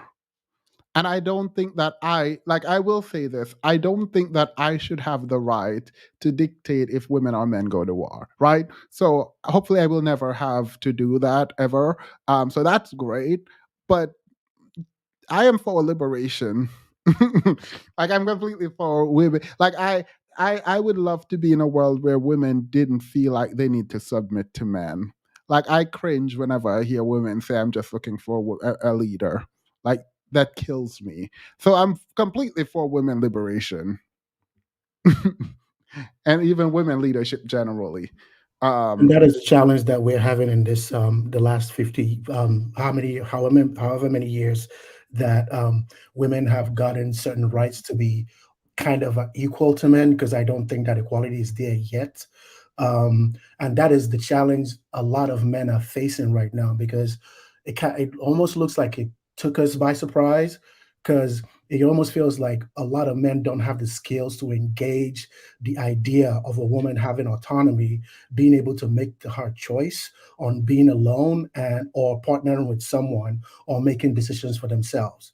That's why in the darkest parts of the internet, a lot of people, even on Twitter and on YouTube and everywhere, a lot of men are getting louder and louder about taking away women's rights.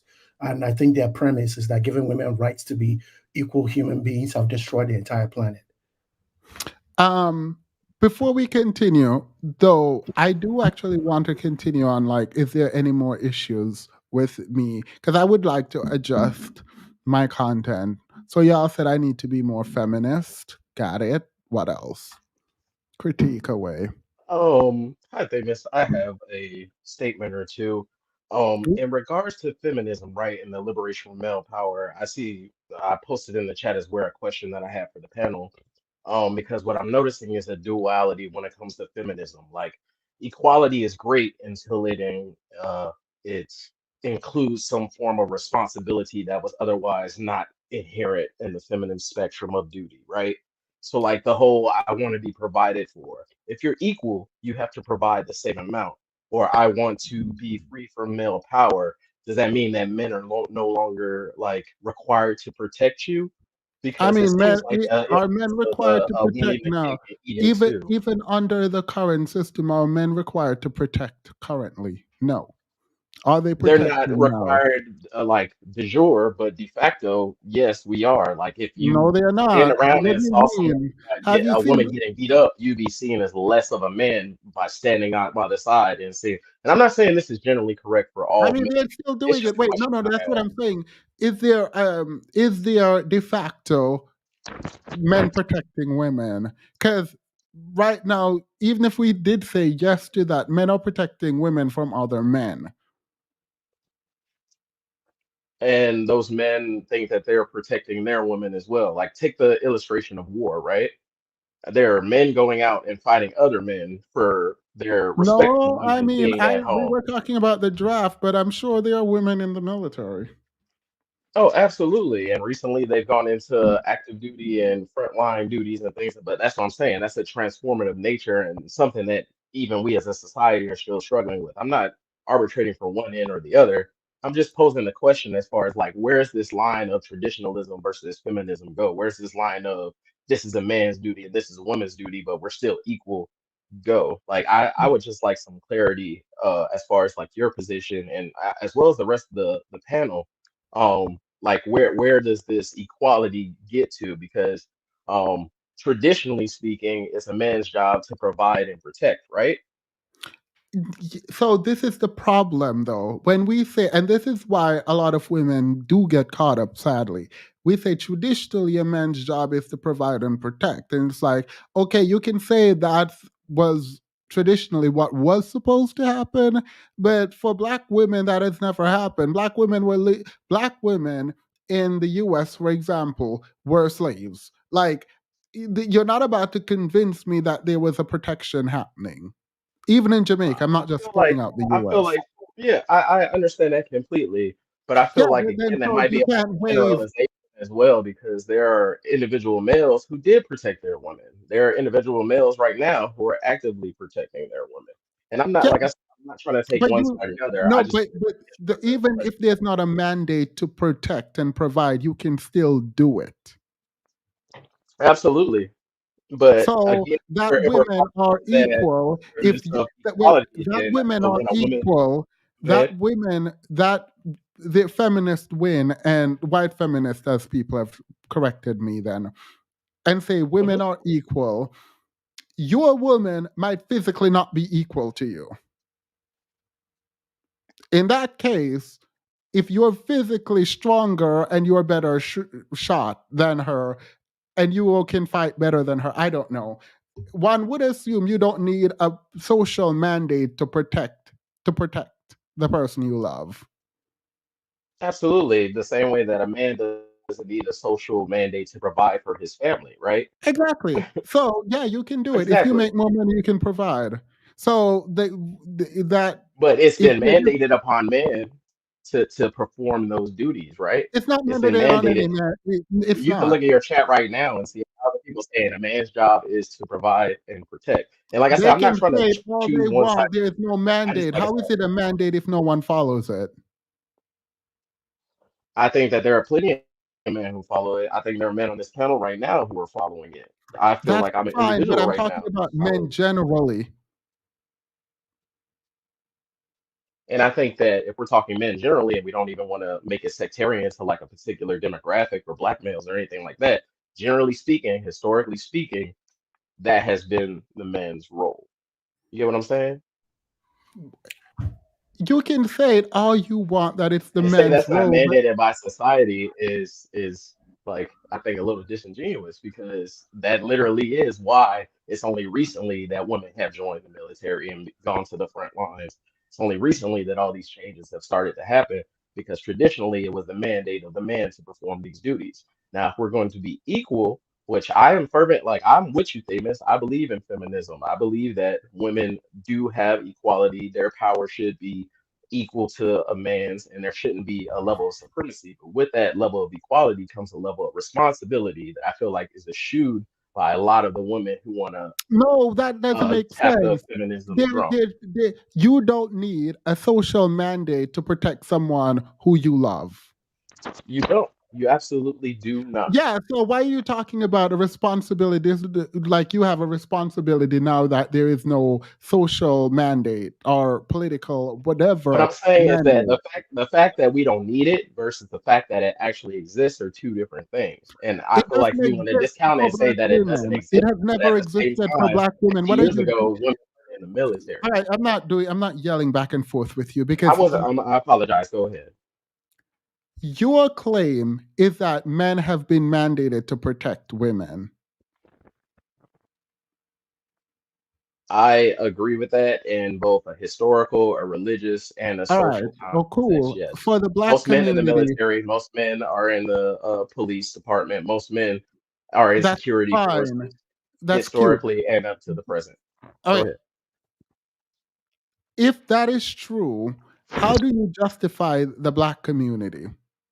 Are black women, have black women been protected historically? And in no way am I trying to justify it as a general speaking that every black woman has been No, no, protected. no. Say I'm that no talking black man, generally. I to am say that no speaking to, black how man. do you have it? Okay, go ahead. This is Go ahead. annoying me. How are I'm you sorry. saying I if didn't. it's a mandate and then you are saying you're not speaking generally? It's not a mandate then. Generally, people are ignoring it. How is this a mandate? It's a mandate we can ignore. Okay, Well, got it. I would say generally speaking, it is a mandate as it has been affected throughout history. Now, you may not agree with that presently with the recent upheaval of technology and education and I everything else. am talking to There was a you reason. about black men and Okay, black go ahead. women historically in the United States.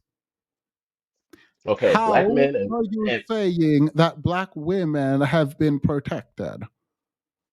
Black how am I men, saying we that black can't even women? protect ourselves And you're saying that's subject to the history of African Americans in the United States, not generally speaking, in the Western world, not just the women and US. men generally speaking, or world like globally. I'm talking about black men and women. And I would say that by that same wide brush, there have been many instances historically where black men have stood up and protected their women. Many black men in history that we want to discount have died protecting their black women, have suffered protecting No their one is black women. saying there haven't been individual black men who have protected black women. No one says And that. That has happened. you're saying that that happened in a vacuum of just that black man wanting to do that and no sort of social mandate that they felt the need to do that. I'm No, looking if for you're saying clarification. there's I'm a not trying to social argue. mandate, how is most of us?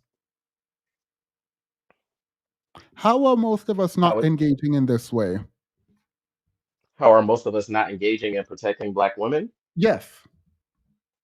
Most of us are not engaging in protecting. I don't think I'm making the claim that most of us aren't engaging in protecting black women. What I'm making the claim is that there's a subset of individuals who are being discounted in the favor of the What is narrative a that black mandate? men just don't protect black What women. is a mandate?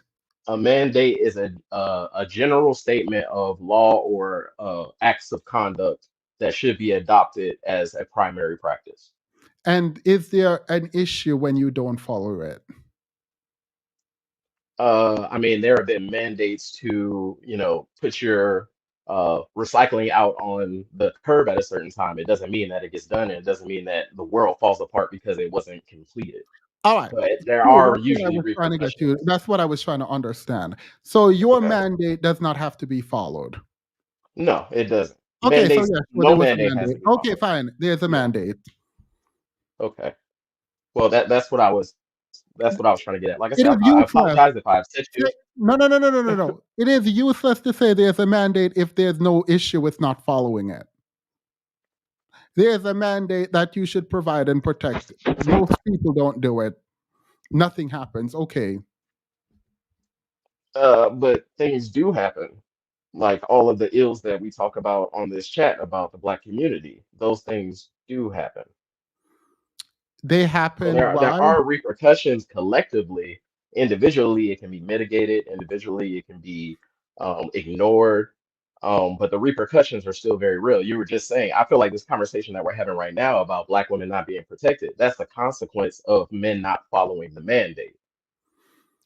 Yes, but you keep saying there is a mandate for men to do something. There is nothing that happens to these men if they don't do it. So you can say there's a mandate all you want. I can say there's a mandate that we're all millionaires, but not a lot of us aren't, so it's fine. Like it doesn't mean anything. Well, I just Googled the definition of mandate because the chat and felt that I should. An official order or commission to do something. The Where authority to did this carry out a official order policy or come course of from? it comes from it does not say in the dictionary. So I No, could I'm saying postulate if you like. no, no, no, no. If you say we have a mandate, where from where? We have a mandate historically, we have a mandate religiously, we have a All mandate right, let's do culturally. On religiously. multiple levels, this mandate We has have an been order. We announced. have a mandate religiously. The mandate said we need to provide. Are we worse than an infidel? So we're infidels. Got it. Yeah, the individuals who don't, they are. And they're okay with that. Infidels have existed since the dawn of time. People who operate outside of what is supposed to be done have existed since the beginning of time. And it's part of this conversation is figuring out how to address that, right? No, I'm trying to understand why you think there is a mandate for providing when no one follows it and there are no consequences to it. Well, let me put it to you this way to use an analogy. If I break a law but I don't get caught and I don't go to jail for it, does it mean I didn't break the law? Nope, it means you broke the law, no one found out. Okay, so in the instance of the mandate, if I break the mandate, but there are no personal intrinsic issues to me, there's no repercussions or consequences to me, Who does it would mean I still enforce broke the this mandate? mandate? Who gonna enforce it? If people know, who gonna enforce it? That's the crux of the issue that I'm trying to get to is that this is something that I feel like we have to enforce and iron out within our community. This is something we have to discuss Why do we have and to iron out in enforce our an community. iron?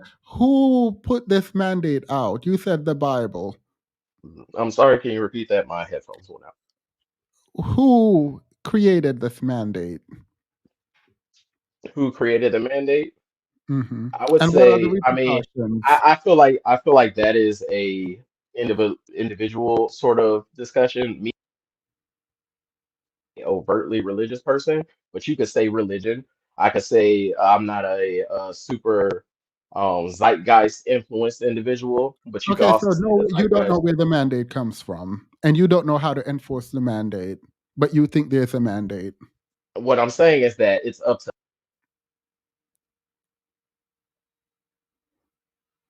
I don't know. I didn't mute him. I don't know what's happening.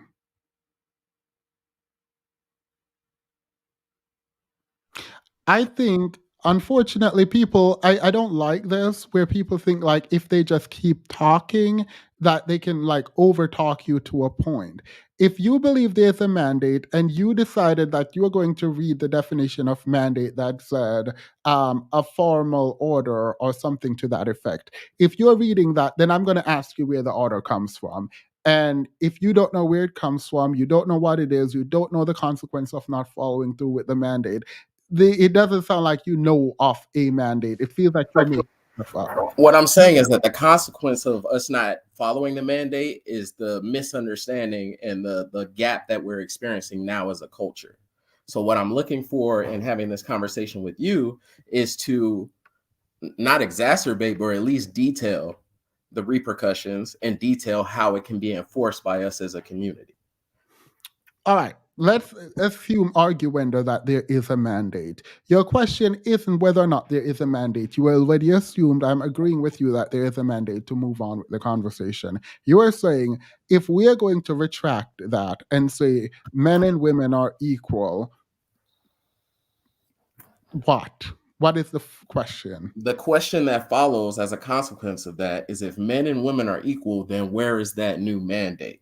Because I appreciate the fact that you conceded the existence of a mandate, and I No, I feel like didn't concede. Do you know what assume arguendo means?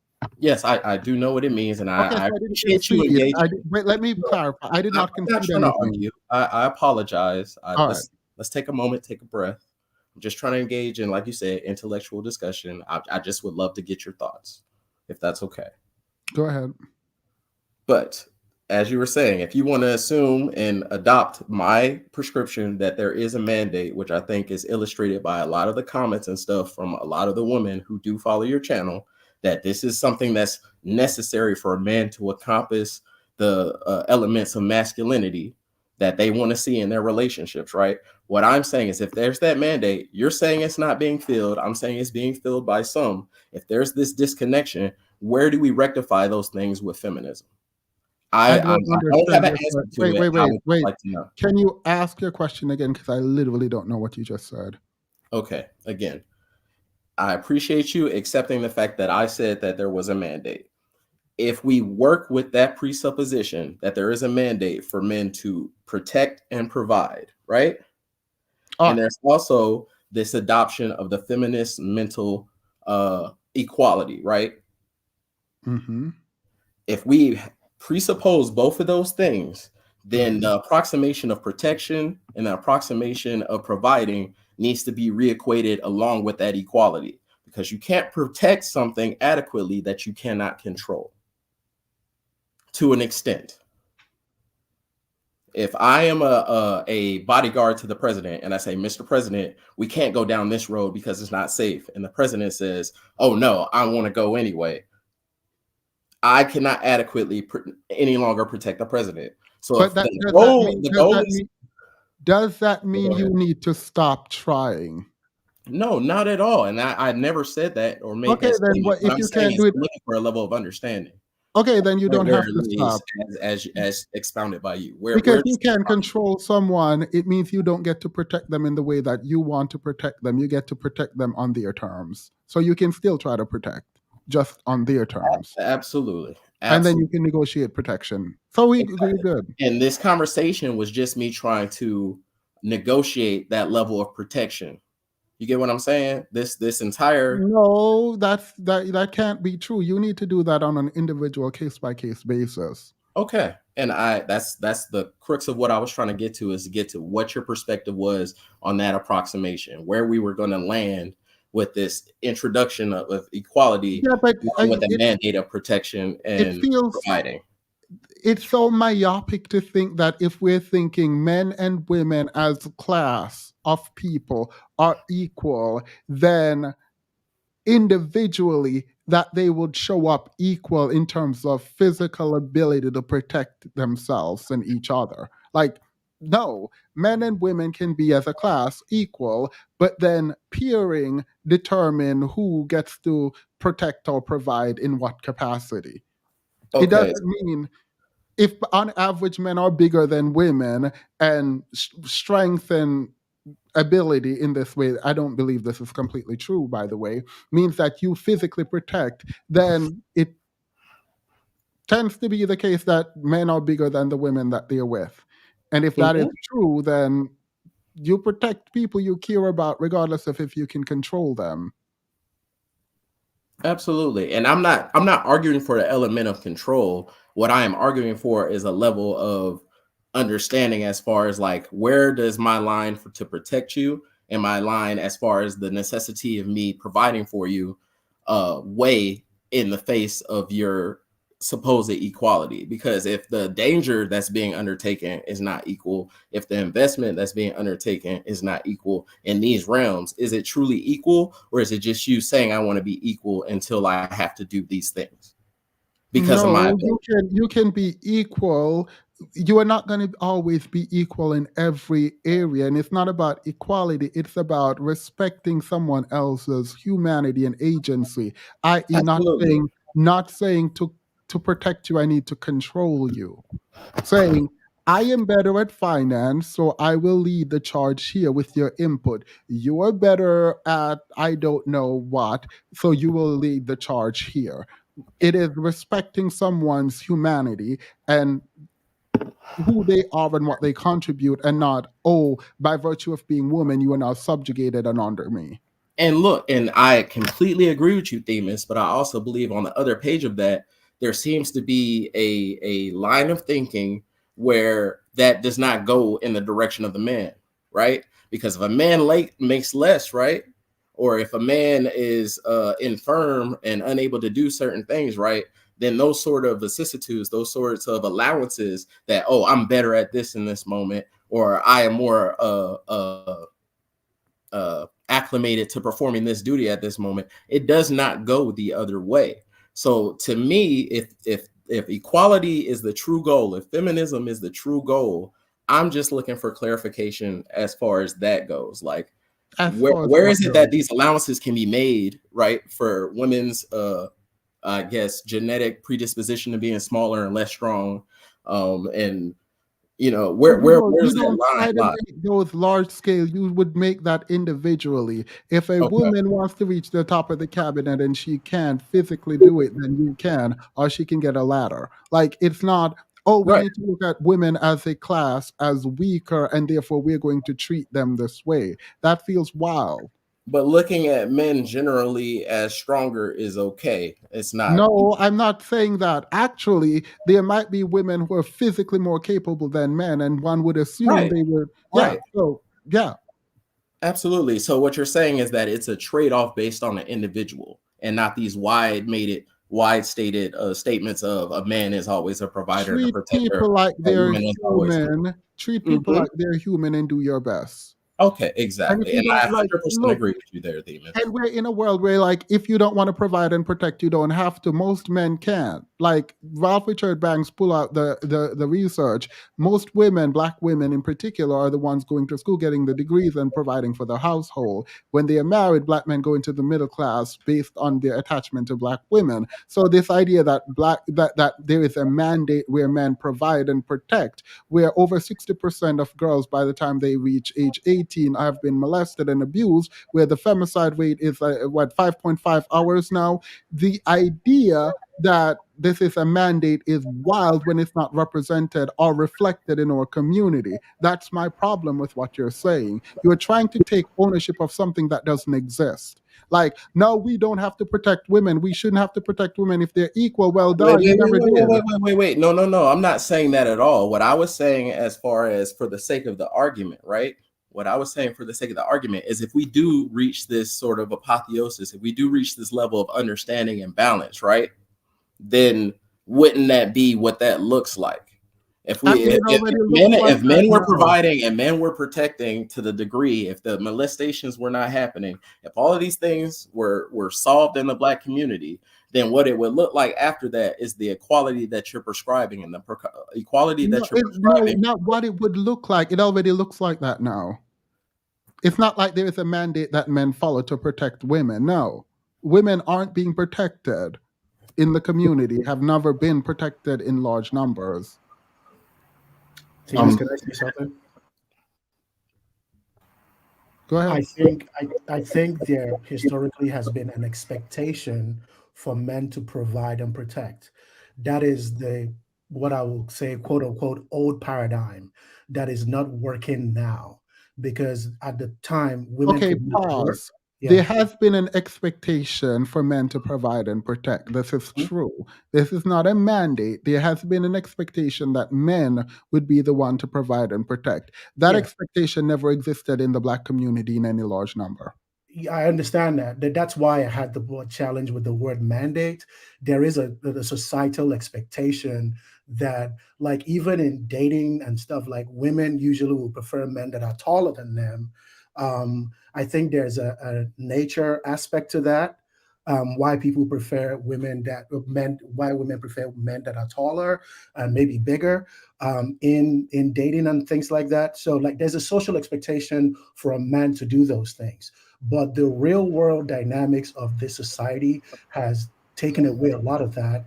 The police is there to protect us most of the time, and that meant I've gone through 40 some years of my life, and it's only been like two or three instances where I felt like I had a need to protect the woman that I was with. Some people go through their lives without having that need anyway in this modern society that we're living in. So that has been taken away from men generally, in the real sense of the word, but we're still holding on to this emotional concept of men being able to provide and protect, which is where we have been historically taught to draw our value from. So I think is that this conflict of this crisis of masculinity is us not knowing what we're supposed to do outside of that expectation, social expectation that's gone on for thousands of years, and we don't know what to do with. We're capable of protecting themselves right now and providing for themselves. That's what this whole conflict is about. Hey, Themis, can I ask you something, sir? Men aren't protecting women because the fem side way decide. Go ahead, Gary. Do you look at marriage as a partnership or marriage as a team? Because in my experience, marriage is a team, and every team has a franchise player, Themis, and franchise players are asked to do more. And then on every team, you have role players, and role I'm players. assuming you think the man is a franchise player. No, not really. He who brings in the greater resources is the franchise player. Okay, so it's never the man. Well, I don't know, because in my relationship, I've always been a franchise player. But nowadays, men aren't Girl, how are required. you the franchise player? Weren't you out there cheating on your wife? Yeah, but she never grew The only hungry thing and you were bringing in that house is infidelity, girl. Absolutely not. Don't sit up here talking about you were the franchise player when you're out there cheating on your wife. Like, what do you mean? I was the franchise player in my. when I say franchise player, I mean as far as resources, as far as more was expected of me because I had more resources, so I needed to do more to make things happen. That's what I mean, franchise player. And Um, I'm sorry that you keep. the men's panel is going to be canceled until further notice. I don't think I thought I could do this and I can't. I'm going to explain something. I have changed a lot in my time on YouTube. I have, and I will own this. My patience isn't where it used to be. Having someone up here who admits to cheating or talking about they were the franchise player is wild to me. Like like the fact that you would even think of yourself in that way is like absolutely bizarre to me. Like that feels like you have zero self-awareness. You were cheating on your wife going through menopause after you told her she needed to take hormones, and you left her for the woman you were cheating on her with. And you have the audacity to sit up here talking about you were the franchise player girl. What? I'm accounting you. No, I got another team, Themis. Thank you. A woman birth And just add, you. uh, I just want to add if that's all. Yeah, go ahead. Oh yeah. I was just gonna say there it feels like there's this, at least what Gary was saying.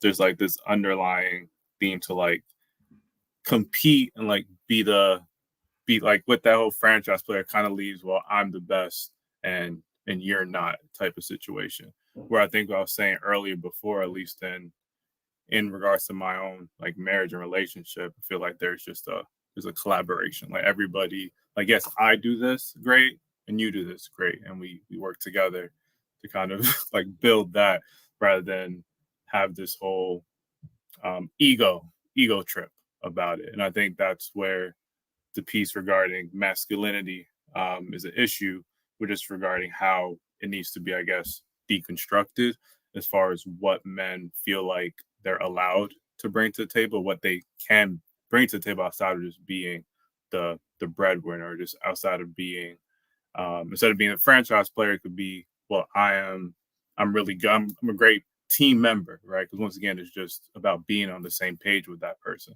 I feel like this just creates more division. And if someone's men's feeling gets butthurt, as what's been said on the chat, that leads then to violence, because someone's ego is being triggered and it can't be handled, and because of whatever lack of coping skills and not able to subscribe to this masculinity, that just creates an issue. But I think that's something that men have to be okay with. Like, I can't always be the provider in this realm. If she's making more money, cool. But at least now, as a collective, we're making more money together, which is kind of my whole thing. To be clear, by the way, Dante and Katie, who you're the newer people on here, please note that if you all ever want to have a discussion, we can. I don't mind. But I hearing someone who owned that they cheated,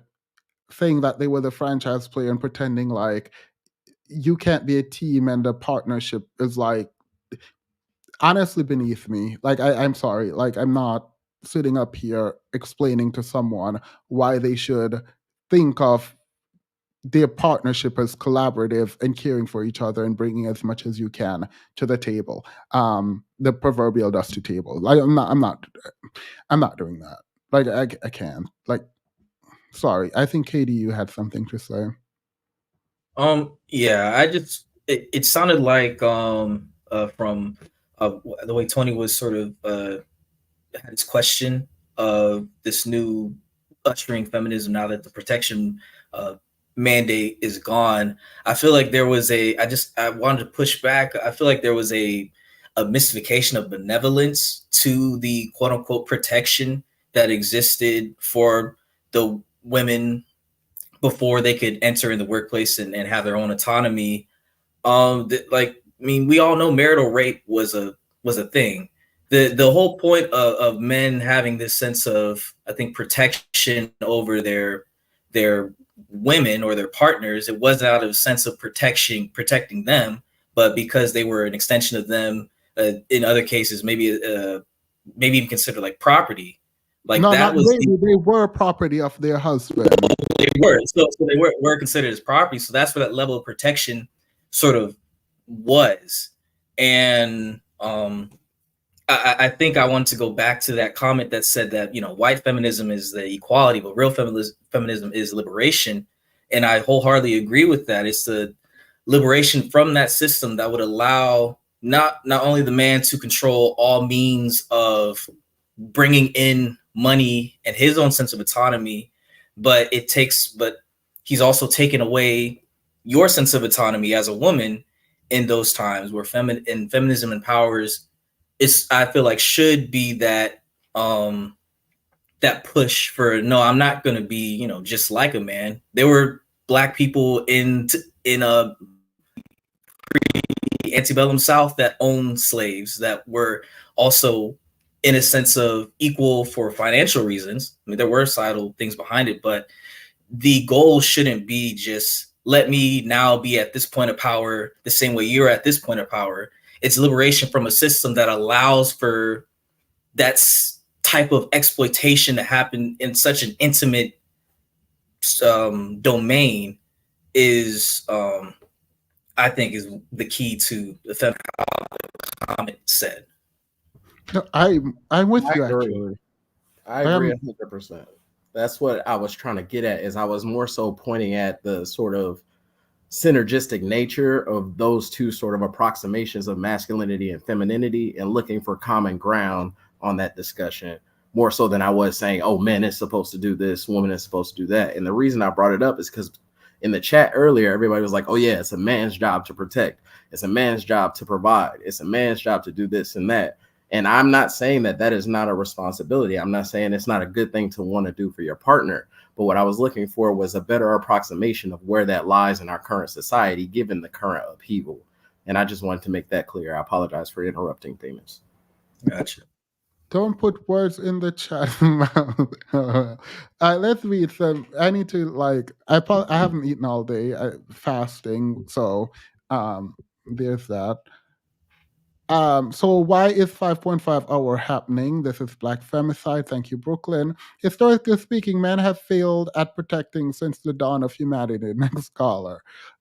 Yeah, women aren't generally protected in a society of men that preys on them. Like the idea that there's a mandate, like even if you say there's an expectation, I'm willing to like abide that in a conversation, but a mandate feels too affirmative and too affirming from a society.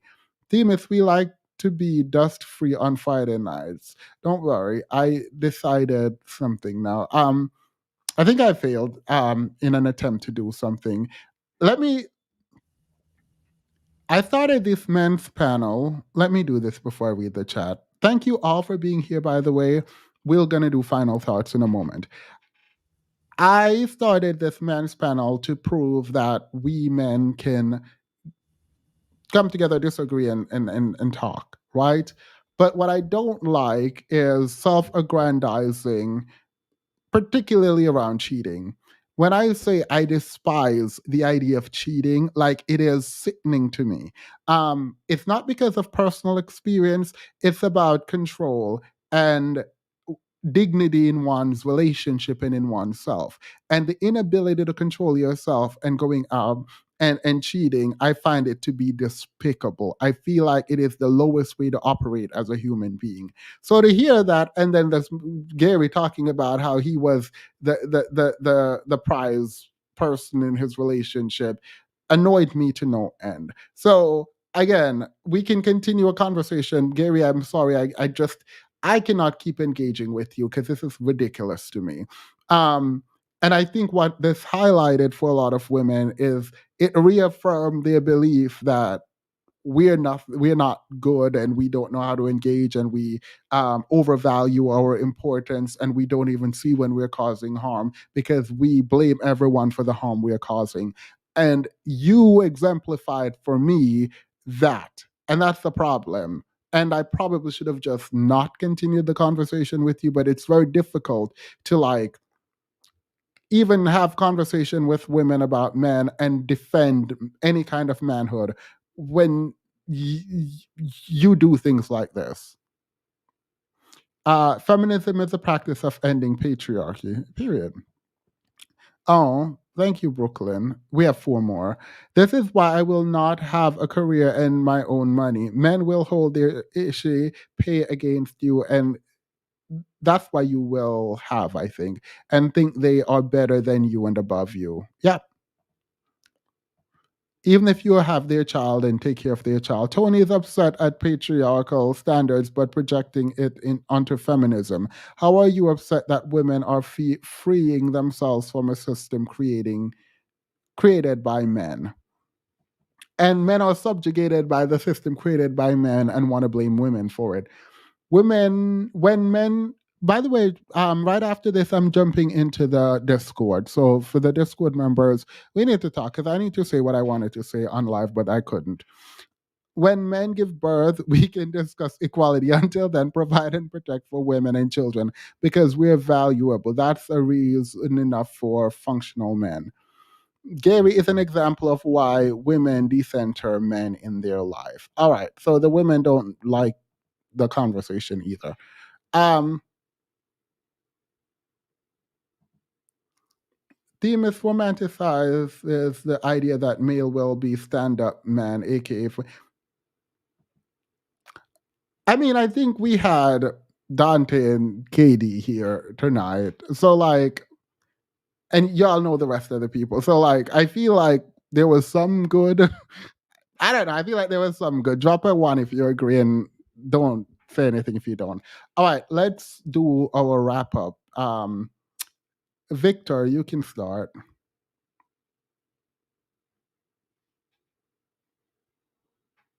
All right, Victor is asleep. Obi, go ahead. Thanks, Themis. I don't think you should be discouraged from this kind of conversations because it helps us hear what other people are thinking. and to know that these kind of things exist in the world, and so that people can learn how to move accordingly. But the final thing I'm going to say is that I think in this new age and that we're living in, it's incumbent on men to redefine what masculinity means today. I take pride in strength, in being resourceful, in taking care of my family. When I'm able to do that, that brings me joy. That I'm able to create a vision and bring people together, and we are all living well. But I think more than physical protection, what men should learn is that women of today value emotional protection better. When you are in a monogamous committed relationship with someone and you violate that, that's one of the reasons why women don't want to engage in, because you're tearing their hearts apart, and you're that is it's very, because it's not physical damage, it's emotional damage that can actually be worse than physical damage. Just because we don't see it bleed doesn't mean it doesn't hurt, and it can actually damage someone's life. So I think we can still provide emotional security and emotional protection for the women and the people in our lives. That's all I gotta say. Thank you. Victor, are you there? No. Gary, your final thoughts, if you want. Well, I'd like to thank you for engaging me, and this man panel is very useful. I would like to hope that you would get more men from a lot more diverse opinions. That's what you think the problem is? No, that's what I hope you would do with the panel moving forward. But I think that the problem is that, everybody has their own idea of what a masculinity is supposed to look like, or how it was sold to us wasn't really packaged right. So, All right, Tony. Sure. I just wanted to say that I really appreciate the fact that you did gather this men's panel. I enjoyed hearing the statements and perspectives of everybody else. And what the question I was positing earlier was, it was simply a question to you and to the chat, as far as like, now that we recognize the paradigms that we're operating in, now that we recognize the synergistic nature of men and females relationships and perceptions of masculinity and femininity, where do we as a group come together to establish the new lines? Dante said before, it's supposed to be a partnership where I'm weak, you're strong, where you're strong, I'm weak. But it seems like there's a picking and choosing on both sides about when that is appropriate and when that is okay. And I recognize that that is an individual thing. And I recognize that's something that we have to also iron out and come together as a culture. And I just appreciate having the opportunity to sort of deconstruct that with these other intellectual men. So thank you for that. Thank you. Dante. Yeah, I don't really have too much to say, but I do appreciate, being a part of this. It's my first panel. I hope I I did. appreciate you coming on too, by the way. Oh, yeah, I thank you. wanted to investigate your career a little bit more and kind of use it to help, but never got to it. But I do appreciate you coming on. Yeah. Always the next time. I'm down for it, so I didn't get too much hate. I think I just need to get more comfortable on screen. But otherwise, I do appreciate the conversations, especially from like KD and Tony and Obi. Yeah, it was great experience for me. So I thank you, thank the chat. And yeah, hope I've brought something, a different perspective. Yep. I mean, honestly, all men had to do was come up here and be like decent. And literally it. Just come up here and do not say I'm cheating on my wife. That's like it. I feel like that's the bare minimum. Just come up here and just be like a decent human being. Just that.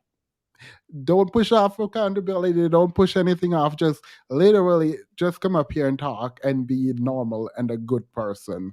That's it. Katie. Yeah, this was. I enjoyed myself. 5 hours. I don't even. I've only had conversations with certain people for more than 5 hours, but this was great. I like I like this setting to where if we do have differing opinions, we can. Oh, I feel like this is a space where we can have them challenge others, and it only makes us stronger at being able to deliver information. And if we have intended goals to to help fix the community. It's spaces like these that would help us come up with those solutions, or at least they're supposed to. So I do appreciate you for putting this together and inviting me as well. I did send you the 2 donation links just in case you wanted to share that with folks for the 2 mutual aid things that I have or that I'm a part of. Other than that, I definitely enjoyed this. I will. Can we talk? Because I would have to actually go through it first before I Oh yeah, post it, so that I know what I'm looking at and I can look back and investigate before I tell. Because I don't ask for money on here. I don't know oh why yeah, people super of chat course. me, but I would have to see through it first. But I do appreciate that, um, and I'll donate too. So thank you. Thank you all. There won't be a men's panel next month. We're on hiatus until I can figure out with my moderator how, because I don't want to like lie, right? Like I don't want to shape the panel in a way where I only pick men that are like I know won't come up here and say some foolishness, because then that's me kind of trying to skew the way things operate. But like I just don't feel like I should be up here debating about women's humanity. Like it just, I feel like that shouldn't be a thing. So we definitely are not doing it next month. I need a break and I need to go back to the drawing board because something about how I'm facilitating this panel is wrong. Um, and I don't mind debating, but I don't want to have to do a bunch. No. So thank you all. I'm sure Dante and KD will be in touch. I have your email, so I will reach out to you all. And we might set up another stream where we go over actual content as opposed to having a panel, because I do enjoy actually talking to you both. Partly because it is introspective and I don't get a lot of people who are very introspective. Um, so I actually like that. Tony, I think you and I disagree on some fundamental things, but that should happen behind the scenes because I will probably reach out to you if I can. I don't think I have your information, but if I can, to discuss where we disagree. Obi, you're always here. Petty and I have a show. Gary, Phoenix, how do I send you my email so you can message me so I can be more prepared? um, I don't have social media at all, so I don't know. There, if you go to the community tab, there is a link. They are just email, not link, but there's an email. They are just email that, and the moderators will give it to me, and I'll email you directly. Gotcha. Thanks, man. All right. No, thank you. And thank you all. I appreciate you spending 5 hours with me. I wish there was something I can do. But Katie, reach out to me and we'll talk about your thing.